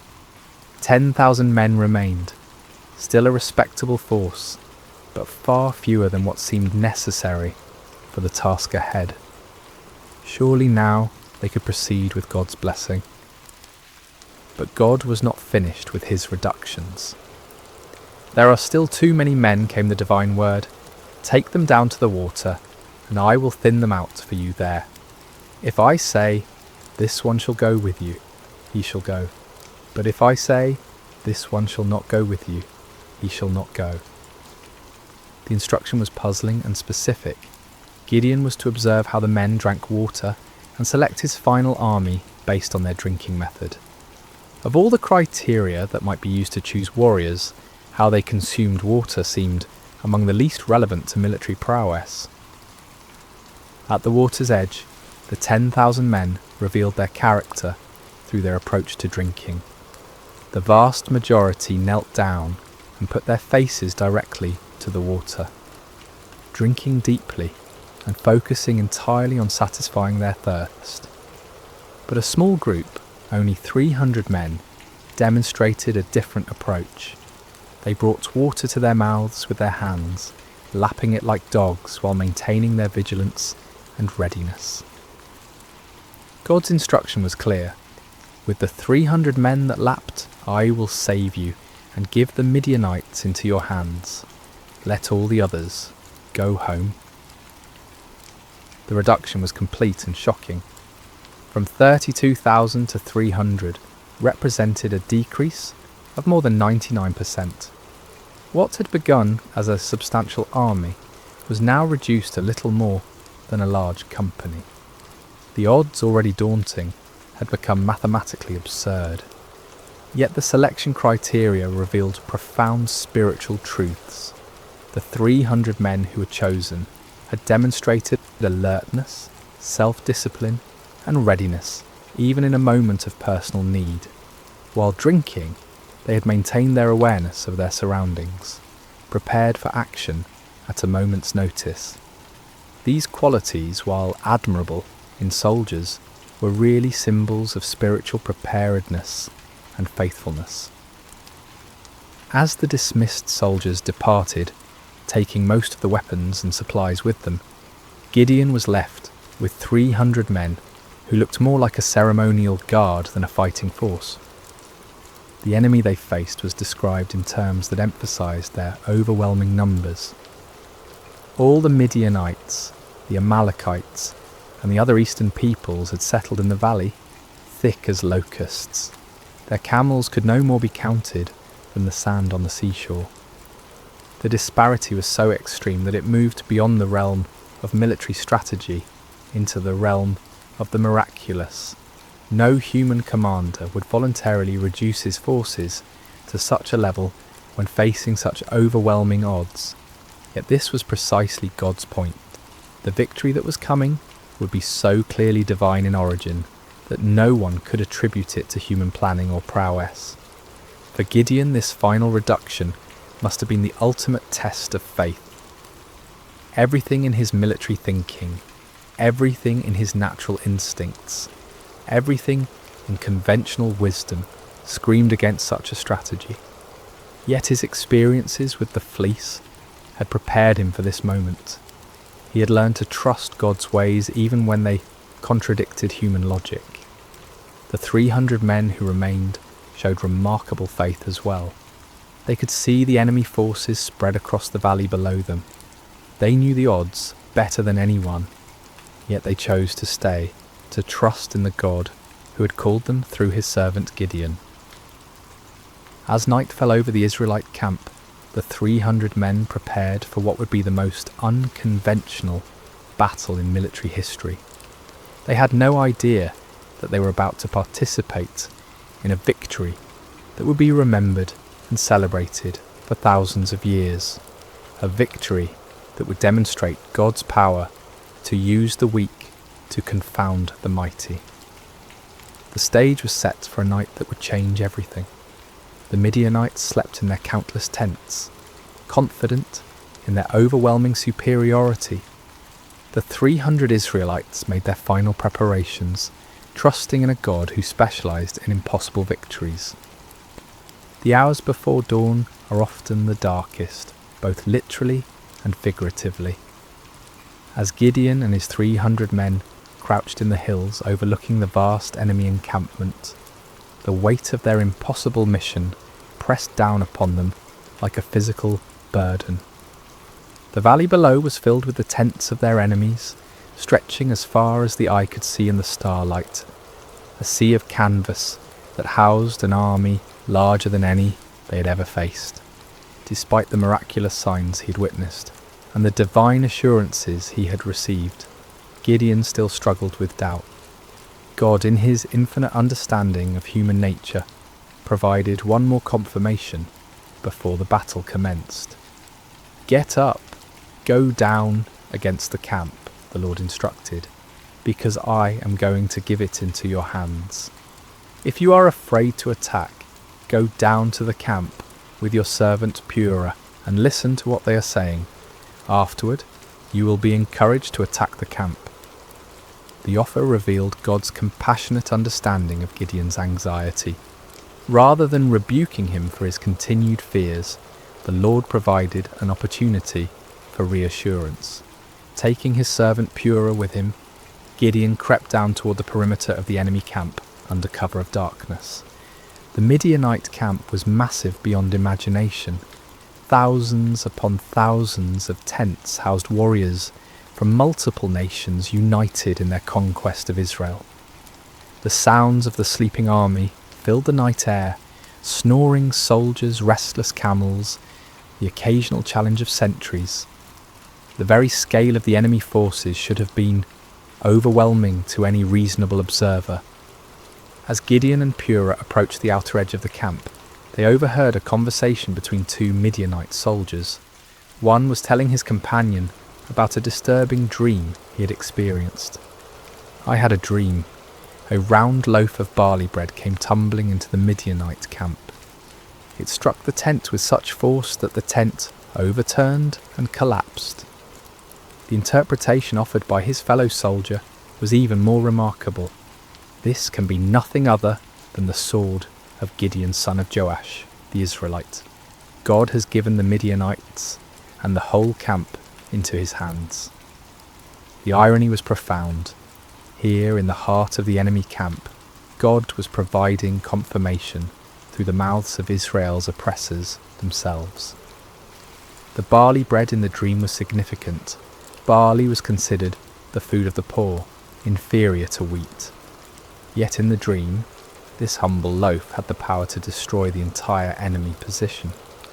The symbolism was clear. God would use the humble and despised to bring down the mighty and proud. That Gideon's name was already known to the enemy indicated that word of the gathering Israelite resistance had reached their ears. Rather than being encouraged by their overwhelming numerical superiority, some among the Midianites were apparently experiencing anxiety about this upstart Hebrew leader. God was already working in the hearts and minds of the enemy, preparing them for defeat. Gideon and Purah retreated to their own lines, hearts pounding with excitement and renewed confidence. The doubt that had plagued Gideon was finally dispelled by this remarkable confirmation. When they reached the Israelite position, Gideon called his men together for final instructions. "Get up," he announced with newfound authority and confidence. "The Lord has given the Midianite camp into your hands." What followed was perhaps the most unusual battle plan in military history. Instead of swords and spears, Gideon distributed trumpets, empty clay jars, and torches to each of his 300 men. The weapons of conventional warfare were set aside in favour of items that seemed more suited to a religious ceremony than a military campaign. Gideon divided his small force into 3 companies of 100 men each. The strategy was simple, yet audacious. They would surround the enemy camp and at Gideon's signal create as much noise and confusion as possible while giving the appearance of a much larger force. "Watch me," Gideon instructed his men. "Follow my lead. When I get to the edge of the camp, do exactly as I do. When I and all who are with me blow our trumpets, then from all around the camp blow yours and shout, 'For the Lord and for Gideon.'" The plan required perfect timing and coordination. Each man would conceal his torch inside a clay jar, maintaining complete darkness and silence until the moment of attack. Then at Gideon's signal, they would simultaneously break their jars, revealing blazing torches, blow their trumpets with all their might, and shout their battle cry. The psychological impact was designed to be devastating. The enemy would suddenly find themselves surrounded by lights and noise, creating the impression of a massive attacking force. In the confusion of a night assault, with limited visibility and the disorientation of being awakened from sleep, even experienced soldiers could panic and lose their sense of direction. As the 3 companies moved into position around the vast perimeter of the enemy camp, each man must have felt the weight of the moment. They were not professional soldiers, but ordinary citizens who had answered the call to fight for their freedom. Now they found themselves in the most critical moment of their lives, armed with the most unconventional weapons imaginable, trusting in a God who had promised victory through seemingly impossible means. The middle watch around midnight was traditionally the time when sentries were changed, and vigilance was often at its lowest point. It was at this precise moment that Gideon and his 100 men reached their assigned position on the edge of the camp. Across the valley, 200 other men waited in similar positions, every eye fixed on their leader for the signal that would begin the battle. Gideon raised his torch-filled jar high above his head, then brought it down sharply, smashing it against a rock. The clay shattered with a sound that seemed to echo across the silent valley, and immediately his torch blazed forth in the darkness. At the same instant, he lifted his trumpet to his lips and blew a long, piercing blast. "For the Lord and for Gideon," he shouted at the top of his lungs. The signal rippled around the camp as 300 jars smashed simultaneously. 300 torches burst into flame, and 300 trumpet heads sounded their defiant call. The battle cry of "For the Lord and for Gideon" echoed from every direction, creating the impression that the Midianite camp was completely surrounded by a massive army. The effect was instantaneous and devastating. Thousands of sleeping soldiers were jolted awake to find their camp surrounded by blazing lights and deafening noise. In the confusion and darkness, panic spread like wildfire through the ranks. Soldiers stumbled from their tents, grabbing whatever weapons they could find, unable to determine the size or direction of the attacking force. In their panic and confusion, the Midianites and their allies began attacking each other. Unable to distinguish friend from foe in the darkness, and hearing battle cries in their own languages from every direction, they assumed they had been betrayed by their allies. The coalition that had seemed so formidable began to tear itself apart. The 300 Israelites maintained their positions around the perimeter, continuing to blow their trumpets and hold their torches high, creating the illusion of a massive army that had the enemy completely surrounded. They watched in amazement as God fulfilled his promise in the most spectacular fashion imaginable. The panic spread throughout the entire camp like a plague. What had begun as confusion quickly escalated into a full-scale rout as the enemy forces fled in every direction, abandoning their weapons, supplies, and even their camels in their desperate attempt to escape what they perceived as certain destruction. The victory was complete and overwhelming, achieved not through superior numbers or military might, but through divine intervention, working through the obedience of 300 faithful men. The God who had called Gideon from his hiding place in the winepress had once again demonstrated that his power is made perfect in human weakness.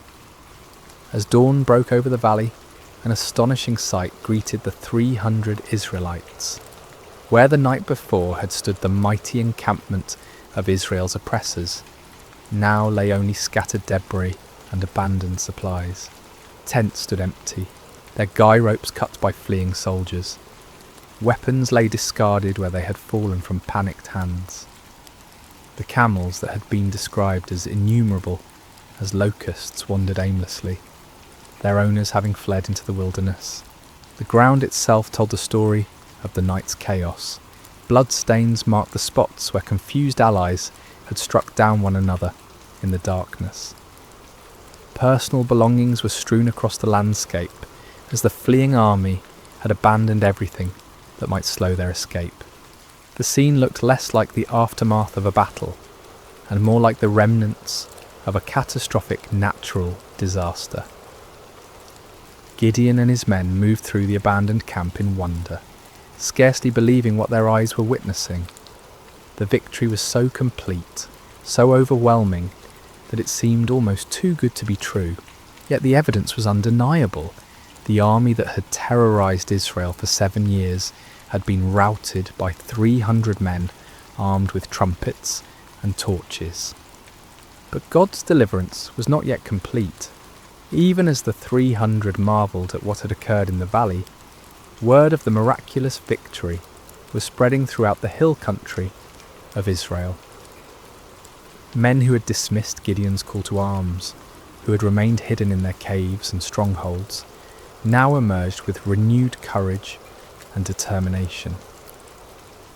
The tribes of Naphtali, Asher and Manasseh rallied to pursue the fleeing Midianites. What had begun with 300 faithful men now swelled into a national movement of liberation. The psychological impact of the victory was as important as the military result.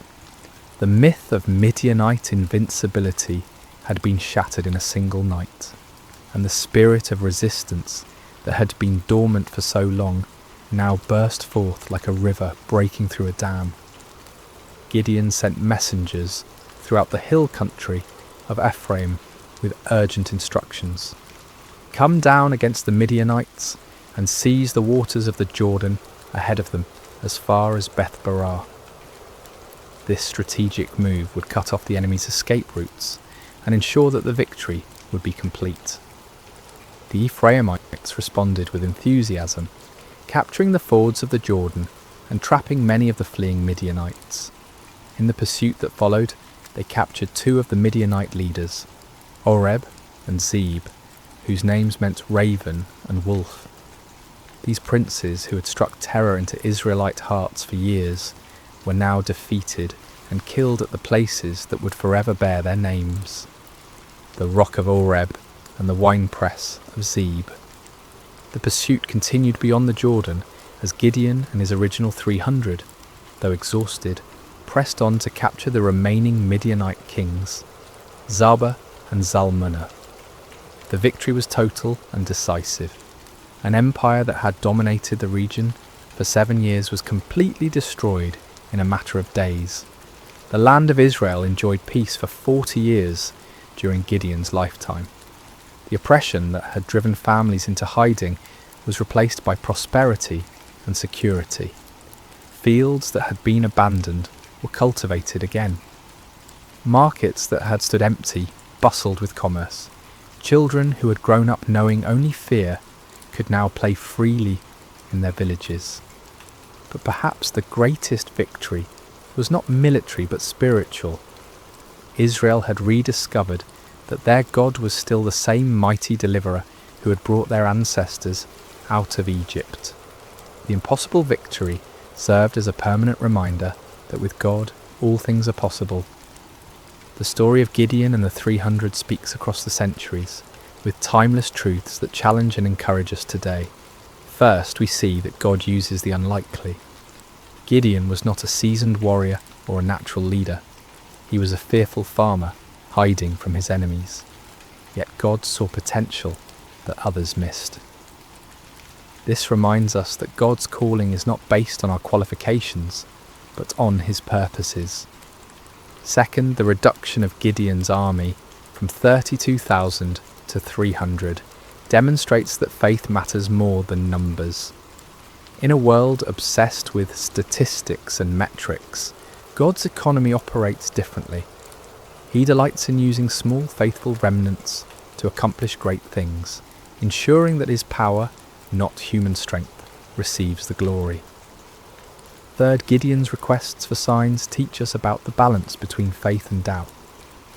God was patient with Gideon's need for confirmation, showing us that honest questions and requests for reassurance are not signs of weak faith but of a heart that desires to walk in God's will. Finally, the story shows us that obedience in the face of fear is the essence of courage. Gideon was afraid, his army was outnumbered, and the strategy seemed foolish. Yet they obeyed, and God honoured their faithfulness with victory. When we feel unqualified for the tasks before us, when the odds seem insurmountable, when we need reassurance before taking steps of faith, the story of Gideon reminds us that our God specialises in impossible victories.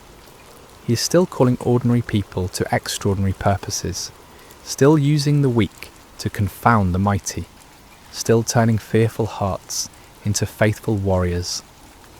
The God who met Gideon at the winepress is the same God who meets us in our hiding places today, calling us to step out in faith and watch him work miracles through surrendered lives. Just as the 300 trumpets and torches became instruments of divine victory, our simple obedience can become the means through which God accomplishes his purposes in our generation.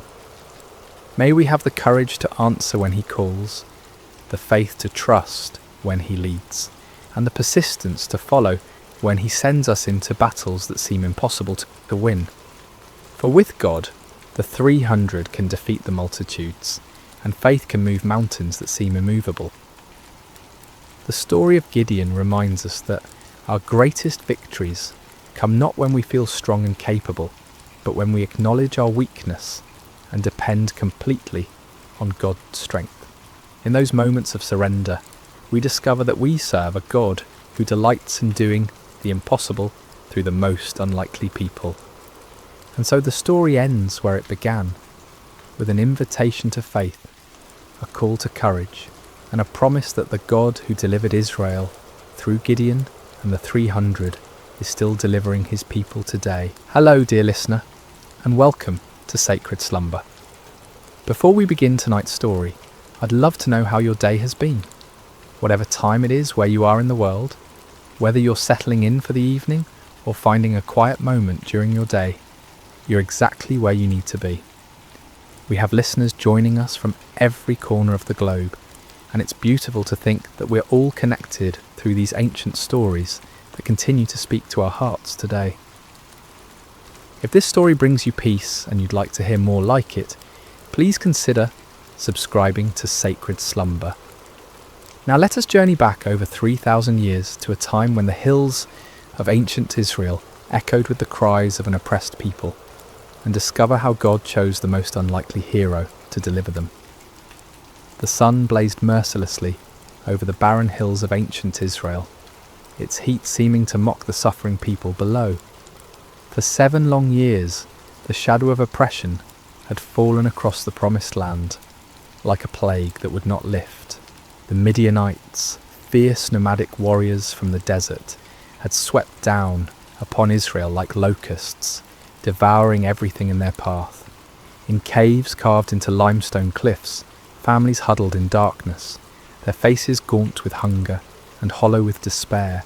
Children, who should have been playing in village squares instead, learned to recognise the distant thunder of approaching hoofbeats, the signal to flee deeper into their rocky refuges. The once fertile valleys that had flowed with milk and honey now lay trampled and barren, stripped clean by the endless raids of their oppressors. The Israelites had forgotten what it meant to harvest their own crops. Each year they would plant in hope, tending their fields with trembling hands, always listening for the sound that would send them running. And each year, just as the grain began to ripen, the Midianites would come. They arrived like a sandstorm, their camels innumerable as the sand by the sea, their warriors dark silhouettes against the burning sky. They took everything, left nothing, and vanished back into the wilderness, leaving behind only dust and desperation. In this time of darkness, when hope seemed as distant as the stars, there lived a young man named Gideon. He was not what anyone would call a mighty warrior. His hands, though calloused from labour, had never gripped a sword in battle. His shoulders, though broad from years of farm work, had never carried the weight of armour. His eyes, though keen from watching the horizon for danger, had never gazed unflinchingly into the face of an enemy. On this particular day, Gideon found himself doing what had become all too common among his people. Hiding. He was in his father's wine press, a stone basin carved deep into the earth, meant for treading grapes. But instead of the purple stain of harvest, this hollow held only wheat stalks and the sound of desperate threshing. Gideon worked quickly, quietly, glancing nervously toward the rim of the pit above him. This was no place to thresh grain, but it was hidden from watching eyes, concealed from raiders who might snatch away even this meagre portion of food. The irony was not lost on him.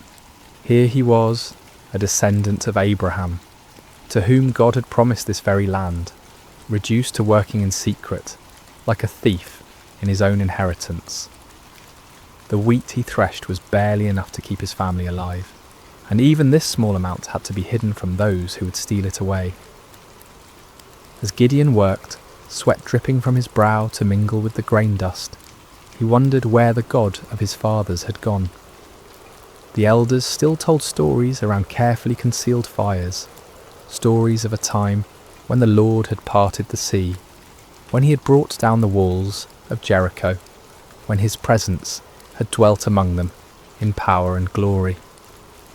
But those seemed like tales from another world, stories of a God who had perhaps grown tired of his people and turned his face away.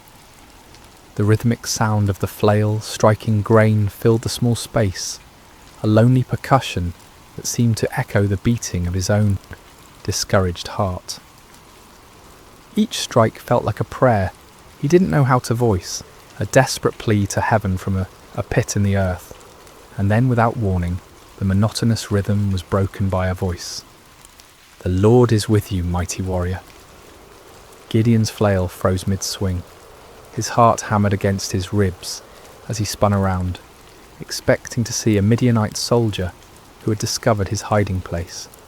Instead, he saw a figure sitting beneath the oak tree above the winepress, a man whose presence seemed to make the very air shimmer with an otherworldly light. The stranger's words echoed in Gideon's mind. Mighty warrior? Him? The man who threshed wheat in secret, who started at shadows, who had never held anything more dangerous than farming tools? Surely this visitor was either mocking him or mistaken about who he was addressing. Gideon climbed slowly from the winepress, his legs unsteady, not from exertion, but from the strange presence of this visitor. The man beneath the oak appeared ordinary enough, yet something in his bearing, something in the way the light seemed to gather around him, spoke of anything but ordinary humanity. "Pardon me, my lord," Gideon said, his voice betraying his confusion and fear. "But if the Lord is with us, why has all this happened to us? Where are all his wonders that our ancestors told us about when they said, 'Did not the Lord bring us up out of Egypt?' But now the Lord has abandoned us and given us into the hand of Midian." The words tumbled out of him like water breaking through a dam. 7 years of bottled frustration, 7 years of unanswered prayers, 7 years of watching his people suffer, while heaven remained silent. If this stranger claimed the Lord was with them, then where was the evidence?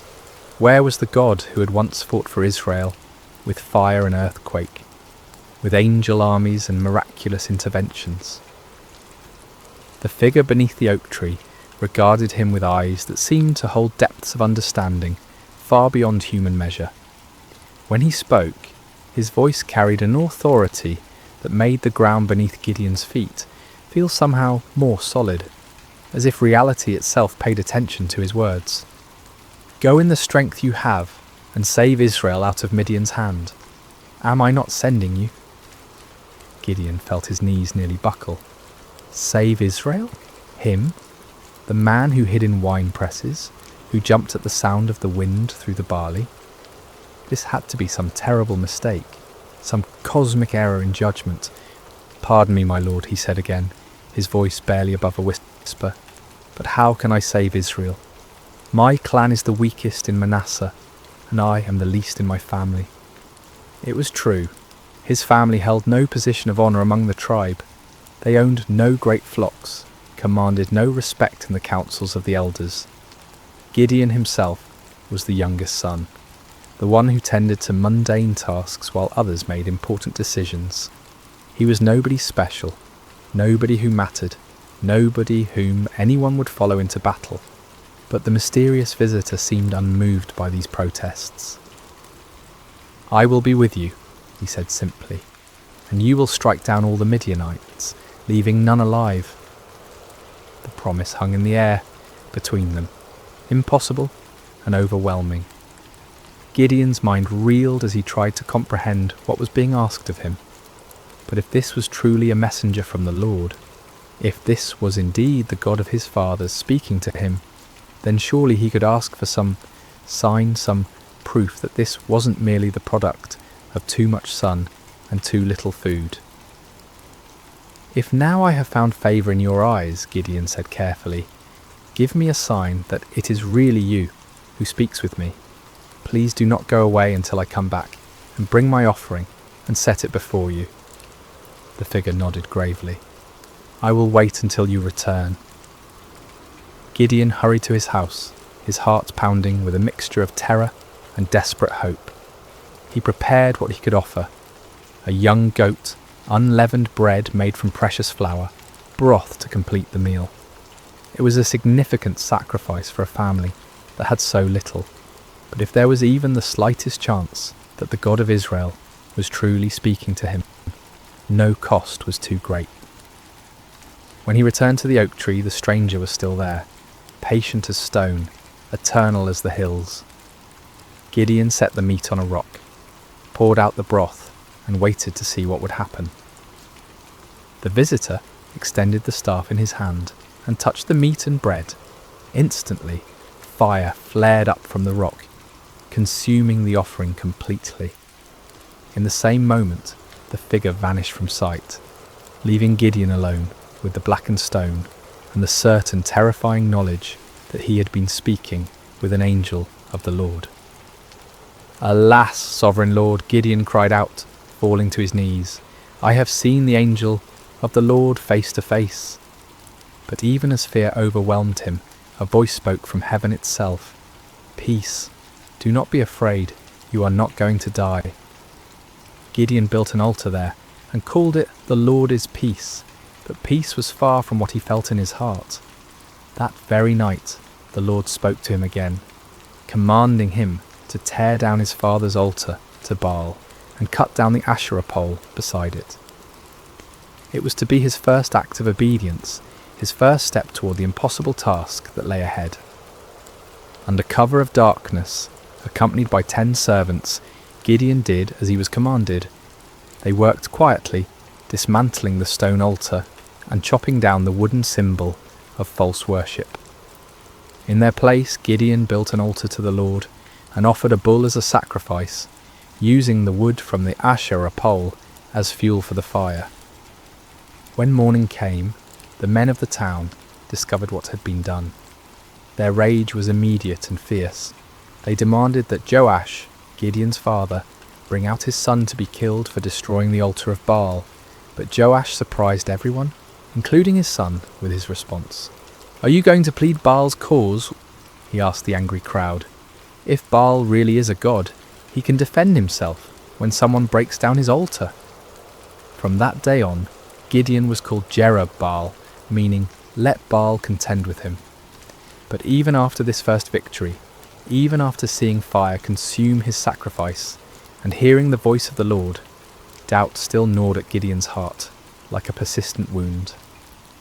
When the Midianites assembled once again for their annual raid, gathering in the valley like a dark sea of destruction, Gideon knew the time had come. Yet still he hesitated, still he needed more assurance. That night he took a wool fleece and placed it on the threshing floor. "If you will save Israel by my hand as you have promised," he prayed, "look, I will place a wool fleece on the threshing floor. If there is dew only on the fleece and all the ground is dry, then I will know that you will save Israel by my hand, as you said." In the morning the fleece was soaked with dew, while the ground around it was completely dry. Gideon wrung out the fleece and filled a bowl with water, but still he doubted. Still, he feared he was deceiving himself. "Do not be angry with me," he prayed again. "Let me make just one more request. Allow me one more test with the fleece, but this time make the fleece dry and let the ground be covered with dew." And God, patient with his fearful servant, did exactly as Gideon asked. The next morning, the fleece was dry while dew covered all the ground around it. Finally, Gideon could doubt no longer. The signs were clear, the calling was certain. The God of Israel had indeed chosen him, the least and the weakest, to deliver his people from their oppressors. But as Gideon would soon discover, God's ways of winning battles were as unexpected as his choice of champions. Word spread quickly through the hill country of Israel. Gideon, son of Joash, had called for warriors to gather at the spring of Harod. The response was overwhelming. Men came from every tribe, every village, every cave where families had been hiding. They came carrying whatever weapons they could find. Old swords passed down from fathers, farming implements that could serve as spears, slings and stones gathered from riverbeds. 32,000 men answered the call.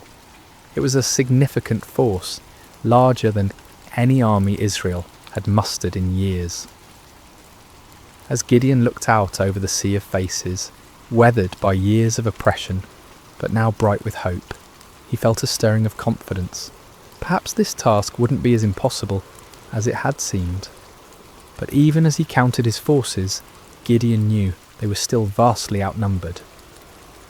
In the valley below, the Midianites and their allies spread across the landscape like a plague of locusts. Their camels were indeed as numerous as the sand on the seashore. Their warriors a dark tide that seemed to stretch to the horizon. Conservative estimates put their numbers at over 100,000 fighting men, but some said there were twice that many. Gideon was contemplating these daunting odds when the Lord spoke to him once again, and the words he heard made his blood run cold. "You have too many men," the Lord said. "I cannot deliver Midian into their hands, or Israel would boast against me. My own strength has saved me. Now announce to the army, anyone who trembles with fear may turn back and leave Mount Gilead." Too many men.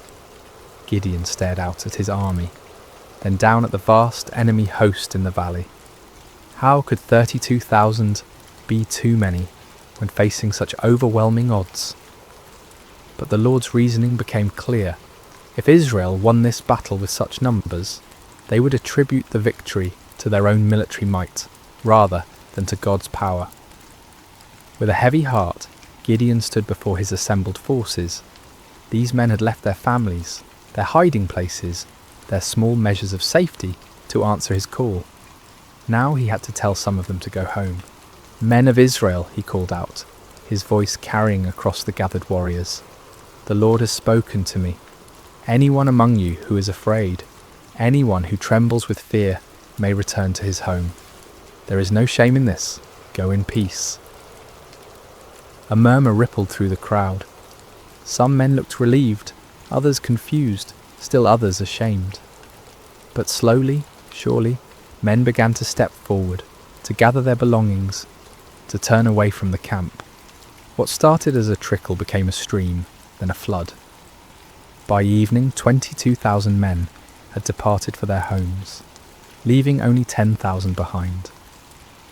Gideon watched them go with a mixture of understanding and dread.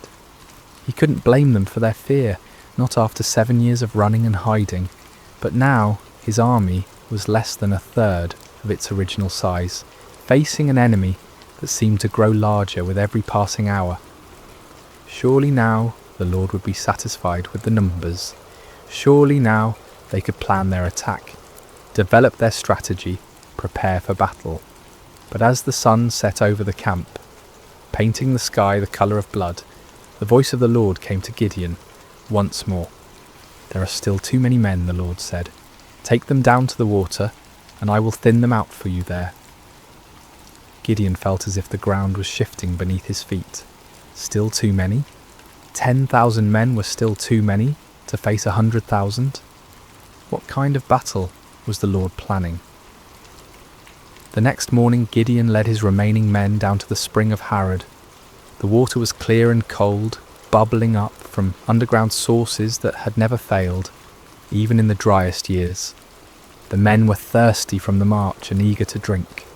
Separate those who lapped the water with their tongues, as a dog laps from those who kneel down to drink, the Lord instructed. Gideon watched carefully as his men approached the water. Most of them, weary and relieved to finally rest, knelt down and put their faces directly to the stream, drinking deeply. But a few, perhaps more cautious or alert, cupped water in their hands and lapped it quickly while keeping their eyes up, watching for danger. When the test was complete, Gideon counted with growing amazement and terror. Only 300 men had lapped the water like dogs. 300 out of 10,000. 300 to face the multitudes of Midian. "With the 300 men that lapped I will save you and give the Midianites into your hands," the Lord said. "Let all the others return home." The dismissal of the remaining 9,700 men was even more painful than the first reduction. These were the men who had stayed when others fled, who had shown courage and commitment. Yet now they too had to be sent away, carrying with them the supplies and provisions that would have sustained a larger force. As evening fell over the camp, Gideon found himself staring at his tiny army. 300 men sat around small fires, their faces illuminated by flickering flames. Some sharpened weapons, others mended gear, still others simply stared into the darkness where their enemies waited. They were farmers and shepherds, craftsmen and traders. None of them were professional soldiers. None of them had trained for this kind of warfare. Gideon walked among them, listening to their quiet conversations. Some spoke of their families, wondering if they would ever see their wives and children again. Others talked about the enemy, speculating about Midianite tactics and weapons. A few prayed quietly, their voices barely audible above the crackling of the fires. "Do you think we can win?" one young man asked his companion, his voice carrying the weight of doubt that Gideon felt in his own heart. "With God's help," came the reply, but even that voice held uncertainty. As Gideon continued his circuit of the camp, he felt the familiar weight of fear settling on his shoulders like a heavy cloak. 300 men. It was impossible. It was madness. It was a recipe for massacre, not victory. But even as doubt assailed him, Gideon remembered the fire that had consumed his sacrifice, the signs with the fleece, the voice that had called him mighty warrior when he was anything but mighty. The God who had chosen him, who had reduced his army to an impossibly small number, was the same God who had parted the Red Sea, who had brought down the walls of Jericho with trumpets and shouts. Still, as he looked out toward the valley, where enemy campfires twinkled like stars fallen to earth, Gideon found himself struggling with the same fears that had driven him to test God with fleeces. The odds were beyond daunting. They were simply impossible. But perhaps, he thought with growing understanding, that was exactly the point. Sleep eluded Gideon that night. He tossed on his simple bedroll, listening to the sounds of his small army around him. Some of the men snored peacefully, displaying a faith or fatalism that he envied. Others, like himself, shifted restlessly, no doubt contemplating the impossibility of what lay ahead. As the night deepened, the Lord spoke to him once more. "Get up, go down against the camp, because I am going to give it into your hands. If you are afraid to attack, go down to the camp with your servant Purah and listen to what they are saying. Afterward, you will be encouraged to attack the camp." The Lord knew him well, Gideon realized. He was indeed afraid, terrified beyond measure. The offer to scout the enemy camp was exactly what his anxious heart needed. Taking his servant Purah, a young man who had served his family faithfully for years, Gideon crept away from the Israeli camp under cover of darkness. The descent into the valley was treacherous in the darkness. They picked their way carefully between rocks and thorny bushes, each step taking them closer to the vast enemy encampment. As they drew near, the sheer scale of the Midianite army became even more overwhelming. Their campfires stretched as far as the eye could see in every direction, creating a galaxy of light in the darkness of the valley floor.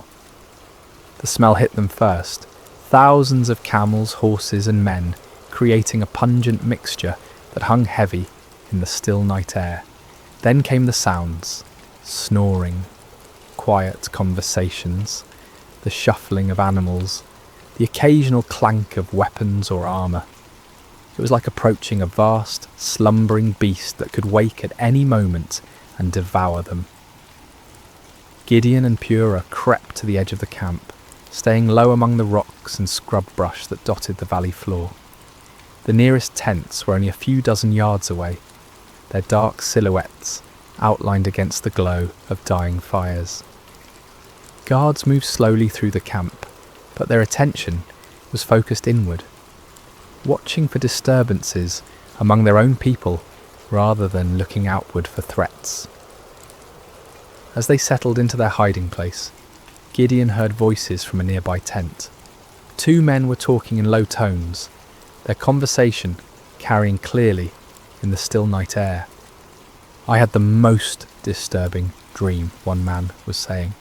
"I dreamed that a round loaf of barley bread came tumbling into the Midianite camp.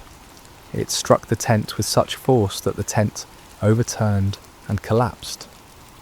His companion was quiet for a moment before responding, and when he did, his voice was heavy with foreboding. "This can be nothing other than the sword of Gideon, son of Joash the Israelite. God has given the Midianites and the whole camp into his hands. Gideon felt as if lightning had struck him. Here in the heart of the enemy camp, these soldiers were talking about him, about his victory, about their own defeat. The dream was clearly a sign from God. A simple barley loaf, representing humble Israel, would overturn the mighty tent of Midian. He grasped Purah's arm, and together they crept back through the darkness, toward their own camp. But now the impossible seemed possible. Now the 300 seemed not like a pitifully small force, but like the perfect instrument of God's power. The enemy was already defeated in their hearts. All that remained was to make that defeat a reality. Back in the camp, Gideon woke his sleeping warriors. "Get up," he whispered urgently. "The Lord has given the Midianite camp into your hands." The men rose quickly, gathering around their commander in the darkness. Gideon's voice was transformed, no longer tentative and fearful, but filled with supernatural confidence. "Listen carefully," he said. "We will divide into 3 companies of 100 men each. I will give each of you a trumpet and an empty jar with a torch inside it. Watch me and do exactly what I do. When I and all who are with me blow our trumpets, then you blow your trumpets all around the camp and shout, 'For the Lord and for Gideon.'" The plan was unlike anything any of them had ever heard of. No swords, no spears, no conventional weapons at all. Just trumpets, empty pottery jars and torches. It seemed almost like madness, but there was something in Gideon's voice, something in his bearing, that convinced them this was indeed the Lord's strategy. The men moved quickly and quietly to gather the supplies they would need. Clay jars were found and emptied. Torches were prepared and placed carefully inside, so that their light was completely hidden. Each man took a trumpet, though few of them had any experience with such instruments. The plan didn't require musical skill, however, only the ability to make noise. As the first company prepared to move out, Gideon looked at his men one final time. These farmers and shepherds, these ordinary men who had answered an extraordinary call, were about to attempt something that would be remembered for generations to come. They were terrified. He could see it in their faces, but they were also determined. They'd come too far to turn back now. "Remember," Gideon said quietly, "we are not fighting this battle alone. The Lord goes before us. Trust in him, follow my lead, and we will see the salvation of Israel this very night." The 3 companies spread out in the darkness, moving carefully around the perimeter of the enormous enemy camp. It took time to get into position, with each group having to navigate difficult terrain while carrying their unusual equipment. But finally, just as the middle watch began, just as the guards were changing and the camp was at its most vulnerable, Gideon's company reached their position on one side of the valley. He looked across the vast sea of tents and fires, knowing that his other 2 companies were in position on the other sides. Somewhere out there in the darkness, 200 other men were waiting for his signal, trusting him to lead them in this impossible venture. Gideon raised his trumpet to his lips, lifted his jar with its hidden torch, and prepared to find out whether the God of Israel would indeed fight for his people. The moment had come. 300 men were about to challenge an army of over 100,000, armed with nothing but faith and the most unusual weapons in the history of warfare. The fate of Israel hung in the balance, suspended in the darkness between doubt and faith, between human impossibility and divine power. The signal came like thunder splitting the night sky. Gideon's trumpet blast echoed off the hills surrounding the valley, a piercing note that seemed to come from heaven itself. In the same instant, he smashed his clay jar against a rock, releasing the torch inside to blaze forth like a star suddenly born in the darkness. "A sword for the Lord and for Gideon," he shouted at the top of his lungs. The response was immediate and devastating. All around the perimeter of the vast Midianite camp, 299 other men followed their commander's example. the sound was indescribable. 300 trumpets blowing at once, creating a wall of noise that seemed to shake the very foundations of the earth. 300 clay jars smashed simultaneously, the sound like thunder crashing over and over again. 300 torches suddenly blazed to life, creating a ring of fire around the sleeping army. And 300 voices roared out the battle cry, "A sword for the Lord and for Gideon." The effect on the Midianite camp was catastrophic. Men who had been sleeping peacefully moments before were jolted awake by the tremendous noise, their minds struggling to comprehend what was happening. In the darkness, disoriented and terrified, they saw only the ring of torches surrounding them, and heard only the overwhelming sound of trumpets and shouting. To their sleep-clouded minds, it seemed as if they were surrounded by a vast army. The torches suggested thousands of soldiers, each one marking a warrior ready to attack. The trumpets spoke of organised military might, of disciplined forces moving in coordinated assault. The unified battle cry indicated an enemy confident of victory, sure of their superior strength. Panic spread through the camp like wildfire. Men stumbled from their tents, grabbing weapons, looking desperately for officers to tell them what to do. But in the chaos and darkness, with the deafening noise continuing all around them, communication was impossible.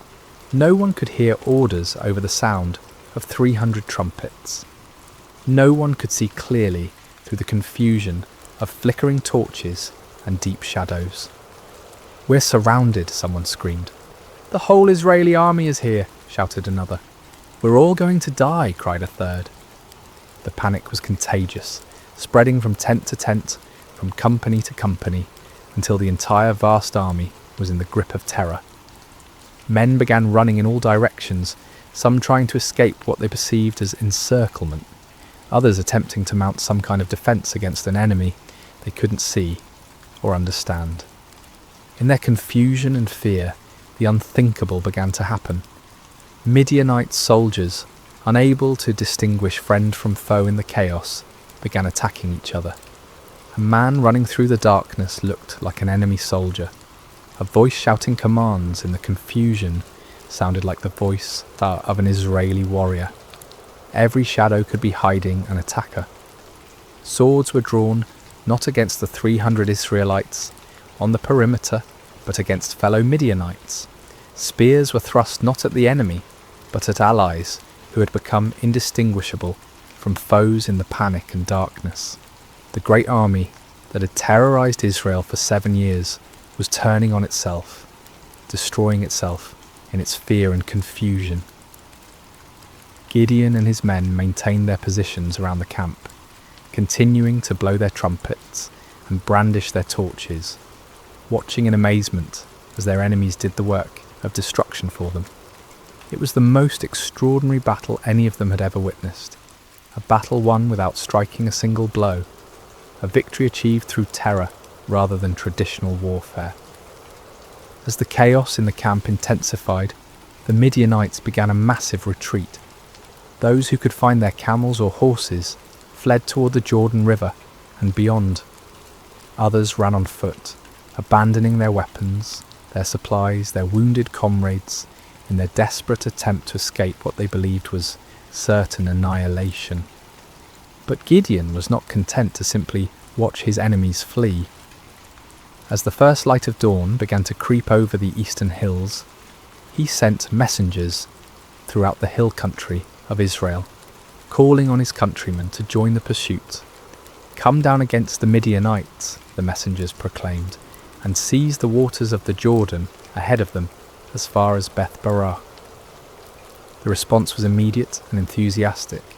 Men who had been hiding in caves for 7 years suddenly found themselves called to active pursuit of their oppressors. They came streaming down from the hills, like water released from a dam, energized by the news that the mighty Midianite army was in full retreat. The men of Ephraim were particularly effective, seizing the fords of the Jordan River and trapping many of the fleeing enemy forces. They captured and killed Oreb and Zeb. two of the Midianite leaders bringing their heads to Gideon as proof of their victory. Meanwhile, Gideon and his original 300 men continued the pursuit of the main enemy force. They crossed the Jordan River, following the fleeing armies eastward into the deserts. Despite their exhaustion, despite having had no sleep and little food, they pressed on relentlessly. The psychological impact of the night's events had completely broken the spirit of the Midianite alliance. Armies that had seemed invincible just hours before were now scattered bands of demoralized fugitives. The camels that had been as numerous as sand by the seashore were now obstacles to rapid flight rather than instruments of swift attack. Gideon's small force continued to grow as more Israelites joined the pursuit. Men from Naphtali, Asher, and all of Manasseh took up arms and chased the fleeing enemy. What had begun as an impossible battle for 300 men had become a nationwide uprising, a complete reversal of 7 years of oppression. The fleeing Midianites tried to regroup at Succoth and Penuel, but the local officials, perhaps fearing retaliation, refused to provide them with food or assistance. Gideon's pursuit was relentless, driving them ever deeper into the wilderness, further from their base of operations, further from any hope of mounting a counterattack. Finally, in the desert east of the Jordan, Gideon caught up with the remnants of the great army. Zebah and Zalmunna, the two kings of Midian, were there with about 15,000 men, all that was left of an army that had once numbered over 100,000. Even this reduced force vastly outnumbered Gideon's 300, but their spirit was completely broken. The final battle was swift and decisive. The Midianite army, already demoralized and exhausted, offered little resistance. Zebah and Zalmunna were captured alive, bringing to an end the 7-year reign of terror that had plagued Israel. As the sun set on that remarkable day, Gideon found himself looking out over a battlefield strewn with the evidence of complete victory. The mighty army that had seemed invincible just 24 hours earlier was destroyed. The kings who had terrorized his people were prisoners. The oppression that had driven Israel into caves and hiding places was broken forever. It had all begun with 300 men, 300 trumpets, 300 torches, and faith in a God who specializes in impossible victories. The journey back to Israel was unlike anything the land had seen in generations. What had begun as a desperate flight by 300 terrified farmers had become a triumphant procession that seemed to grow with every mile. Men emerged from caves and hidden places, women came out of their refuges, children ran alongside the returning heroes. The roads that had been empty for 7 years, too dangerous for normal travel, were now filled with celebration. Gideon rode at the head of the procession, the captured kings Zebah and Zalmunna walking in chains behind him. The sight of these once mighty rulers, who had struck terror into Israelite hearts for so long, now humbled and defeated, was almost too wonderful to believe. People lined the roads just to see them, to confirm with their own eyes that the nightmare was truly over. As they passed through villages and towns that had been ghost settlements just days before, people poured out of their houses with tears of joy streaming down their faces. Children, who had never known anything but hiding and fear, looked with wonder at the defeated enemy kings. Elderly men and women who remembered the time before the oppression began whispered prayers of thanksgiving to the God who had delivered them. The celebration that erupted across Israel was spontaneous and overwhelming. In every settlement, people brought out whatever food they had hidden away and shared it freely. Wine that had been buried for safekeeping was uncorked and passed around. Songs that had been silenced for 7 years rang out again from hilltops and valleys. But perhaps the most remarkable aspect of the victory was how complete it had been. The Midianite power was not just temporarily broken, but utterly destroyed. Their military organisation was shattered, their leadership eliminated, their will to fight completely crushed. Never again would they be able to mount the kind of massive raids that had devastated Israel year after year. The psychological impact was equally profound. For 7 years, the Israelites had seen themselves as victims, as weak and helpless prey for stronger predators. Now they had witnessed their God fighting for them in the most dramatic way imaginable. The story of the 300 and their trumpets would be told and retold around campfires for generations to come. A permanent reminder that no enemy is too strong when the Lord chooses to fight for his people. When Gideon finally reached his homeland, representatives from all the tribes of Israel came to meet him. They came with a proposal that on the surface seemed like the natural conclusion to his remarkable victory. "Rule over us," they said, their voices filled with genuine admiration and gratitude. "You, your son, and your grandson, because you have saved us from the hand of Midian." It was an offer of kingship, of dynastic rule that would establish Gideon's family as the permanent rulers of Israel. After centuries of loose tribal confederation, of judges who arose in times of crisis only to fade from prominence when the emergency passed, the people were ready for something more permanent, more stable, and who better to serve as their king than the man who had delivered them from their greatest enemy? The offer was tempting beyond measure. Gideon had gone from threshing wheat in secret to being offered the crown of all Israel. The boy who had hidden in wine presses was being invited to sit on a throne. The man who had doubted his own worth was being told that he was worthy to found a royal dynasty. But Gideon's response revealed the depth of his spiritual growth during this incredible journey. The fearful farmer who had needed multiple signs and confirmations had become a man who understood something fundamental about the nature of God's kingdom. "I will not rule over you," he declared firmly, "nor will my son rule over you. The Lord will rule over you." It was a profound statement of faith and wisdom. Gideon recognized that Israel's true king was the Lord himself, and that any human ruler would be merely a steward of God's authority. He had learned through his own experience that victory came not through human strength or wisdom, but through complete dependence on divine power. To accept a crown now would be to claim credit for what God alone had accomplished. The people were disappointed but not surprised. They had seen enough of Gideon's character to understand that he was not motivated by personal ambition. Still, they wanted to honour him in some way, to create some lasting memorial to his remarkable victory. Gideon did make one request of the people, though it would prove to be a fateful one. "I do ask one thing of you," he said. "Each of you give me an earring from your share of the plunder."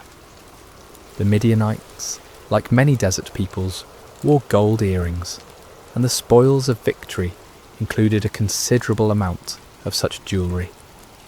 The Israelites were happy to comply with this modest request.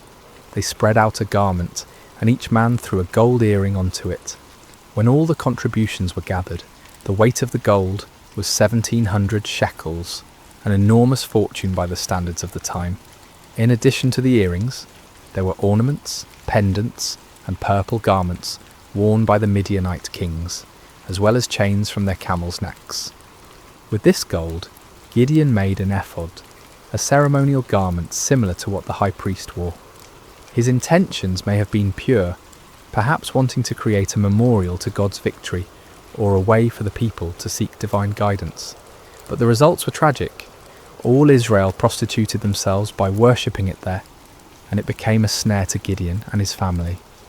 The very man who had torn down his father's altar to Baal, who had refused the crown because only God should rule Israel, inadvertently created an object that led his people back into idolatry. It was a sobering reminder of how easy it is for even the most faithful to stumble, how quickly victory can turn to spiritual defeat. The golden ephod, created from the spoils of a battle won by faith alone, became a false god that drew the people's hearts away from the true God who had delivered them. Yet despite this failing, the primary result of Gideon's victory endured. The land had peace for 40 years during his lifetime. The Midianites never recovered from their devastating defeat. Other potential enemies, seeing what had happened to the mighty desert confederation, thought twice before threatening Israel. Gideon himself lived quietly on his estate, enjoying the respect of his people, but never again taking up the sword. He married and had many children, 70 sons from his various wives. One son, born to a concubine in Shechem, was named Abimelech, and he would later bring great trouble to Israel in his quest for the power his father had refused. When Gideon died at a good old age, he was buried in the tomb of his father Joash in Ophrah of the Abiezrites. His death marked the end of an era, the passing of a man who had embodied both the highest faith and the deepest human frailty. As we reach the end of this ancient story, told now across thousands of years and countless retellings, the lessons of Gideon's life continue to resonate with profound relevance. His journey from fearful farmer to victorious leader speaks to truths that transcend time and culture, offering wisdom for anyone who has ever felt inadequate for the tasks before them. The first and most striking lesson is how God chooses his instruments. When the angel called Gideon a mighty warrior while he hid in a wine press, it seemed like either a mistake or a cruel joke. Gideon was none of the things we typically associate with great leaders. He wasn't brave, wasn't confident, wasn't from an important family, wasn't trained in warfare or politics. By every human measure, he was spectacularly unqualified for the task ahead. Yet this was precisely why God chose him. The Lord deliberately selects the weak to confound the strong, the foolish to shame the wise, the lowly to humble the proud. Gideon's weakness became the perfect vessel for divine strength because there could be no question about who deserved the credit for the victory. This principle was reinforced by the reduction of Gideon's army from 32,000 to 300. With overwhelming numbers, Israel might have attributed their victory to superior military strategy or exceptional courage. With just 300 men, there could be no doubt that the victory belonged to God alone.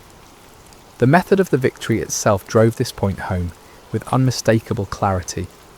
No swords were swung, no arrows were shot, no conventional battle was fought. Instead, the enemy was defeated by trumpets, torches, and shouting. It was a victory that made no sense according to human wisdom, but perfect sense according to divine strategy. Gideon's story also illustrates the patient grace of God toward human weakness. When Gideon asked for signs, when he tested God with fleeces, when he needed encouragement through overhearing the enemy's dream, the Lord did not respond with anger or impatience. Instead, he provided exactly what his frightened servant needed to move forward in faith. This divine patience extends to our failures as well as our fears. Even when Gideon created the golden ephod that led Israel into idolatry, even when his victory was tainted by this spiritual stumble, God's larger purposes were not thwarted. The peace that came to Israel lasted for 40 years, and the story of Gideon's faith continued to inspire future generations. Yet Gideon's failure with the ephod serves as a sobering warning about the subtle nature of spiritual pride. The man who had refused a crown could still fall into the trap of creating an object that drew worship away from God. Victory can be more spiritually dangerous than defeat, success more corrupting than failure. Even those who have experienced God's power in extraordinary ways must remain vigilant against the pride that can grow from their very victories. The story also reveals the importance of recognizing God's sovereignty in our circumstances. When Gideon questioned why God had allowed the Midianite oppression, he was struggling with one of humanity's oldest questions. Why does a good God permit suffering? The answer that emerges from his story is not a theological explanation, but a practical demonstration. God had not abandoned his people. He was preparing to deliver them in a way that would reveal his power and restore their faith. Sometimes what looks like divine absence is actually divine preparation. The 7 years of oppression created the conditions that made Israel ready to trust completely in God rather than in their own strength. Without that desperation, they might never have been willing to follow 300 men with trumpets against an army of over 100,000. Gideon's reluctance to accept the crown offers another crucial lesson about the nature of true leadership. The people wanted to make him king because he had saved them, but Gideon understood that salvation belongs to God alone. Human leaders are at their best when they serve as instruments of divine will rather than as objects of human worship. This principle applies far beyond political leadership. In families, in businesses, in communities, in churches, the most effective leaders are those who understand that their authority is delegated, that their successes come from sources beyond themselves, that their role is to point others toward truth rather than toward their own personalities or achievements. The transformation in Gideon's character throughout the story demonstrates the power of stepping out in faith despite fear. The man who ended the story was dramatically different from the one who began it, not because his circumstances had changed, but because he had learned to trust in something greater than his circumstances. He discovered what countless others have learned, that God's strength is made perfect in human weakness, that his power is most clearly displayed when human power is obviously inadequate, that the greatest victories often come in ways that make no earthly sense. For modern listeners, Gideon's story speaks to anyone who has ever felt overwhelmed by the challenges they face, whether dealing with personal struggles, family crises, professional obstacles, or community problems. The principles that guided Gideon remain relevant. True solutions often come not through human wisdom or strength, but through surrender to divine wisdom and dependence on divine strength. The story encourages us to look beyond the odds, beyond our qualifications, beyond conventional approaches, to find the unexpected ways that God might work. It reminds us that he specializes in impossible situations, that he delights in using unlikely people, that he often works in ways that confound human expectations. At the same time, Gideon's story warns us about the ongoing nature of spiritual vigilance. Victory is not a destination, but a stepping stone. Success is not an end, but a beginning. Even those who have experienced God's power in remarkable ways must continue to guard their hearts against pride, idolatry, and spiritual complacency. The golden ephod that became a snare to Gideon serves as a perpetual reminder that our greatest spiritual dangers often arise not from our failures, but from our successes, not from our weaknesses, but from our strengths, not from what we lack, but from what we have achieved. As we close this ancient tale, we're reminded that Gideon's story is ultimately not about Gideon at all. It's about a God who sees potential where others see only weakness, who creates strength from surrender, who wins victories through the most unlikely means. It's about divine love that persists through human doubt, divine patience that endures human testing, divine power that works through human frailty. The trumpets that shattered the midnight silence in that valley so long ago continue to echo through the centuries, calling each generation to trust in something greater than themselves, to step forward in faith despite their fears, to discover that the God who delivered Israel through 300 men with torches is still in the business of impossible victories.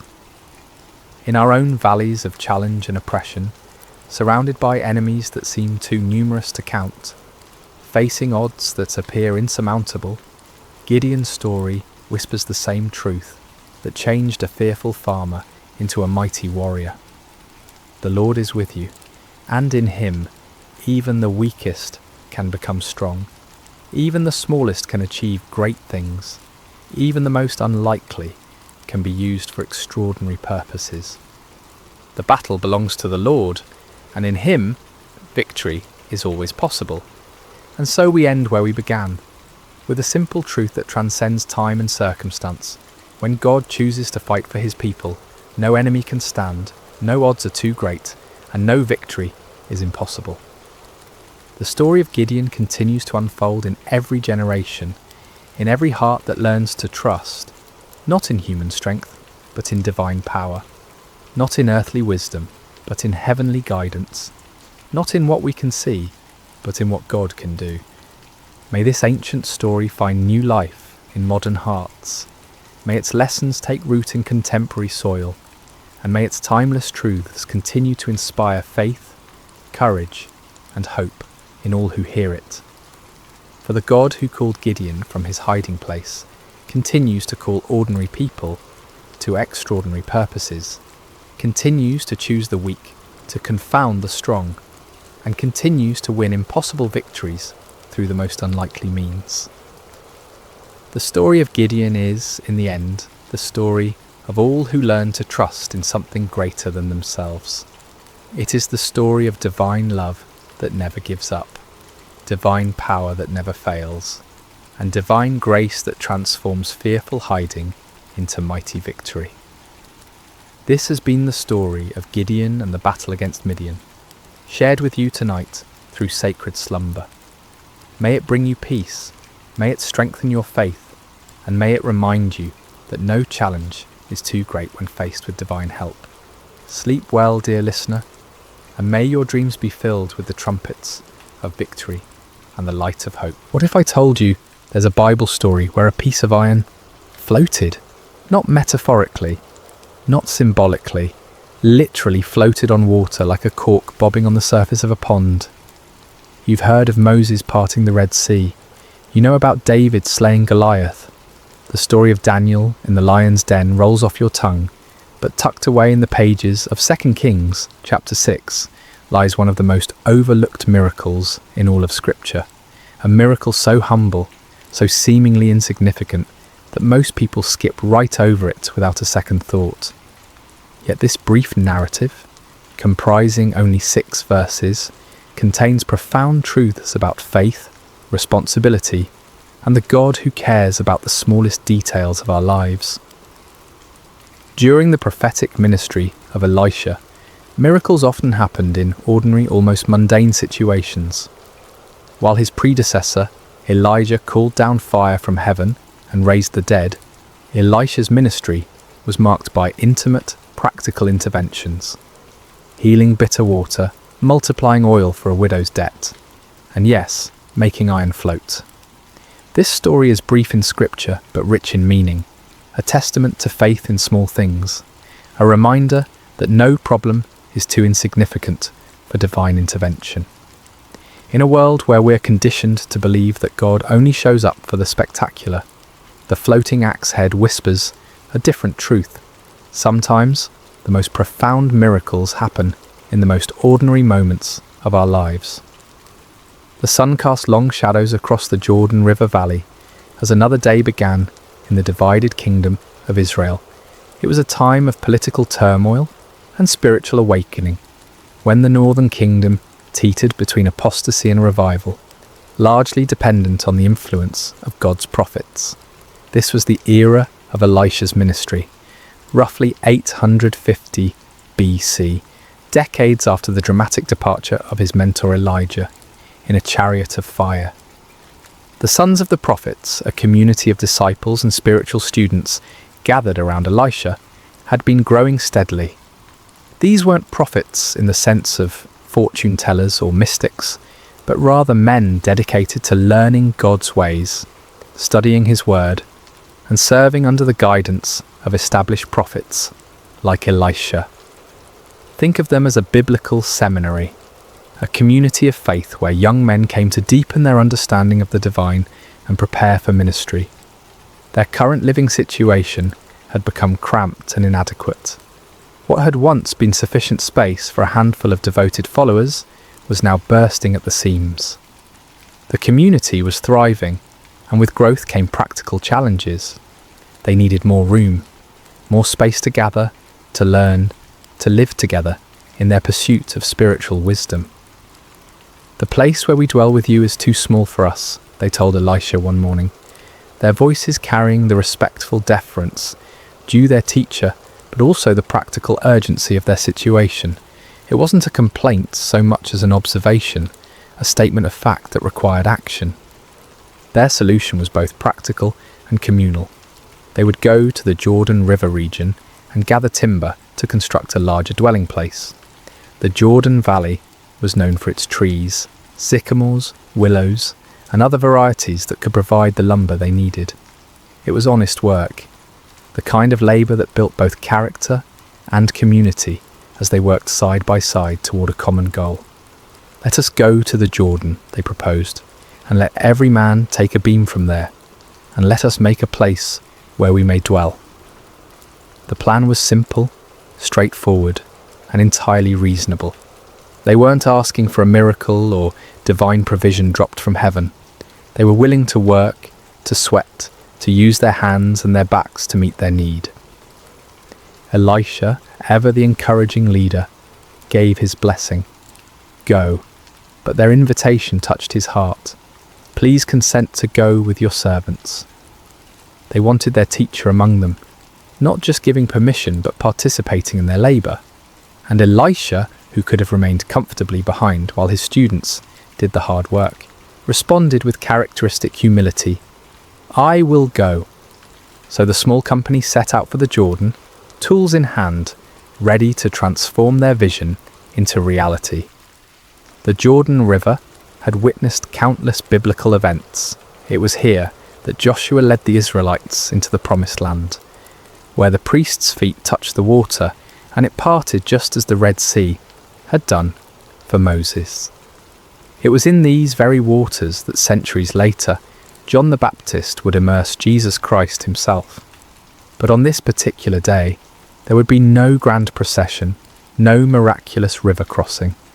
Just a group of dedicated men heading to the riverside to cut timber, their hearts full of purpose and their hands ready for honest labour.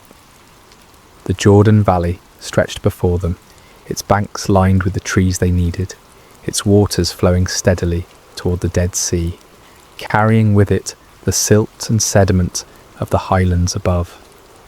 None of them could have imagined that before the day was through, these same waters would become the stage for a miracle that defied every law of physics they understood. The ordinary was about to become extraordinary, but for now it was simply another day of work in service to God and community. The work began in earnest as the sun climbed higher in the morning sky. The sounds of labour filled the Jordan Valley, the rhythmic thud of axes biting into wood, the crack and groan of falling timber, the calls of men coordinating their efforts. It was satisfying work, the kind that produces visible results and builds camaraderie among those who share the burden. Among the workers was a young man whose name history has forgotten, but whose predicament would echo through the ages. Unlike some of his fellow students who had brought their own tools, he had needed to borrow an axe for the day's work. In ancient Israel, this was no small matter. Iron tools were precious commodities, expensive and carefully maintained. They weren't mass-produced items you could easily replace if lost or damaged. The transition from the Bronze Age to the Iron Age had been gradual in Israel, and iron tools still represented significant investment. A good axe might cost several days' wages for an ordinary labourer. For a student prophet, likely supported by the generosity of others and focused on spiritual rather than material pursuits, such a tool was far beyond his means to purchase. Borrowing the axe wasn't just a casual favour between friends. It was a serious responsibility, a trust that carried moral and financial weight. The lender had placed confidence in this young man's character and ability to care for a valuable tool. To lose or damage it would bring not only financial burden, but also shame and damaged relationships within the community. The young man worked diligently, perhaps even more carefully than usual, acutely aware of the responsibility he carried. The axe felt good in his hands, well balanced, sharp, effective. Each swing brought down chips of wood as he worked to shape a beam for their new dwelling. The rhythm of the work was almost meditative. Lift, aim, strike, lift, aim, strike. Then it happened. Mid-swing, with no warning, the iron head of the axe flew off the handle. The wooden shaft, suddenly lightened, completed its arc uselessly through the air, while the heavy iron head traced a different trajectory entirely. Time seemed to slow as the young man watched in horror as the precious tool spun through the air and landed with a splash in the muddy waters of the Jordan. "Alas, my master, it was borrowed!" The cry escaped his lips before he could stop it, a wail of despair that carried all the weight of his predicament. This wasn't merely an inconvenience or a temporary setback. This was a crisis that threatened his integrity, his relationships, and his financial future. The Jordan River at this point wasn't like a clear mountain stream, where you might hope to spot a lost item on the bottom. Fed by tributaries from the hill country, it carried sediment and silt that made the water murky and opaque. The riverbed was soft mud, perfect for swallowing a heavy piece of iron and holding it fast. Even if the water had been crystal clear, the iron head would have sunk quickly into the soft bottom, possibly disappearing entirely into the muck. The other workers had stopped their labour at the sound of his cry. Elisha, who had been moving among them, observing the work and encouraging the labourers, turned his attention to the young man's distress. Here was a scene that any leader would recognise, a moment when accident and circumstance converge to create a problem that seems insurmountable. For the young man, the calculations were stark and frightening. How long would he need to work to earn enough to replace the axe? How could he face the man who had trusted him with this valuable tool? What would this mean for his standing in the community of prophets? The borrowed axe represented more than just iron and wood.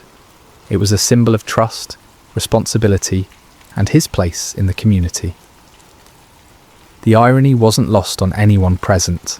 Here they were, working to build a place for spiritual learning and growth, and yet they faced an utterly practical, mundane problem. There was no theological complexity here, no deep spiritual mystery to unravel. Just a young man, a borrowed tool, and the murky waters of an ancient river. Standing there on the bank, staring at the spot where the ripples were already beginning to fade, the young man faced a moment that would test not only his faith, but his understanding of God's character. Was this the kind of problem that merited divine attention? Did the God who controlled the fate of nations care about one lost axe head? The question hung in the air, like morning mist over the Jordan, waiting for an answer that would surprise everyone present and challenge their assumptions about the scope of God's concern for the details of human life. Elisha approached the distressed young man with the calm demeanour that had become characteristic of his ministry. Where others might have seen an unfortunate accident requiring practical solutions, perhaps organising a group effort to drag the river bottom or beginning calculations about replacement costs, the prophet saw something different entirely. He saw an opportunity for God to reveal his character in the midst of everyday trouble. "Where did it fall?" Elisha asked simply. There was no rebuke in his voice, no suggestion that the young man had been careless or irresponsible. Just a straightforward question seeking practical information. The prophet's tone carried neither judgment nor dismissal of the problem's seriousness. He understood the weight of borrowed responsibility and the genuine distress it caused when things went wrong. The young man pointed to the spot where the axe head had disappeared beneath the surface. By now, any ripples had long since faded, and the river flowed on as if nothing had happened. To everyone watching, it looked like any other section of the Jordan. Muddy water flowing over an invisible bottom, carrying the same sediment and debris as every other part of the river. But Elisha saw it differently. In his spiritual vision, this wasn't just another spot in the river. It was a specific location where God could demonstrate his power and his care for individual needs. The prophet moved with purpose, scanning the riverbank until he found what he was looking for, a suitable piece of wood. What happened next would have seemed almost comical if it weren't so profound. Elisha cut a stick, nothing special, just an ordinary piece of wood from the riverside. He didn't select anything particularly impressive or perform any elaborate ritual over it. It was simply wood, the kind of material they had been working with all morning, as common and unremarkable as anything could be. Then, with the focused intent of someone who knew exactly what he was doing, Elisha threw the stick into the water at the exact spot the young man had indicated.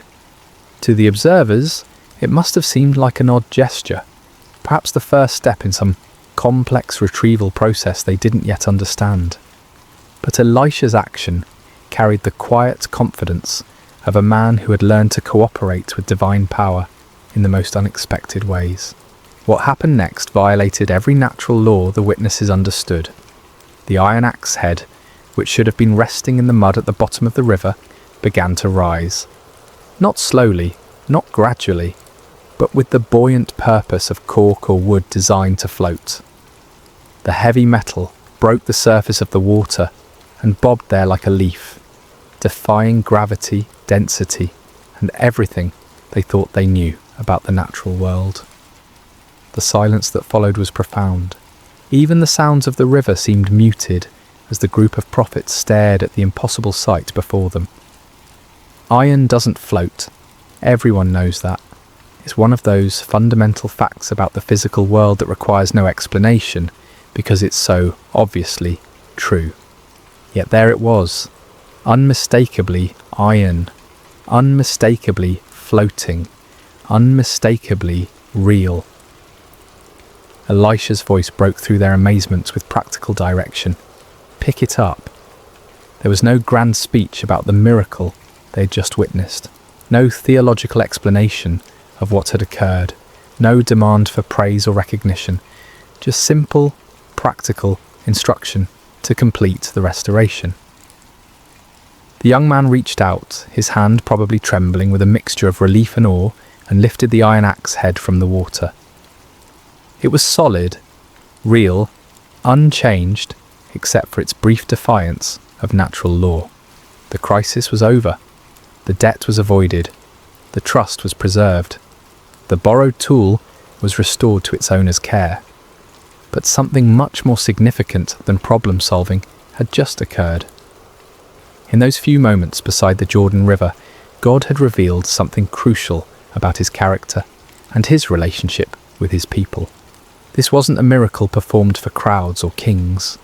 There were no political implications, no national consequences, no strategic advantages gained. This was simply God caring about one young man's distress over a borrowed tool.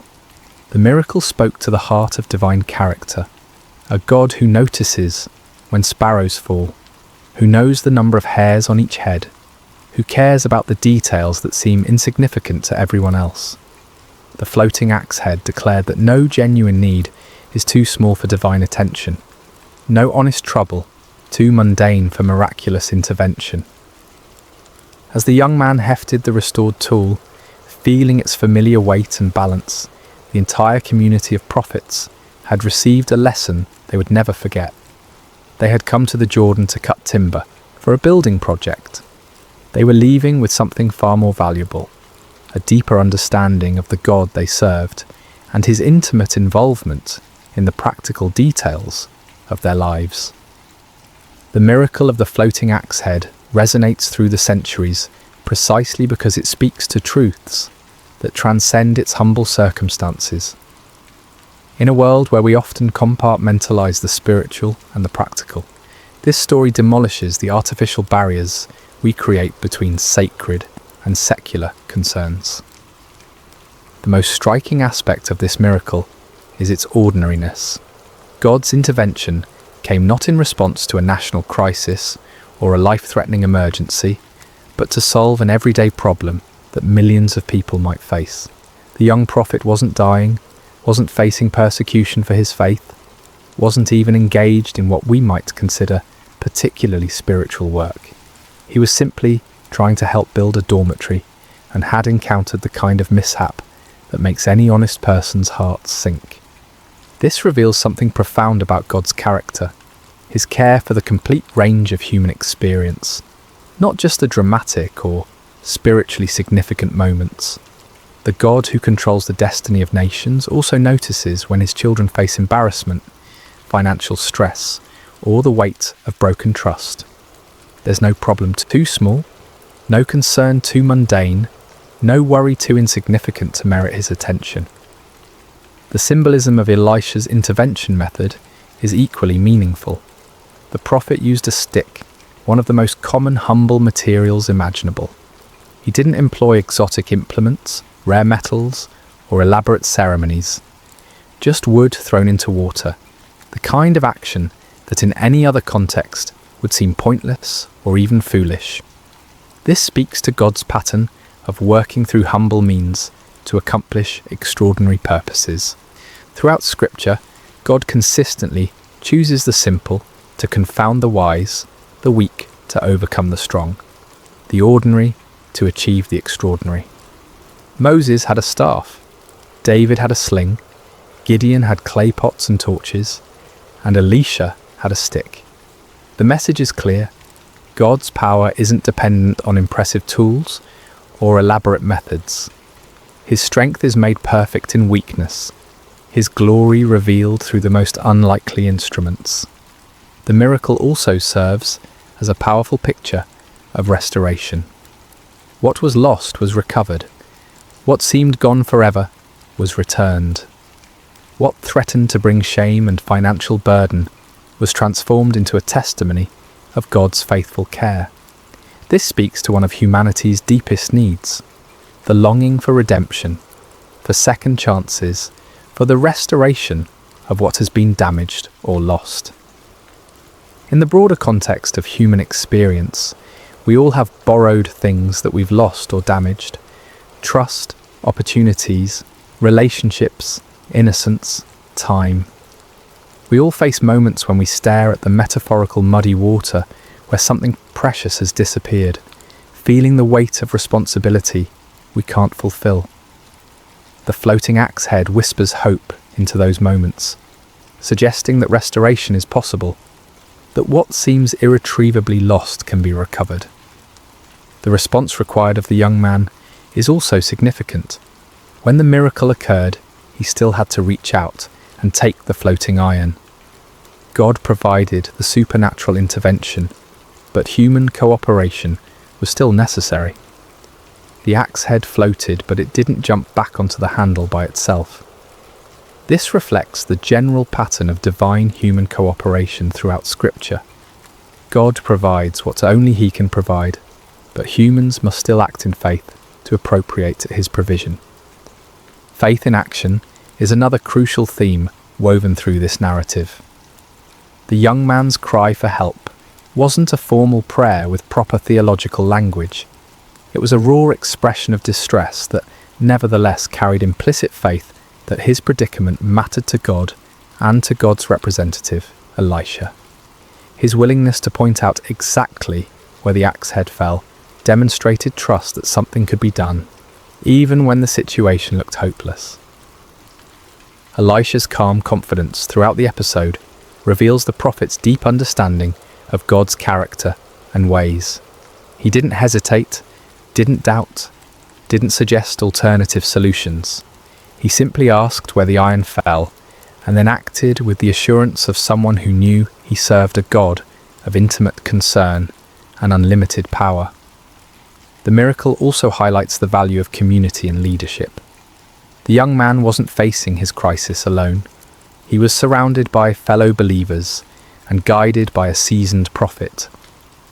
Sometimes, God's miraculous provision comes through the community of faith, through leaders who see possibilities where others see only problems, through the collective faith of those who believe God cares about every aspect of our lives. Perhaps most importantly, the floating axe head demonstrates that God's miracles often meet practical needs rather than serving merely as spectacular displays of power. This wasn't a miracle performed to convince skeptics or to showcase divine ability. It was a miracle of compassion, addressing a real need in the life of a faithful but distressed young man. It suggests that many of God's interventions in our lives might be similarly practical and personal rather than dramatic and public. The miracle of the floating axe head speaks across the millennia with surprising relevance to our contemporary struggles and concerns.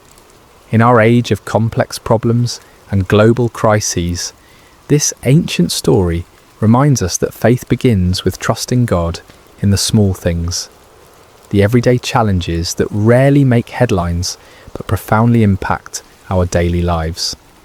The first and perhaps most important lesson concerns the scope of prayer and divine concern. How many times do we hesitate to bring our smaller problems to God because they seem insignificant compared to global suffering or major life crises? The floating axe head shatters this false hierarchy of divine attention. If God cares enough to make iron float for a borrowed tool, then no legitimate concern is too small for prayer. This doesn't trivialize prayer or reduce it to a cosmic vending machine for convenience.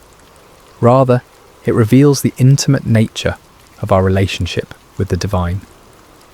Just as loving parents care about both the major milestones and the minor disappointments in their children's lives, our Heavenly Father is interested in the full spectrum of our human experience. Financial stress, damaged relationships, professional setbacks, personal failures, all of these matter to God because they matter to us.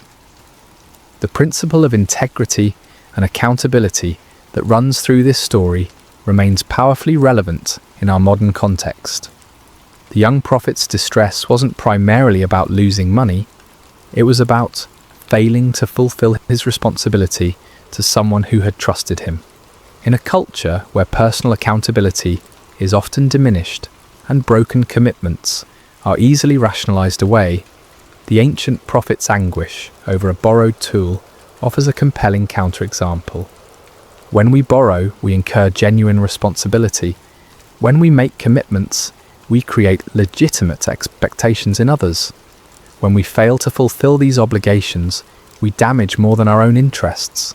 We harm relationships, erode trust, and diminish the social fabric that holds communities together. The young prophet understood this instinctively, which is why his cry for help carried such genuine distress. The story also demonstrates how God's miracles often meet practical needs rather than serving merely as spectacular demonstrations of power. In our entertainment-driven culture, we sometimes expect divine intervention to be dramatic, public, and unmistakably supernatural. But many of God's most meaningful interventions in our lives might be much quieter and more practical. The unexpected job opportunity that comes just when finances are stretched thin. The chance encounter that provides exactly the encouragement we needed. The solution that appears to These interventions might not violate physical laws as dramatically as floating iron, but they reveal the same divine character, a God who cares about our practical needs and works in our circumstances to provide for them. Learning to recognize and appreciate these quieter miracles can transform our perspective on God's activity in our lives. The method of the miracle, using a simple stick to accomplish the impossible, continues to speak to God's pattern of working through humble means. In our technology-obsessed age, we often assume that bigger problems require more sophisticated solutions. The floating axe head reminds us that God's power isn't constrained by the impressiveness of our tools or the complexity of our methods. This has profound implications for how we approach problems, both personal and social. Sometimes, the most effective solutions are the simplest ones. Sometimes, the most powerful interventions come through the most ordinary means. The stick that Elisha threw into the Jordan wasn't impressive, but it was available, and God used it to accomplish the impossible. The story encourages us to bring our authentic selves and genuine problems to God without feeling the need to dress them up in spiritual language or make them sound more significant than they are. The young prophet's cry, "Alas, my master!" It was borrowed, contained no theological sophistication, no proper prayer format, no spiritual jargon. It was simply an honest expression of distress from someone who believed his problem mattered to God and to God's representative. In our prayer lives, we sometimes feel pressure to make our requests sound sufficiently spiritual or theologically correct. The floating axe head suggests that God values authenticity over eloquence, genuine need over religious rhetoric. He understands our distress even when we can't articulate it perfectly, and he responds to the heart behind our words, rather than their theological precision. The communal aspect of the miracle also offers important insights for contemporary faith communities. The young prophet wasn't facing his crisis in isolation. He was surrounded by fellow believers and guided by experienced leadership. When problems arise, the community of faith should be a place where burdens are shared, wisdom is offered, and faith is strengthened through mutual support. Too often, we try to handle our difficulties alone, either from pride, embarrassment, or a mistaken belief that faith means never needing help. The sons of the prophets model a different approach, a community where needs could be expressed, help could be sought, and miracles could be witnessed together. This kind of authentic community creates an environment where God's provision can be both sought and celebrated corporately. Finally, the story reminds us that faith often requires us to act even when we don't understand the mechanism of God's provision. The young man still had to reach out and pick up the floating iron. He couldn't fully comprehend how iron could float, but he could respond to the miracle by accepting what God had provided. In our lives, we frequently face situations where we must act on faith without complete understanding of how God will work out the details. The floating axe head encourages us to focus on obedience and trust rather than demanding comprehensive explanations before we're willing to move forward. Sometimes the miracle becomes visible only as we step out in faith to receive what God has already provided. As we close this exploration of one of Scripture's most overlooked miracles, it's worth reflecting on why such a seemingly small event earned its place in the biblical narrative. In a book filled with the dramatic interventions of an almighty God, seas parting, walls falling, armies defeated, why does the story of one floating piece of iron deserve 6 verses in 2 Kings? The answer lies in what this miracle reveals about the God we serve and his relationship with his people. While the parting of the Red Sea demonstrated God's power to save nations, and the fall of Jericho showed his ability to conquer enemies, the floating axe head reveals something equally important but more intimate: his attention to individual needs and personal crises. This forgotten miracle has been overlooked precisely because it's so humble, so ordinary in its context, so focused on solving a simple human problem rather than achieving strategic objectives or demonstrating spectacular power. But perhaps that's exactly why it's so important. It serves as a counterbalance to our tendency to assume that God is only interested in the big things, the major decisions, the life-changing moments, the dramatic interventions that make compelling stories. The young prophet facing his borrowed axe head crisis represents all of us in those moments when we feel overwhelmed by problems that might seem insignificant to others but loom large in our personal experience. The financial burden we can't meet, the relationship we've damaged, the commitment we can't fulfill, the mistake that threatens to bring consequences we can't bear, the responsibility we've failed to handle properly. In these moments, the floating axe head whispers a profound truth. God sees, God cares, and God acts. Not always in the ways we expect, not always with the timing we prefer, not always through the means we would choose, but always with the same loving attention to our genuine needs and distress. The miracle also stands as a testament to the power of authentic community and spiritual leadership. Elisha didn't dismiss the young man's problem as trivial or suggest that he simply accept the consequences and learn from his mistake. Instead, the prophet engaged with the crisis as if it mattered deeply, which, to the person experiencing it certainly did. This models the kind of leadership and community that makes faith communities truly supportive rather than merely social. When someone faces a crisis, even one that might seem small from the outside, the appropriate response is compassionate engagement, not dismissive advice or spiritual platitudes that minimize the real impact of the problem.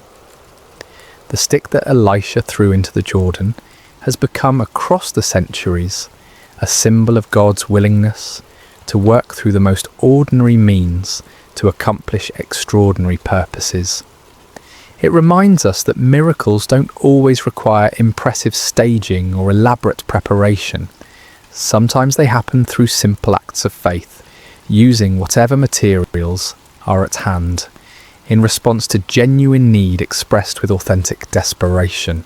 As we navigate our own challenges, financial pressures, damaged relationships, professional setbacks, personal failures, the floating axe head offers both comfort and challenge. Comfort in knowing that our problems, however humble they might seem, matter to God.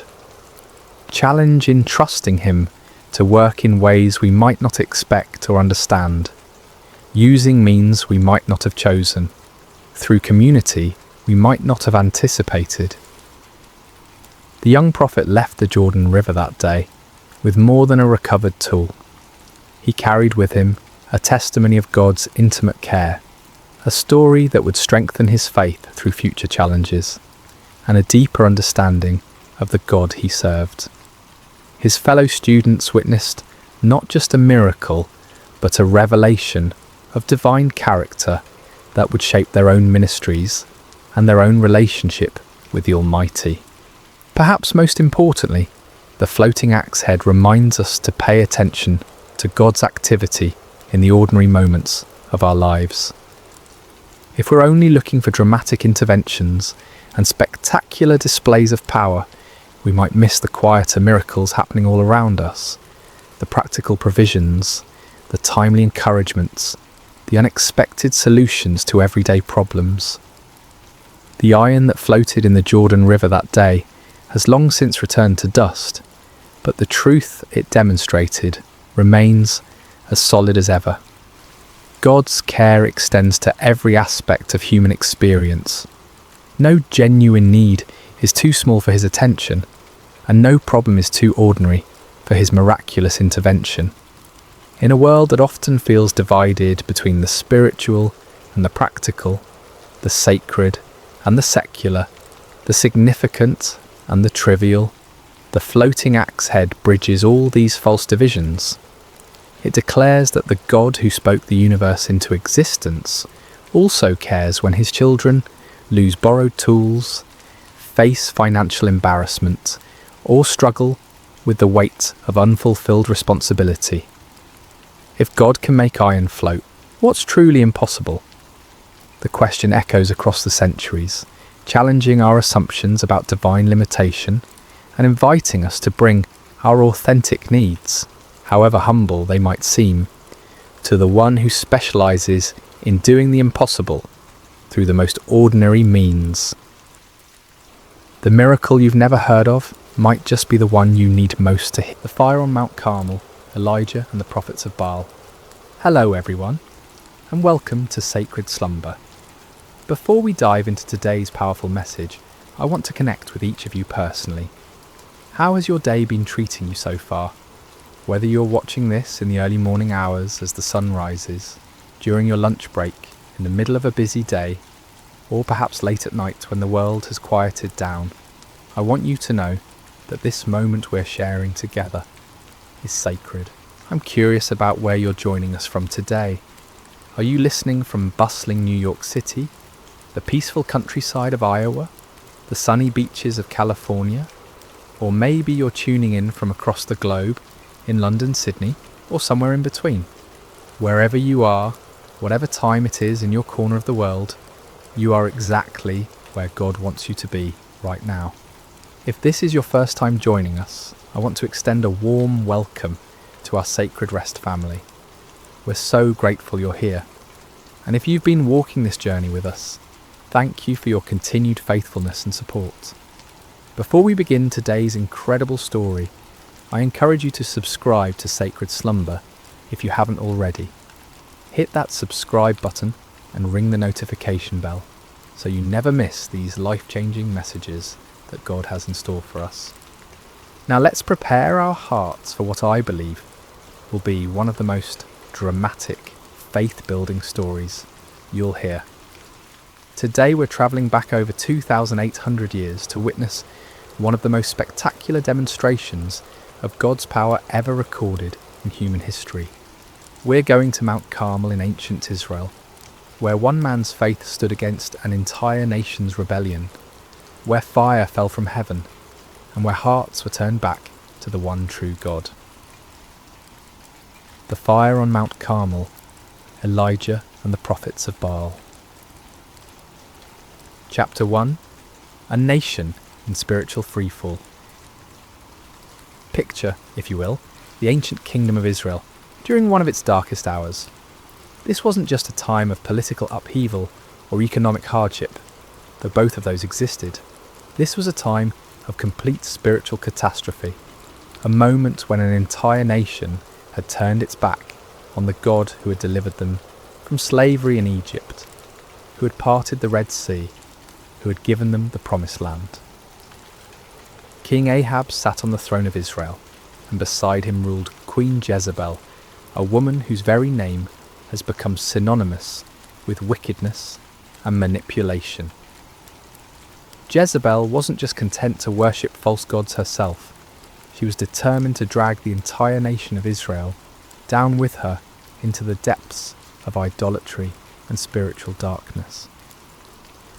Under their reign, temples to Baal began sprouting up across the landscape like poisonous mushrooms after a storm.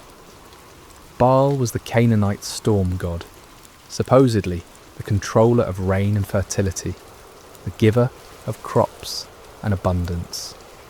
The people were drawn to him because they believed he could provide what they desperately needed: prosperity, security, and success. Sound familiar? In our modern world, we may not bow down to statues of Baal, but how many of us have made idols out of our careers, our bank accounts, our social media followers, or our pursuit of comfort and pleasure?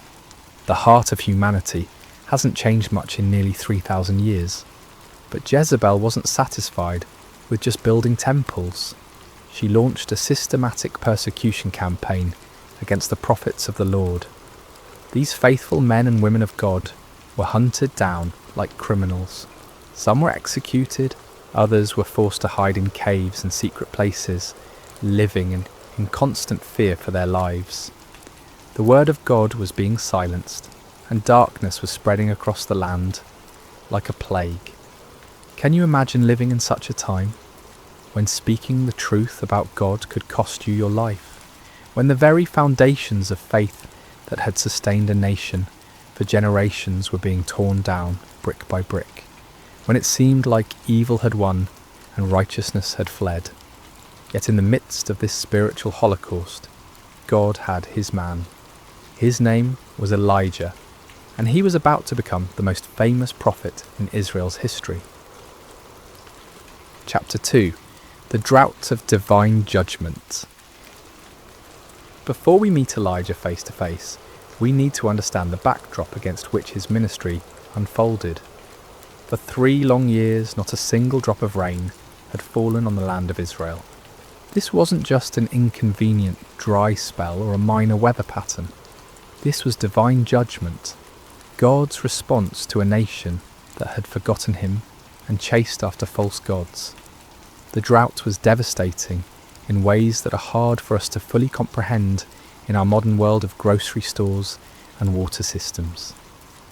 Rivers that had flowed for centuries dried up to cracked mud. Wells that had sustained families for generations ran completely dry. Crops withered in the fields, livestock died, and famine stalked the land like a relentless predator. People were desperate. Children cried from hunger.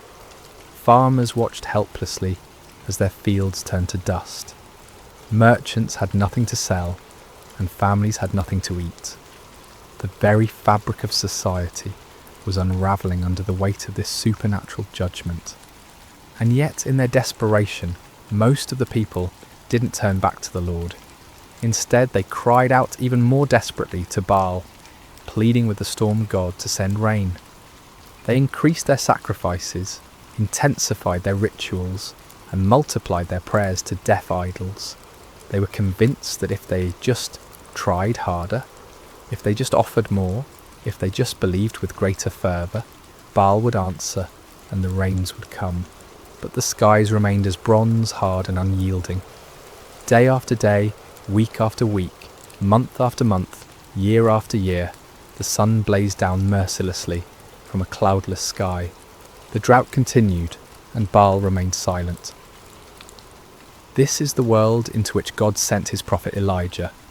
Not a comfortable world of revival meetings and supportive congregations, but a hostile environment where speaking God's truth could mean death, where the majority had embraced lies and where the very elements seemed to declare that God's judgment was upon the land. Chapter 3. Enter Elijah, the man of fire. Elijah appears in the biblical narrative like a bolt of lightning splitting the darkness. We don't know much about his background or his early life. He's introduced simply as Elijah the Tishbite from Tishbe in Gilead. No impressive genealogy, no royal connections, no seminary degrees or credentials. Just a man from a small town that most people had probably never heard of. But what Elijah lacked in pedigree, he more than made up for in faith, courage, and an unshakable conviction that the Lord God of Israel was the one true God. While the nation around him bowed to Baal, Elijah stood firm. While others compromised and conformed, Elijah remained faithful. While the majority chose the easy path of popular religion, Elijah chose the narrow way of truth. God had sustained Elijah supernaturally during the 3 years of drought. First, he had sent him to the brook Cherith, where ravens brought him bread and meat every morning and evening, and he drank from the brook. When the brook dried up, God sent him to a widow in Zarephath, where a handful of flour and a little oil miraculously sustained 3 people for over a year. These experiences had built Elijah's faith to an unshakable level.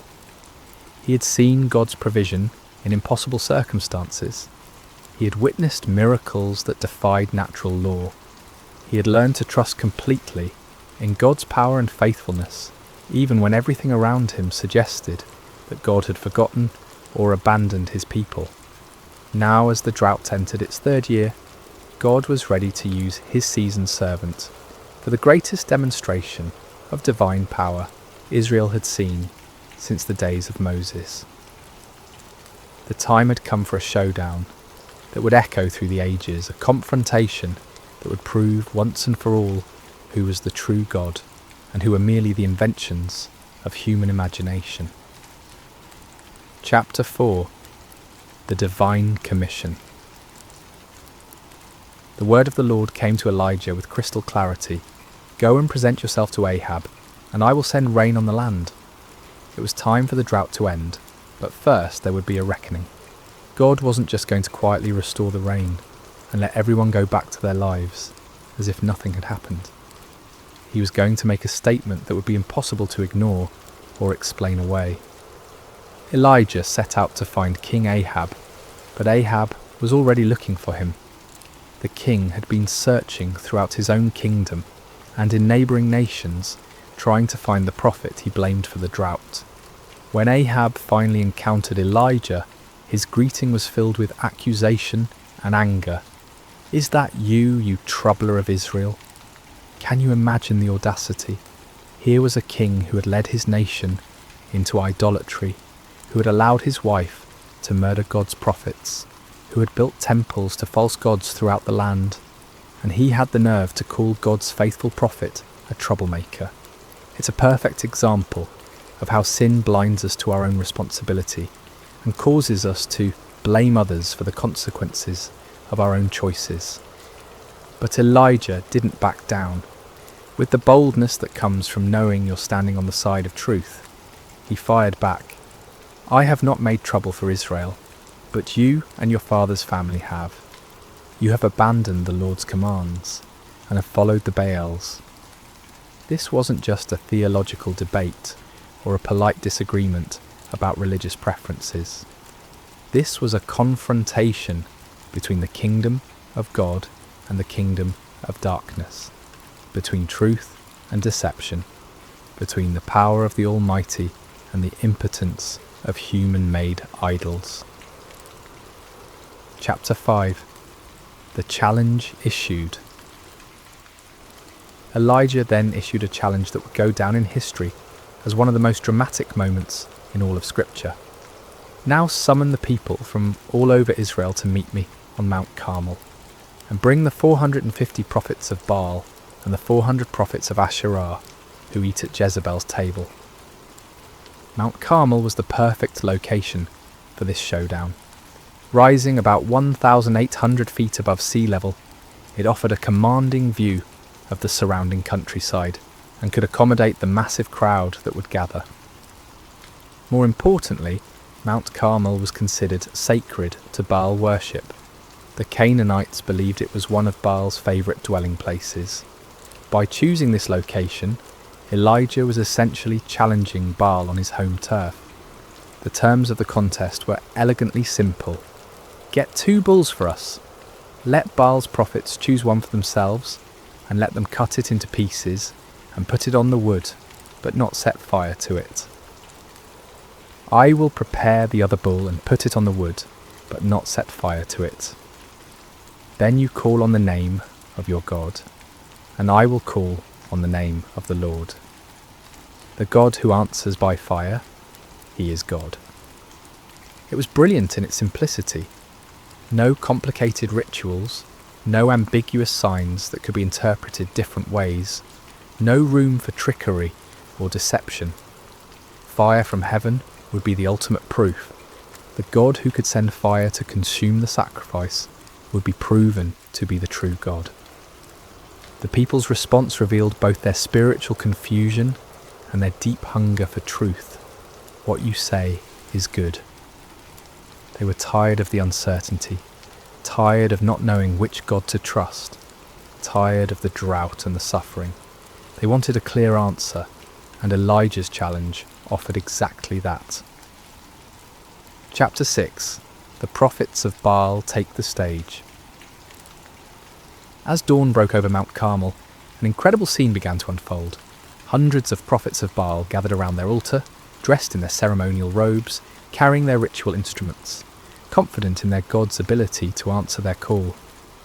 After all, they outnumbered Elijah 450 to 1. They had the backing of the royal court. They had been the religious establishment for years. Surely their God would not fail them now, especially not on his sacred mountain. They began their ritual early in the morning with great enthusiasm and confidence. "Baal, answer us," they cried, their voices echoing across the mountainside.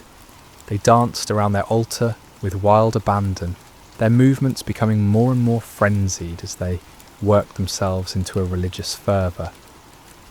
This wasn't a quiet, dignified ceremony.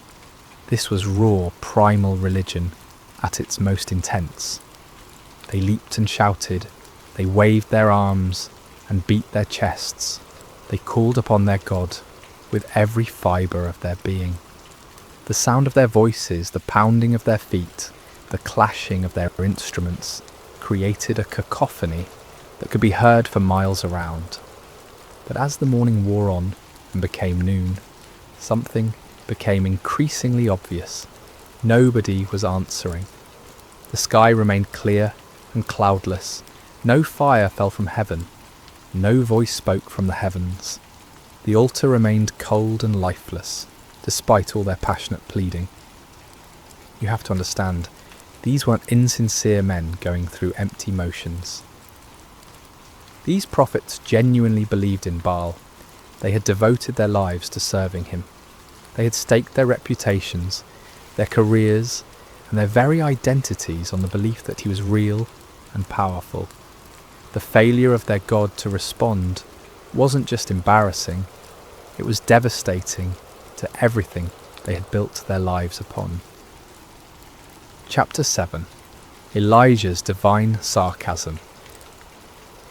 As the noon sun blazed overhead and the prophets of Baal continued their increasingly desperate rituals, Elijah decided it was time for some divine commentary. With a wit that was both cutting and brilliant, he began to mock their futile efforts. "Shout louder!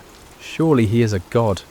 Perhaps he is deep in thought, or busy, or travelling. Maybe he is sleeping and must be awakened." Can you imagine the scene? Here's Elijah, one man against 450, calmly watching their frantic efforts and offering helpful suggestions for why their God might not be responding. The sarcasm was devastating because it highlighted the absurdity of their situation. If Baal was truly the almighty storm god they claimed he was, why would he need to be awakened? Why would he be too busy or distracted to answer his devoted followers in their hour of greatest need? But Elijah's mockery served a deeper purpose than just humiliating the false prophets. He was exposing the fundamental weakness of all false gods. They are not truly there. They cannot hear because they have no ears. They cannot speak because they have no voice. They cannot act because they have no power. They are creations of human imagination, given form by human hands, but possessing no divine substance. The prophets of Baal, stung by Elijah's taunts and desperate to prove their God's reality, intensified their efforts to an almost unbelievable degree.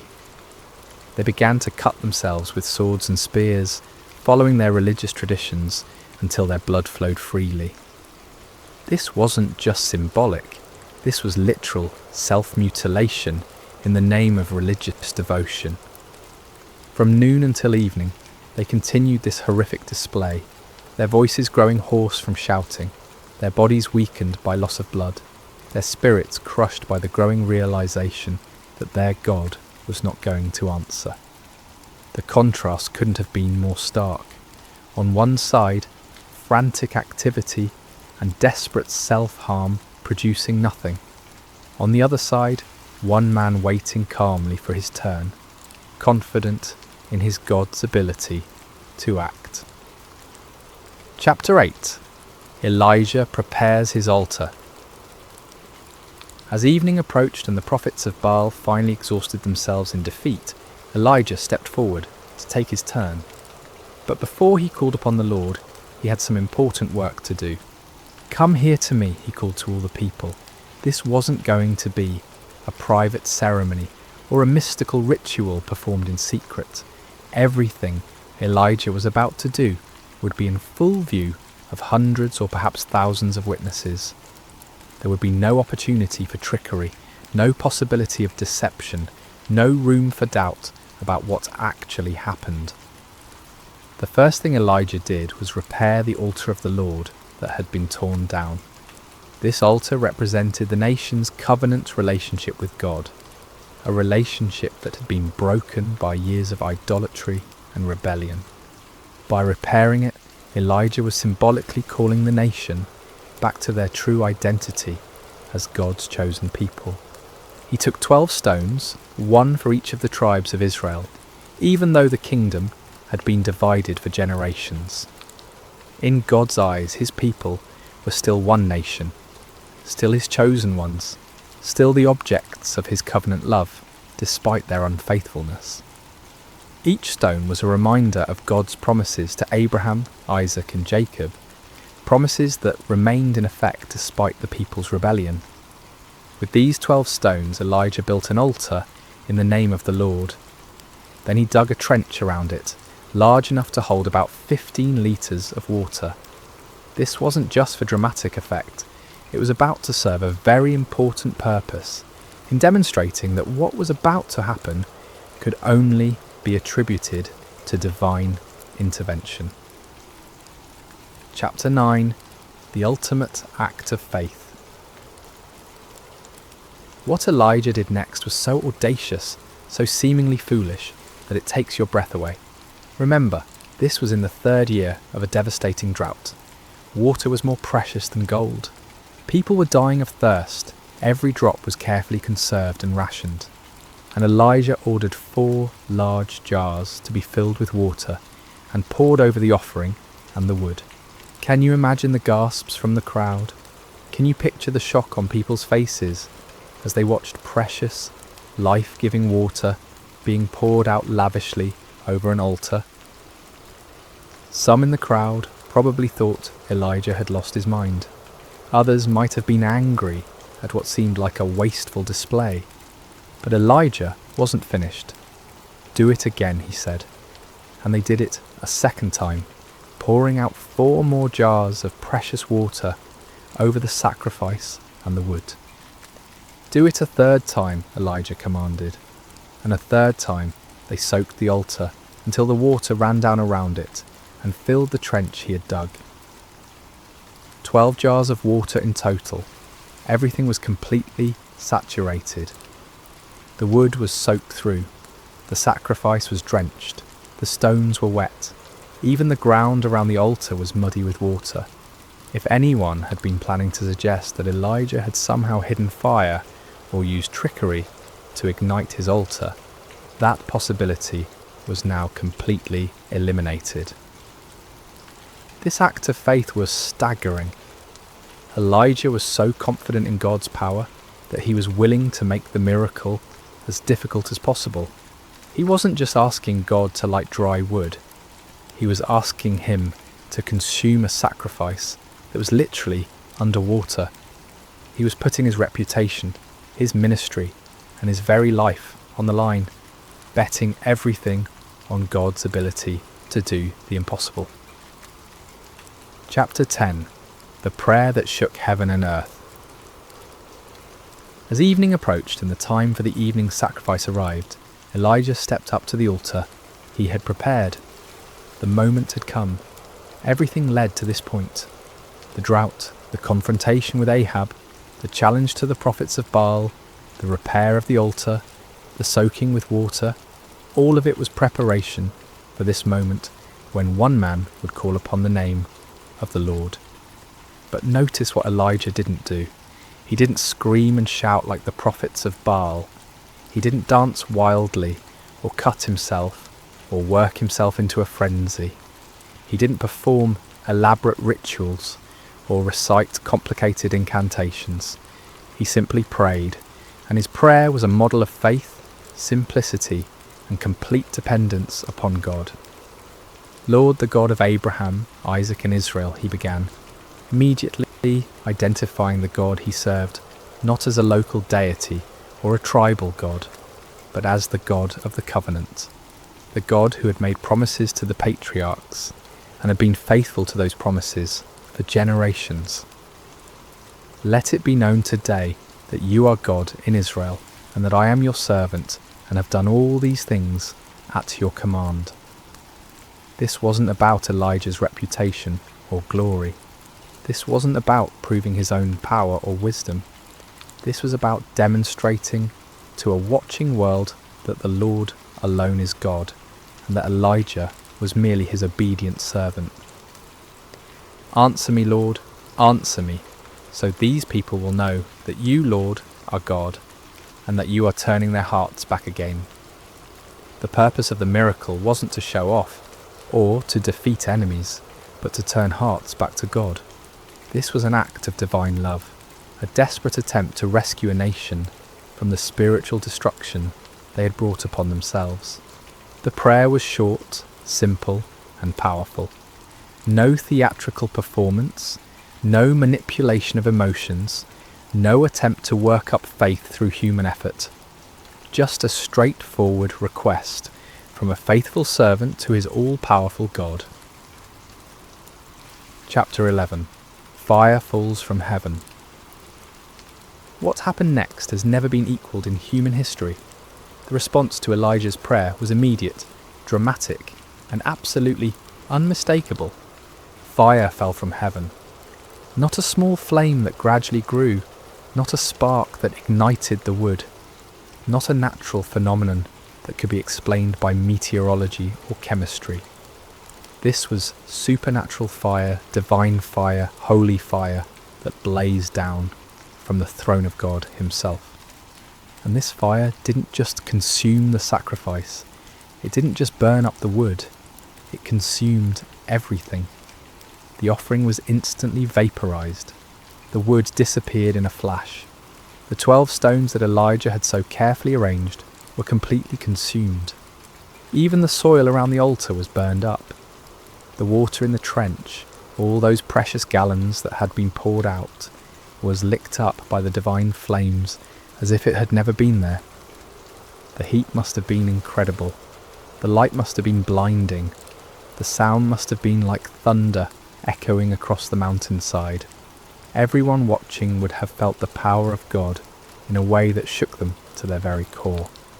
This wasn't just a miracle, it was a demonstration of absolute divine authority. God was making a statement that could not be ignored, denied, or explained away. He was declaring to Israel, to the prophets of Baal, to King Ahab and Queen Jezebel, and to everyone watching, that he alone is God, that he alone has power over the elements, and that he alone deserves worship and obedience. Chapter 12. The people's response. When the people saw the fire fall from heaven and consume everything on the altar, their response was immediate and overwhelming. They fell prostrate on the ground, not just kneeling, but face down in the dirt, overwhelmed by the presence and power of the Almighty God. And they cried out in unison, "The Lord, He is God! The Lord, He is God!" Think about what this meant. Many of these same people had been worshipping Baal just hours before. They had been convinced that the storm god was real and powerful. They had invested their hopes, their prayers, and their sacrifices in a false deity. But now, confronted with undeniable evidence of God's power, they acknowledged the truth they had been running from for 3 years. This wasn't just an intellectual acknowledgement or a polite religious sentiment. This was a deep, heart-level recognition of divine authority. They had seen something that shattered their old beliefs and transformed their understanding of spiritual reality. The God of Israel, the God of Abraham, Isaac and Jacob, the God their fathers had worshipped. He was the true God, and all other gods were mere pretenders. The cry, "The Lord, He is God," became a declaration of faith that echoed across the mountainside and down through the centuries. It was a moment of national awakening, a turning point when an entire people group remembered who they were and whose they were. Chapter 13. Justice and Restoration. But the story didn't end with the people's declaration of faith. God's justice demanded that those who had led the nation astray face the consequences of their deception. Under Elijah's direction, the people seized the 450 prophets of Baal who had spent the day proving the powerlessness of their God.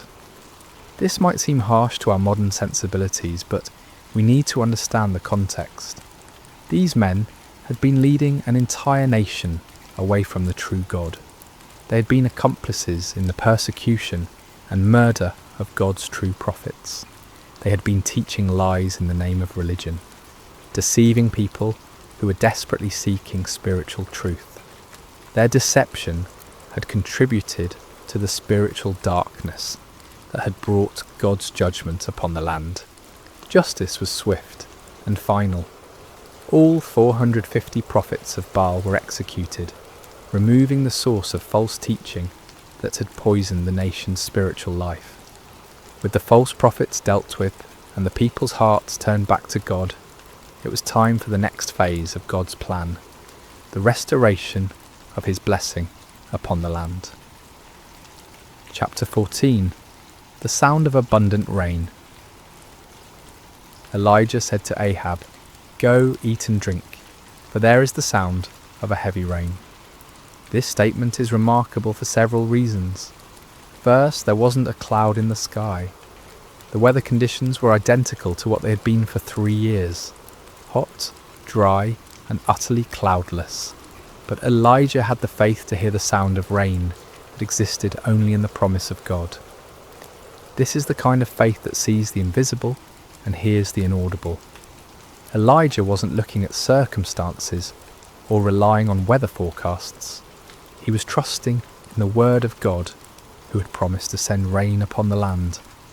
While Ahab went to eat and drink, Elijah climbed to the top of Mount Carmel and threw himself down on the ground in prayer.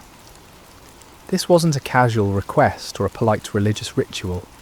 This was intense, fervent prayer from a man who understood that he was participating in God's plan to restore his people. 7 times Elijah sent his servant to look toward the sea for signs of rain. 6 times the servant returned with the same report. There is nothing there. But Elijah didn't give up. He didn't doubt God's promise or question his own faith. He kept praying, kept believing, kept expecting God to fulfill his word. On the 7th time, the servant returned with different news. A cloud as small as a man's hand is rising from the sea. To most people, a tiny cloud on the horizon wouldn't seem significant, especially after 3 years of drought. But to the eyes of faith, that small cloud was the beginning of God's abundant provision. Elijah immediately told his servant to run to Ahab with this message: "Hitch up your chariot and go down before the rain stops you." Chapter 15. The Storm of Restoration. What followed was one of the most dramatic weather changes in recorded history. The tiny cloud that had appeared on the horizon quickly grew and multiplied. The sky, which had been clear blue for 3 years, suddenly turned black with storm clouds. The wind began to blow with increasing intensity, and then the rain began to fall. But this wasn't a gentle shower or a light drizzle. This was a torrential downpour, a deluge that made up for 3 years of drought in a matter of hours. The rain came down in sheets so heavy that visibility was reduced to just a few feet. The ground, which had been hard as concrete from years of drought, couldn't absorb the water fast enough, and soon rivers of rainwater were flowing down every hillside and through every valley. It was as if God was saying, "You thought I had forgotten how to send rain? You believed that Baal was the god of storms? Let me show you what real divine power looks like." The storm was so intense that King Ahab, travelling in his royal chariot, had difficulty making the journey back to his palace in Jezreel. But here's one of the most amazing details of the entire story. The power of the Lord came on Elijah, and tucking his cloak into his belt, he ran ahead of Ahab's chariot all the way to Jezreel. Picture this scene. A middle-aged prophet who had just spent an entire day in intense spiritual warfare, who had just called down fire from heaven and orchestrated the execution of 450 false prophets who had just prayed intensely for rain. This same man was given supernatural strength to outrun a horse-drawn chariot for about 17 miles through a driving rainstorm. This wasn't natural human endurance. This was divine empowerment, God's way of putting an exclamation point on the entire day's events. Even in the storm, even in the exhaustion that should have followed such an intense spiritual battle, God's power was sufficient to carry his faithful servant. Chapter 16. Lessons for today. The story of Elijah on Mount Carmel is far more than just an exciting historical account. It's a template for understanding how God works in our world today and how he calls each of us to live lives of faith and courage. First, we see the power of standing alone for truth. Elijah was outnumbered 450 to 1, but he wasn't really alone because God was with him. In our culture today, it often feels like those who stand for biblical truth are vastly outnumbered by those who have embraced the false gods of our age. Materialism, relativism, hedonism, and secular humanism. But numbers don't determine truth, and God's power isn't limited by human statistics. Second, we learn that false gods will always disappoint. The prophets of Baal cried out to their God from morning until evening, but he never answered because he wasn't real. Today's false gods, money, success, pleasure, power, technology, entertainment, promise fulfillment, but can never deliver on their promises. Only the true God can satisfy the deepest longings of the human heart. Third, we see that God often chooses to work through ordinary people who have extraordinary faith. Elijah wasn't from a prominent family or an influential background. He was just a man who believed God and was willing to stake everything on that belief. God is still looking for such people today, men and women who will trust him completely and obey him fully, regardless of the circumstances or the opposition. Fourth, we learn the importance of prayer in the life of faith.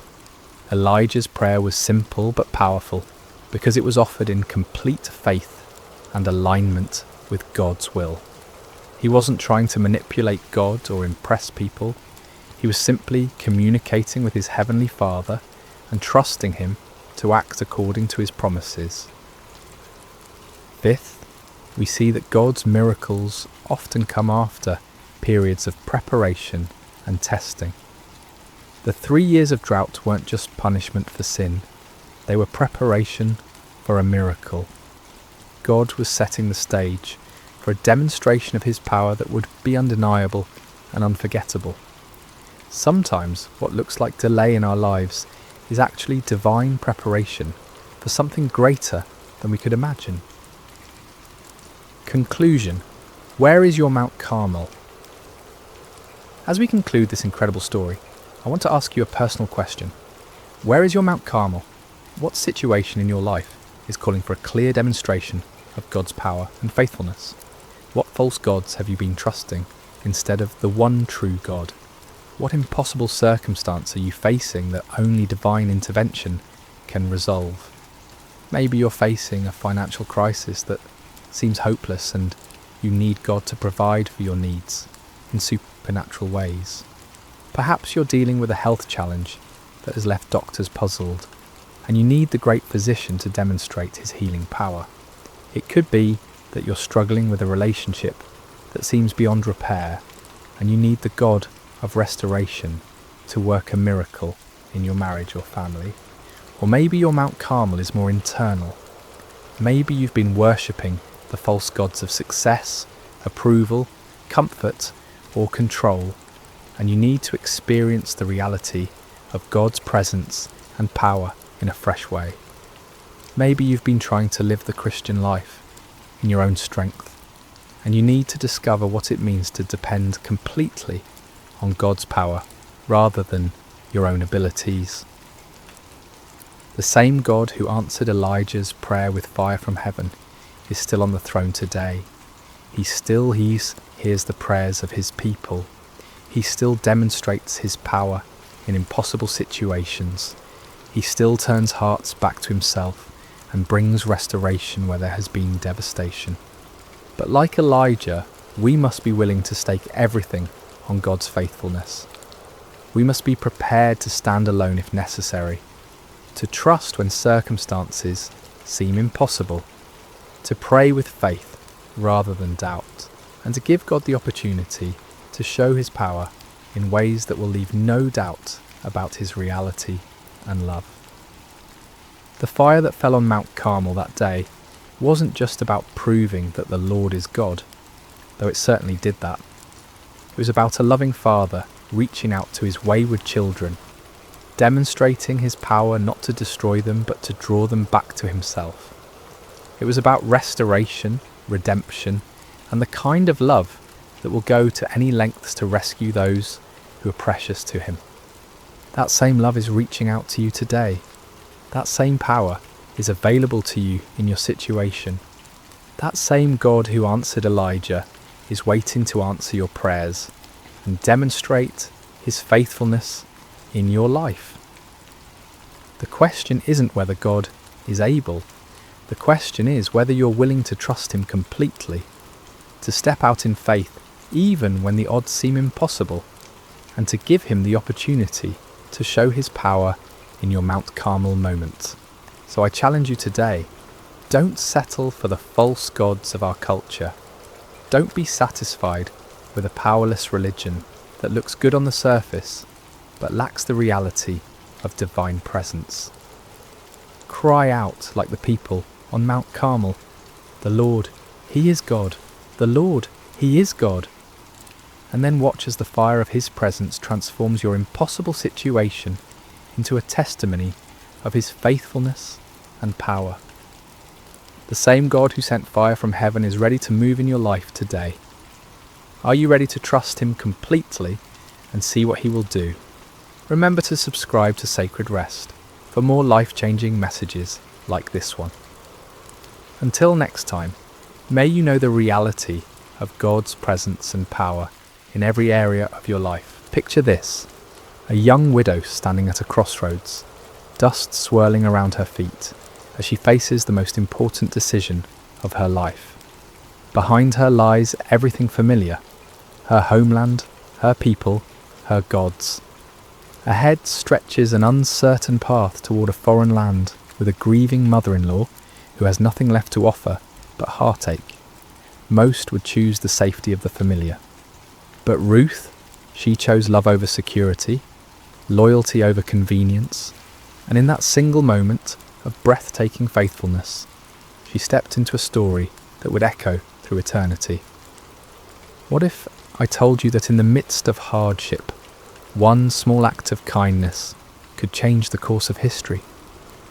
The book of Ruth isn't just another ancient tale gathering dust on library shelves. It's a masterpiece of hope, painted against the darkest canvas of human loss. This isn't a story of mighty warriors or thundering prophets.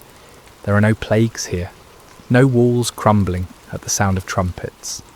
Instead, we find something far more profound: the quiet power of unwavering devotion and the gentle hand of divine providence working through ordinary people making extraordinary choices. In a world that often celebrates the loud and flashy, Ruth's story whispers a different truth.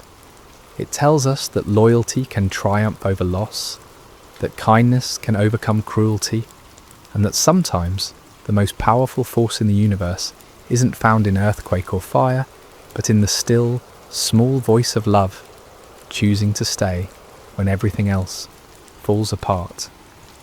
This is a tale of hope, peace, and God's gentle provision.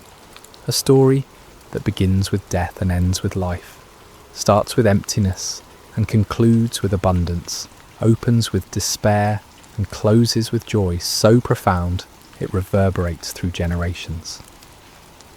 The beauty of Ruth's narrative lies not in its complexity, but in its simplicity. It's a story anyone can understand because it touches the universal human experiences of loss, love, loyalty, and redemption. Yet beneath this surface simplicity runs a current so deep it connects the heart of ancient Moab to the throne of David, and ultimately to a manger in Bethlehem, where another story of divine love would unfold centuries later. The story begins not with triumph, but with tragedy. not in the promised land, but in foreign territory. Naomi, whose name ironically means pleasant, finds herself in the bitter reality of compound grief that would break most spirits entirely. She had left Bethlehem during a famine with her husband Elimelech and their 2 sons, Mahlon and Chilion, seeking survival in Moab, a land that was both geographically close to Israel and spiritually distant from its God. What started as a temporary sojourn became permanent residence when Elimelech died, leaving Naomi a widow in a foreign land. In ancient times, widowhood wasn't just a personal tragedy, it was an economic and social death sentence. Women had little legal standing, no inheritance rights, and depended entirely on male relatives for protection and provision. Yet Naomi found a glimmer of hope when her sons married Moabite women, Orpah and Ruth.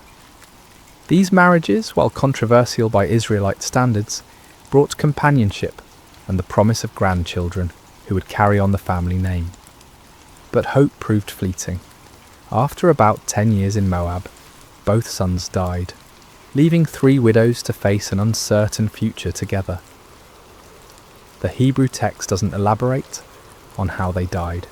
Perhaps disease, perhaps accident, perhaps the simple harsh realities of ancient life. What matters isn't the how, but the devastation that followed. Naomi found herself stripped of everything that defined her identity: wife, mother, provider, protector. She was a living emblem of loss, carrying nothing but grief and 2 foreign daughters-in-law who had their own mourning to bear. When news reached Moab that the famine in Bethlehem had ended, Naomi made a decision, born of both hope and desperation. She would return to her homeland, to her people, to whatever remained of her former life. It was a journey of approximately 50 miles, but it might as well have been to the moon for all the security it promised.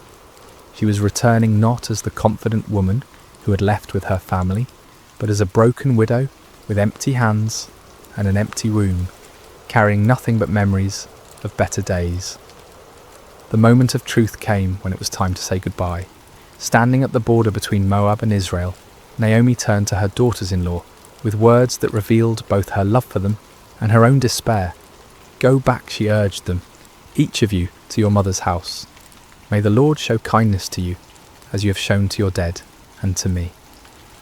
It was a release tinged with blessing, an act of selfless love that put their welfare above her own companionship.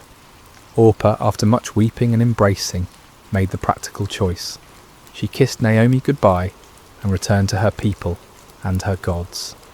History doesn't judge her for this decision. It was sensible, even wise by worldly standards.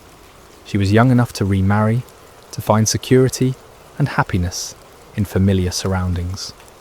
Her choice was understandable, logical, and completely reasonable. But Ruth made a choice that defied every rational calculation. When Naomi urged her to follow Orpah's example, Ruth responded with words that have echoed through millennia, words that capture the very essence of covenant love. "Don't urge me to leave you or to turn back from you. Where you go, I will go, and where you stay, I will stay. Your people will be my people, and your God my God.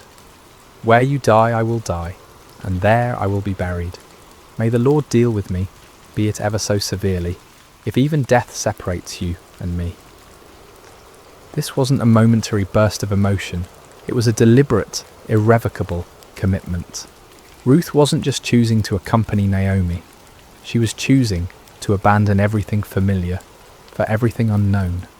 She was trading the security of her homeland for the uncertainty of being a foreign widow in Israel. She was exchanging the comfort of her people's acceptance for the likelihood of being viewed as an outsider, even an enemy, given the historical tensions between Moab and Israel. Most remarkably, Ruth was choosing Naomi's God over her own family deities.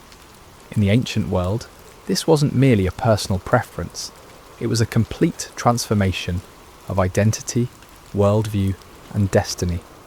She was stepping away from the gods she had known since childhood, and embracing the God of Israel, whom she knew primarily through the testimony of her mother-in-law's life and loss. The journey to Bethlehem began with two broken women walking together toward an uncertain future, but it was really the beginning of one of history's most beautiful stories of redemption. Ruth's choice to stay wasn't just loyalty to Naomi, it was an unconscious choice to step into the stream of God's redemptive plan for humanity. Without knowing it, she was walking not just toward Bethlehem, but toward her destiny as an ancestor of kings and ultimately of the King of Kings. The arrival in Bethlehem was far from triumphant. When Naomi and Ruth entered the town, the women who had known Naomi before could hardly believe their eyes. "Can this be Naomi?" they asked, seeing the toll that loss and hardship had taken on their former neighbour. Naomi's response revealed the depth of her pain. "Don't call me Naomi, call me Mara, because the Almighty has made my life very bitter. I went away full, but the Lord has brought me back empty." It was barley harvest time, a detail that might seem incidental, but carries profound significance. In God's economy, timing is never accidental. They arrived not during the lean months when work was scarce and food scarcer, but during the season of harvest when there might be opportunities for survival. Still, being widowed foreigners in a patriarchal society meant they stood at the very bottom of the social ladder, dependent on the kindness of others and whatever work Ruth could find. Ruth, whose name likely means friendship or companion, immediately proved the accuracy of her name through her actions. Without waiting for Naomi to devise a plan or wallowing in self-pity over their circumstances, she took initiative with the words that reveal her character. "Let me go to the fields and pick up the leftover grain behind anyone in whose eyes I find favour." This simple statement masks the courage it required. Ruth was volunteering to do backbreaking labour in the scorching sun, to work alongside the lowest members of society, to face possible harassment or rejection, all to provide for the woman she had chosen to love. Gleaning was God's provision for the poor, embedded in the law of Moses as a safety net for society's most vulnerable. Landowners were commanded not to harvest to the very edges of their fields and not to go back for grain that was dropped or missed. This leftover grain could be gathered by widows, orphans and foreigners, the three groups most at risk in ancient society. It was honest work, but humble work, requiring long hours bent over in the heat, gathering grain stalk by stalk, hoping for enough to make a small meal. The providential nature of Ruth's story becomes apparent in the simple phrase, "as it turned out." She happened to find herself working in a field belonging to Boaz, a prominent man from Elimelech's clan.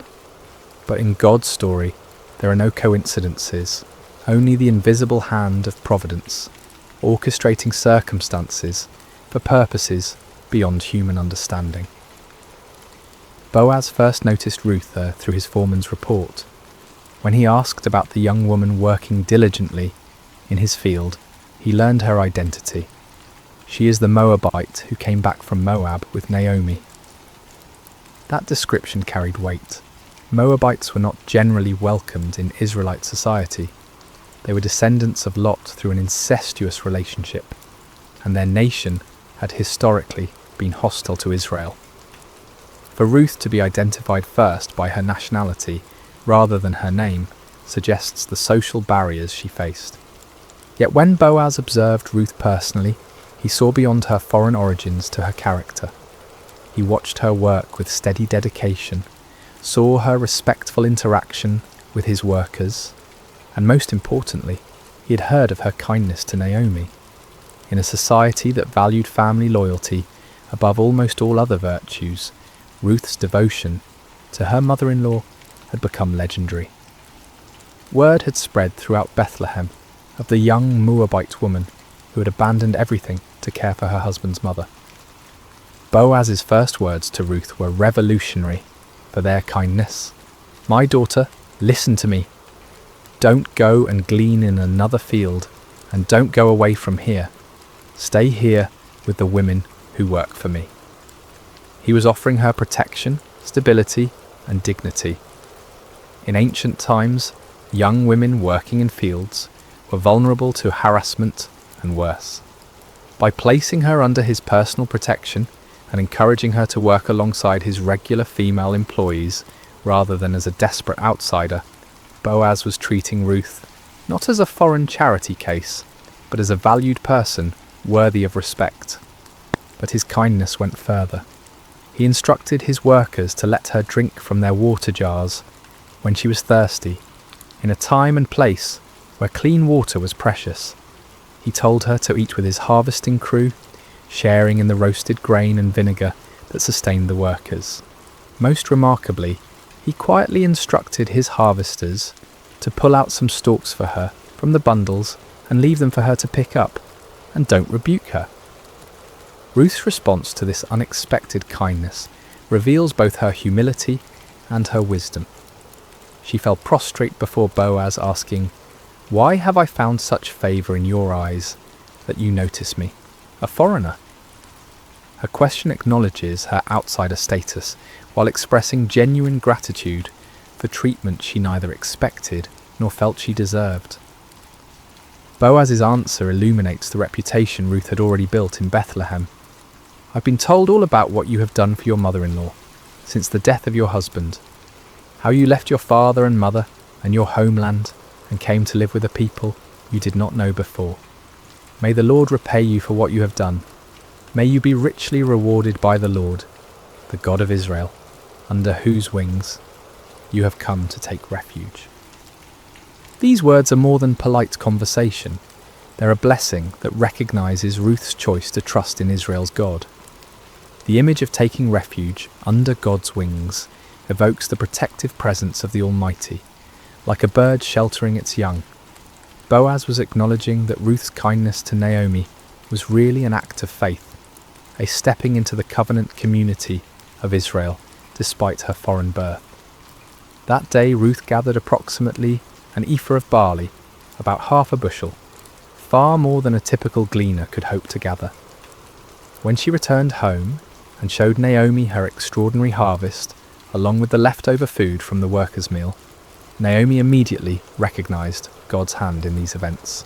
Her response, "Blessed be he by the Lord, whose kindness has not forsaken the living or the dead," reveals her growing awareness that their apparent coincidental encounter with Boaz was actually divine appointment. When Naomi learned that the field owner was Boaz, her excitement was palpable. "The man is our close relative," she explained to Ruth. "He is one of our kinsman redeemers." This wasn't just good news, it was the first glimpse of hope Naomi had felt since leaving Moab. The kinsman redeemer system was God's provision for protecting family lines and property. A close male relative had both the right and responsibility to buy back family land that had been sold due to poverty and to marry a widowed relative to preserve the family name and inheritance. Ruth continued working in Boaz's fields through both the barley and wheat harvests, likely a period of several months. Day after day, she laboured faithfully, building a reputation for diligence and integrity while gradually becoming part of the community. She was no longer just the Moabite woman, but Ruth, the devoted daughter-in-law whose character spoke louder than her foreign birth. During this time, a subtle transformation was taking place. Ruth was learning the ways of Israel, observing their customs, participating in their community life. She was also, unknowingly, becoming the object of Boaz's growing admiration and affection. Though significantly older than Ruth, Boaz found himself drawn not to her physical beauty, but to the beauty of her character, her loyalty, her faith, and her gentle strength. This season in the fields was more than economic survival. It was Ruth's integration into the covenant community of Israel and the beginning of a love story that would have implications far beyond the borders of Bethlehem. As the harvest season continued, the relationship between Ruth and Boaz deepened through daily interactions marked by mutual respect and growing affection. Boaz's kindness wasn't mere politeness.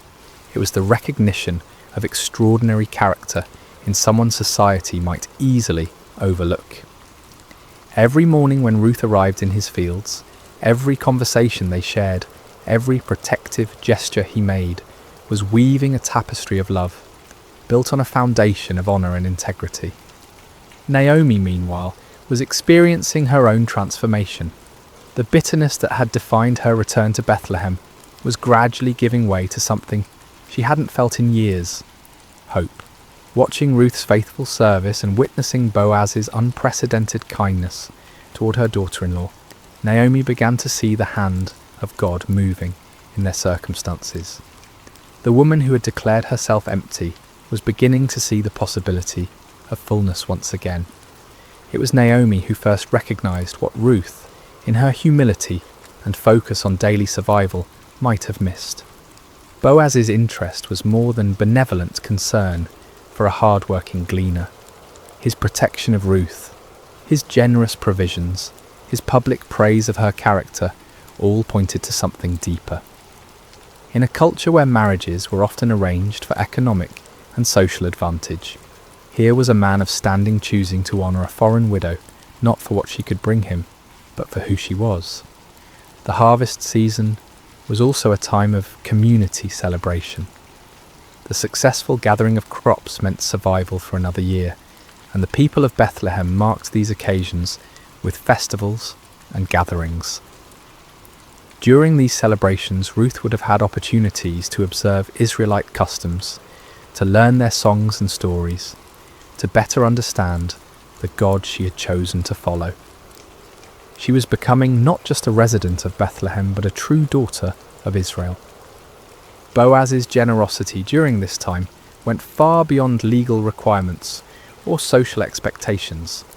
The law required landowners to allow gleaning, but it didn't require them to ensure the gleaners found substantial amounts. When Boaz instructed his workers to intentionally drop extra grain for Ruth, he was going above and beyond duty into the realm of love.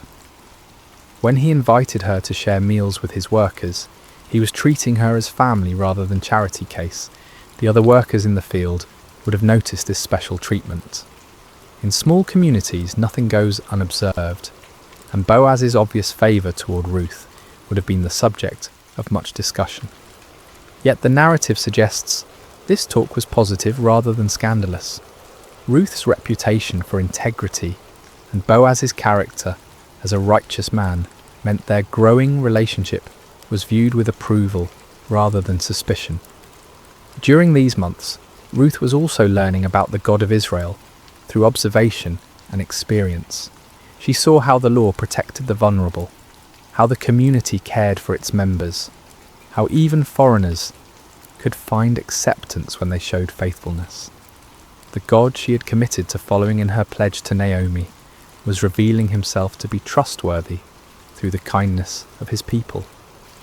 The emotional climate was changing for all three main characters. Ruth, while still focused on providing for Naomi, was discovering that life could hold possibilities beyond mere survival. Naomi was moving from despair to cautious optimism as she watched events unfold.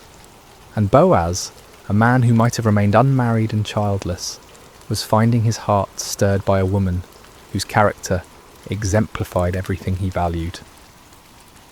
The religious significance of this season cannot be understated. Ruth was effectively completing her conversion to Judaism not through formal ceremony, but through lived experience. She was learning to trust in the God of Israel, not through theological instruction, but through witnessing his provision and protection. Her faith was being refined and deepened through the daily rhythm of work, community, and growing relationship with both Naomi and Boaz. The harvest season was also a time when family relationships and inheritance rights became particularly relevant. With successful crops came discussions of land ownership, family obligations, and the duties of kinsman redeemers. Naomi would have been acutely aware of these conversations, knowing that her late husband's property rights and family obligations remained unresolved. The presence of a kinsman redeemer like Boaz, combined with his obvious interest in Ruth, would have sparked hope for resolution of their precarious situation. As the wheat harvest drew to a close, the foundations had been laid for the dramatic events that would follow. Ruth had proven her character through months of faithful work. Boaz had demonstrated his integrity and growing love through consistent kindness. Naomi had moved from bitter resignation to hopeful planning. The community had accepted Ruth as one of their own, and God's providence had been orchestrating circumstances toward a conclusion that would provide redemption, love, and legacy for generations to come. The harvest season was ending, and with it came both celebration and anxiety about the future. Naomi, who had been quietly observing the growing relationship between Ruth and Boaz, decided it was time to take decisive action. Her plan, which she shared with Ruth, was both bold and risky. Ruth would approach Boaz at the threshing floor during the harvest festival and essentially propose marriage by invoking his rights and responsibilities as a kinsman redeemer. "My daughter," Naomi said to Ruth, "I must find a home for you, where you will be well provided for." This wasn't merely matchmaking, it was strategic thinking about survival and security.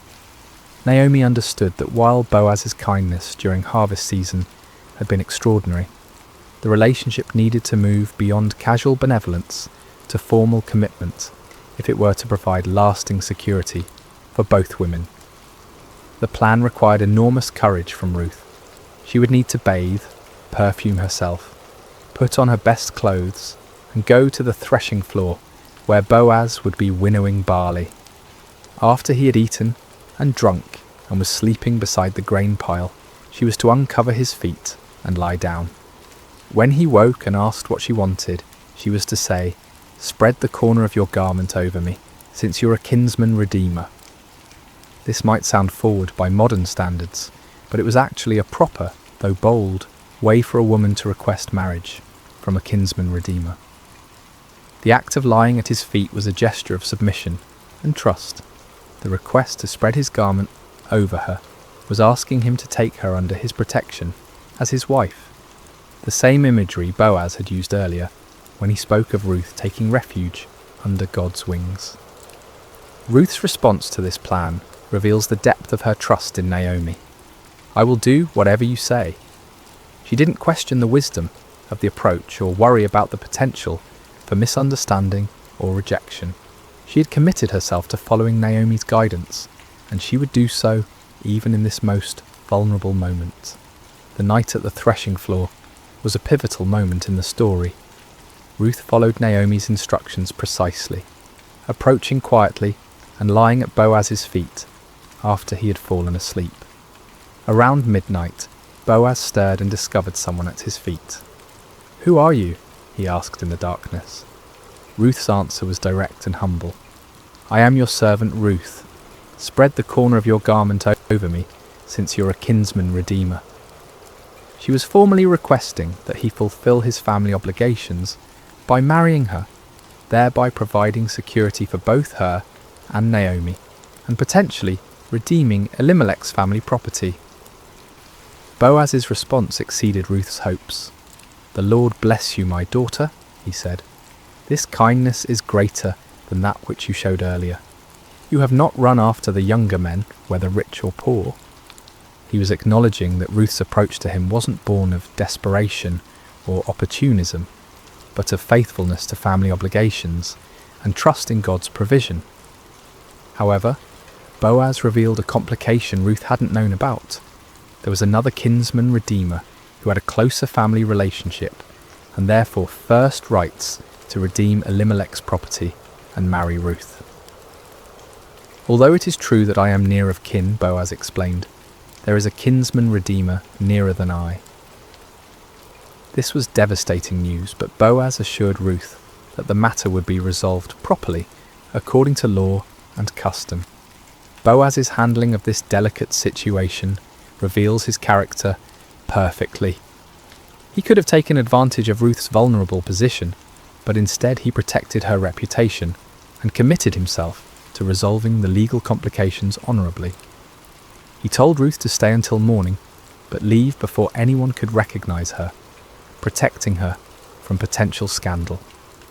Before she left, he filled her cloak with 6 measures of barley, ensuring she didn't return to Naomi empty-handed.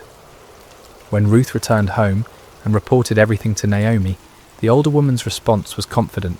"Wait, my daughter, until you find out what happens, for the man will not rest until the matter is settled today." Naomi knew Boaz well enough to trust that he would handle the situation with integrity and dispatch. That very morning, Boaz went to the city gate, the place where legal and business matters were conducted in ancient Israel. He sat down and waited for the other kinsman redeemer to pass by. When the man appeared, Boaz called him over and assembled a group of 10 elders as witnesses for the legal proceedings that would follow. The negotiation was masterful. Boaz began by telling the man about a piece of land that had belonged to their relative Elimelech, which Naomi was selling. According to law, the nearest kinsman redeemer had first rights to purchase the property, to keep it in the family. The man was interested until Boaz explained the complete package. "On the day you buy the land from Naomi," Boaz said, "you also acquire Ruth the Moabite, the dead man's widow, in order to maintain the name of the dead with his property." This changed everything. Purchasing the land was one thing, but marrying Ruth meant taking responsibility for supporting her and Naomi, and any sons born to Ruth would inherit the redeemed property rather than being part of the Redeemer's own family line.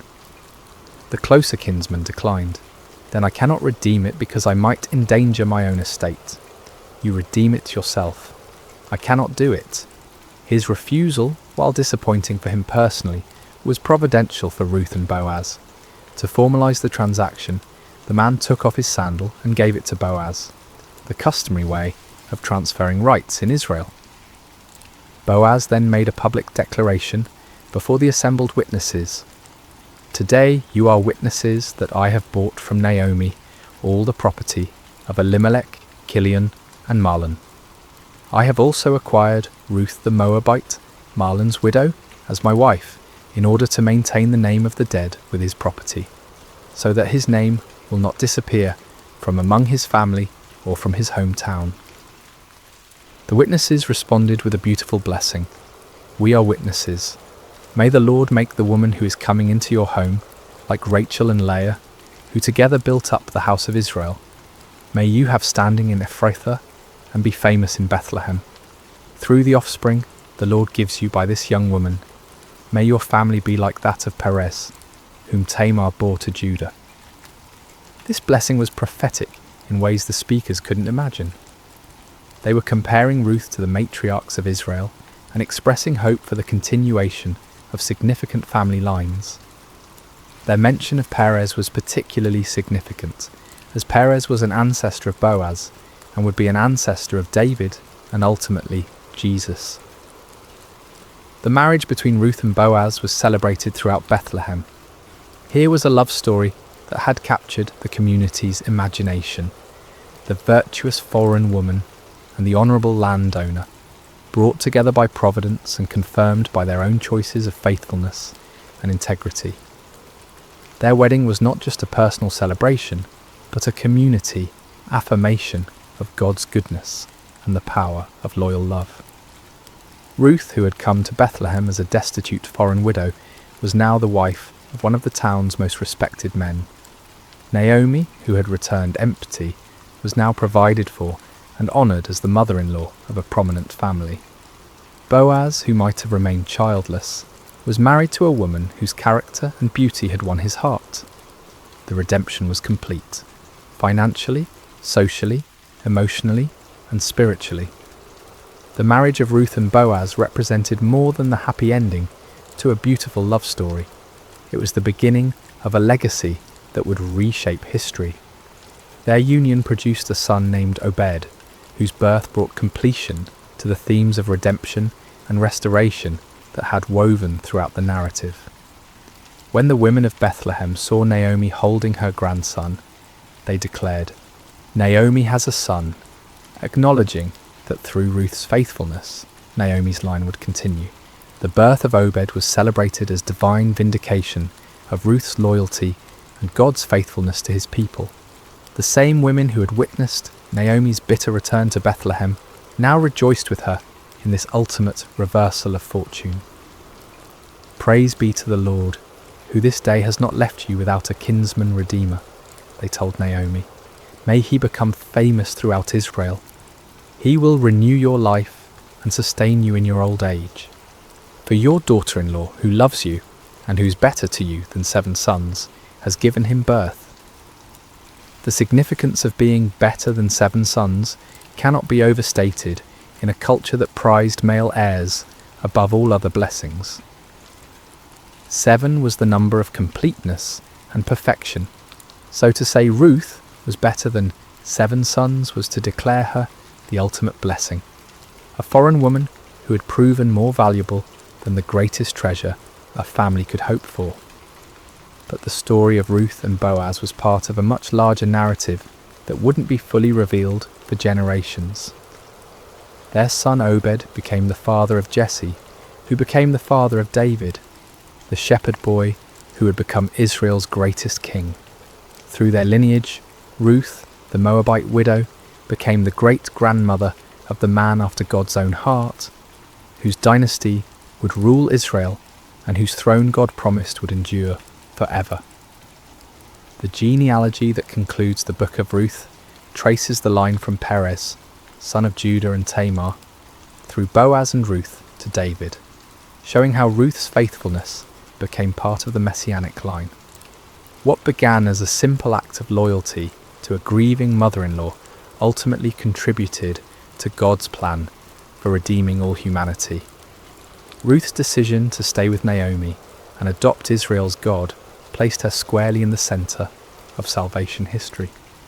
This foreign woman, who could have been excluded from the covenant community, instead became one of only 4 women mentioned in Matthew's genealogy of Jesus, along with Tamar, Rahab and Bathsheba. Each of these women had unusual circumstances that made their inclusion remarkable, but Ruth's story is particularly beautiful because it demonstrates how God's love extends beyond ethnic and national boundaries to embrace all who respond to him in faith. The legacy of Ruth extends beyond genealogy to the realm of character and faith. Her story became a teaching tool for generations of Israelites about the power of loyal love, the Hebrew concept of hesed that encompasses devotion, faithfulness, and sacrificial commitment. Ruth embodied hesed in her relationship with Naomi, and Boaz demonstrated it in his treatment of Ruth. Their marriage was built on this foundation of covenant love that mirrors God's relationship with his people. Ruth's integration into Israelite society also established an important precedent for how foreigners could be welcomed into the covenant community. Her acceptance wasn't based on her ethnicity or social status, but on her character and faith. She proved that nationality was less important than loyalty, that birth circumstances mattered less than personal choices, and that God's family was open to all who chose to belong to it. The story of Ruth also demonstrates God's providence in the seemingly ordinary events of life. There were no dramatic miracles in Ruth's story, no parting of seas or walls falling down, yet God's hand guided every step. The timing of their arrival during harvest season, the chance encounter with Boaz's field, the availability of the kinsman redeemer laws, the other redeemer's decision to decline his rights. All of these coincidences work together to create the perfect conditions for redemption and blessing. For Naomi, Ruth's legacy meant the restoration of everything she thought she had lost forever. Through Ruth's son, Naomi's family line continued, her security was assured, and her later years were filled with joy instead of bitterness. The woman who had asked to be called Mara, bitter, was now surrounded by the sweetness of new life and hope. For Boaz, marrying Ruth brought fulfillment he might never have expected. Instead of remaining childless, he became the father of a son who would carry on his name and values. His kindness to a foreign gleaner was rewarded with a love that enriched his life and extended his influence through generations. For Bethlehem and the wider community, Ruth's story became a testament to the power of character over circumstances. Her reputation for faithfulness outlasted her foreign origins, and her descendants would bring honour to the very town where she had once worked humbly in the fields. The house of bread, Bethlehem's meaning, became truly blessed through the presence of this woman who had chosen loyalty over security. The themes of Ruth's story, loyalty rewarded, faithfulness blessed, love conquering prejudice, and providence working through ordinary events, would resonate throughout scripture and human experience. Her example of sacrificial love prefigures the ultimate sacrifice that would come through her descendant, Jesus, who would demonstrate the same kind of loyal love on a cosmic scale. Ruth's legacy teaches us that small acts of faithfulness can have eternal consequences, that God's plans often work through unlikely people in unexpected ways, and that the greatest blessings sometimes come disguised as difficult choices. Her decision to stay with Naomi seemed like the harder path, but it led to blessings she could never have imagined. As we close the pages of Ruth's story, we're left not with the thunderous echoes of conquest or the dramatic flourishes of miracle, but with something far more profound, the quiet certainty that love endures, that faithfulness matters, and that God's gentle hand guides even the most ordinary moments toward extraordinary purposes. Ruth's tale doesn't shout at us, it whispers truths that settle into our hearts, like seeds waiting for the right season to bloom. The beauty of Ruth's narrative lies in its accessibility.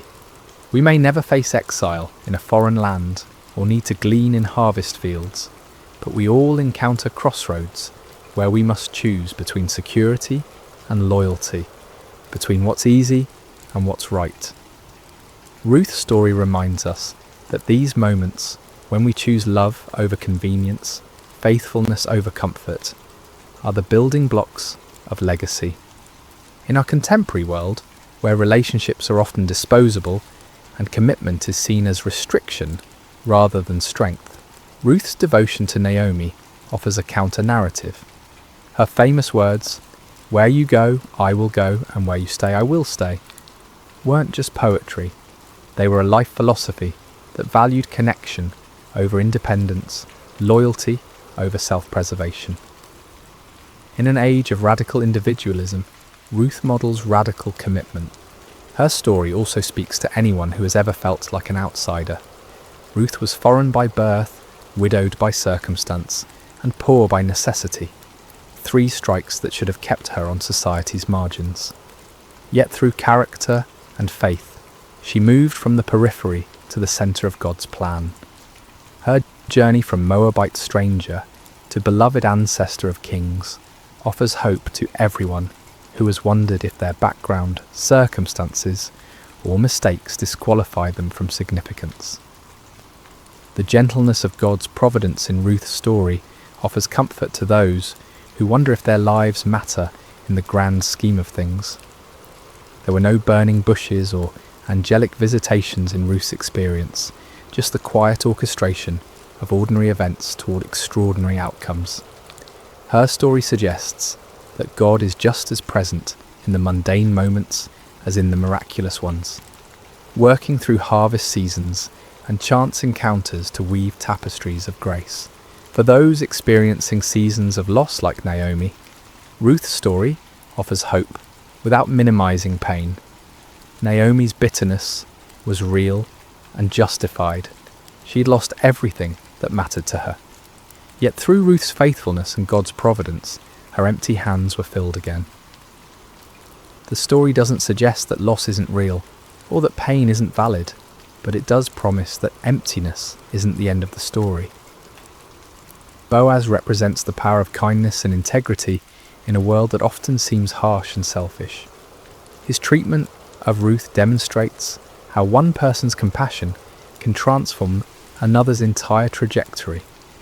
He saw beyond her circumstances to her character, beyond her foreignness to her faithfulness.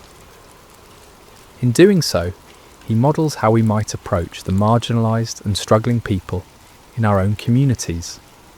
The redemption theme that runs throughout Ruth's story speaks to our deepest longing for second chances and new beginnings. Ruth redeemed Naomi's emptiness through loyalty. Boaz redeemed Ruth's vulnerability through love. Their union redeemed a family line that seemed destined for extinction.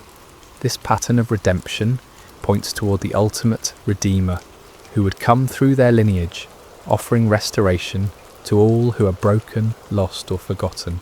Perhaps most powerfully, Ruth's story reminds us that our choices ripple through eternity in ways we cannot foresee.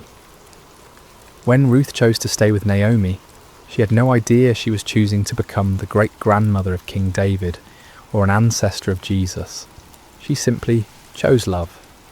Her decision, made in a moment of grief and uncertainty, affected the course of history and the salvation of the world. The story teaches us that faithfulness is its own reward, but it's also the foundation for blessings we cannot imagine.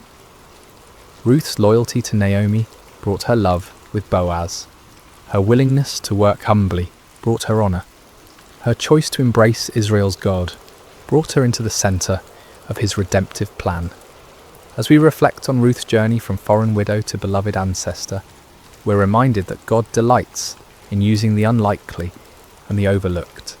He chooses the humble to confound the mighty, the faithful to accomplish the impossible, the loving to heal the broken. Ruth's story is ultimately not about her exceptional character, though that was remarkable, but about God's exceptional grace working through ordinary obedience.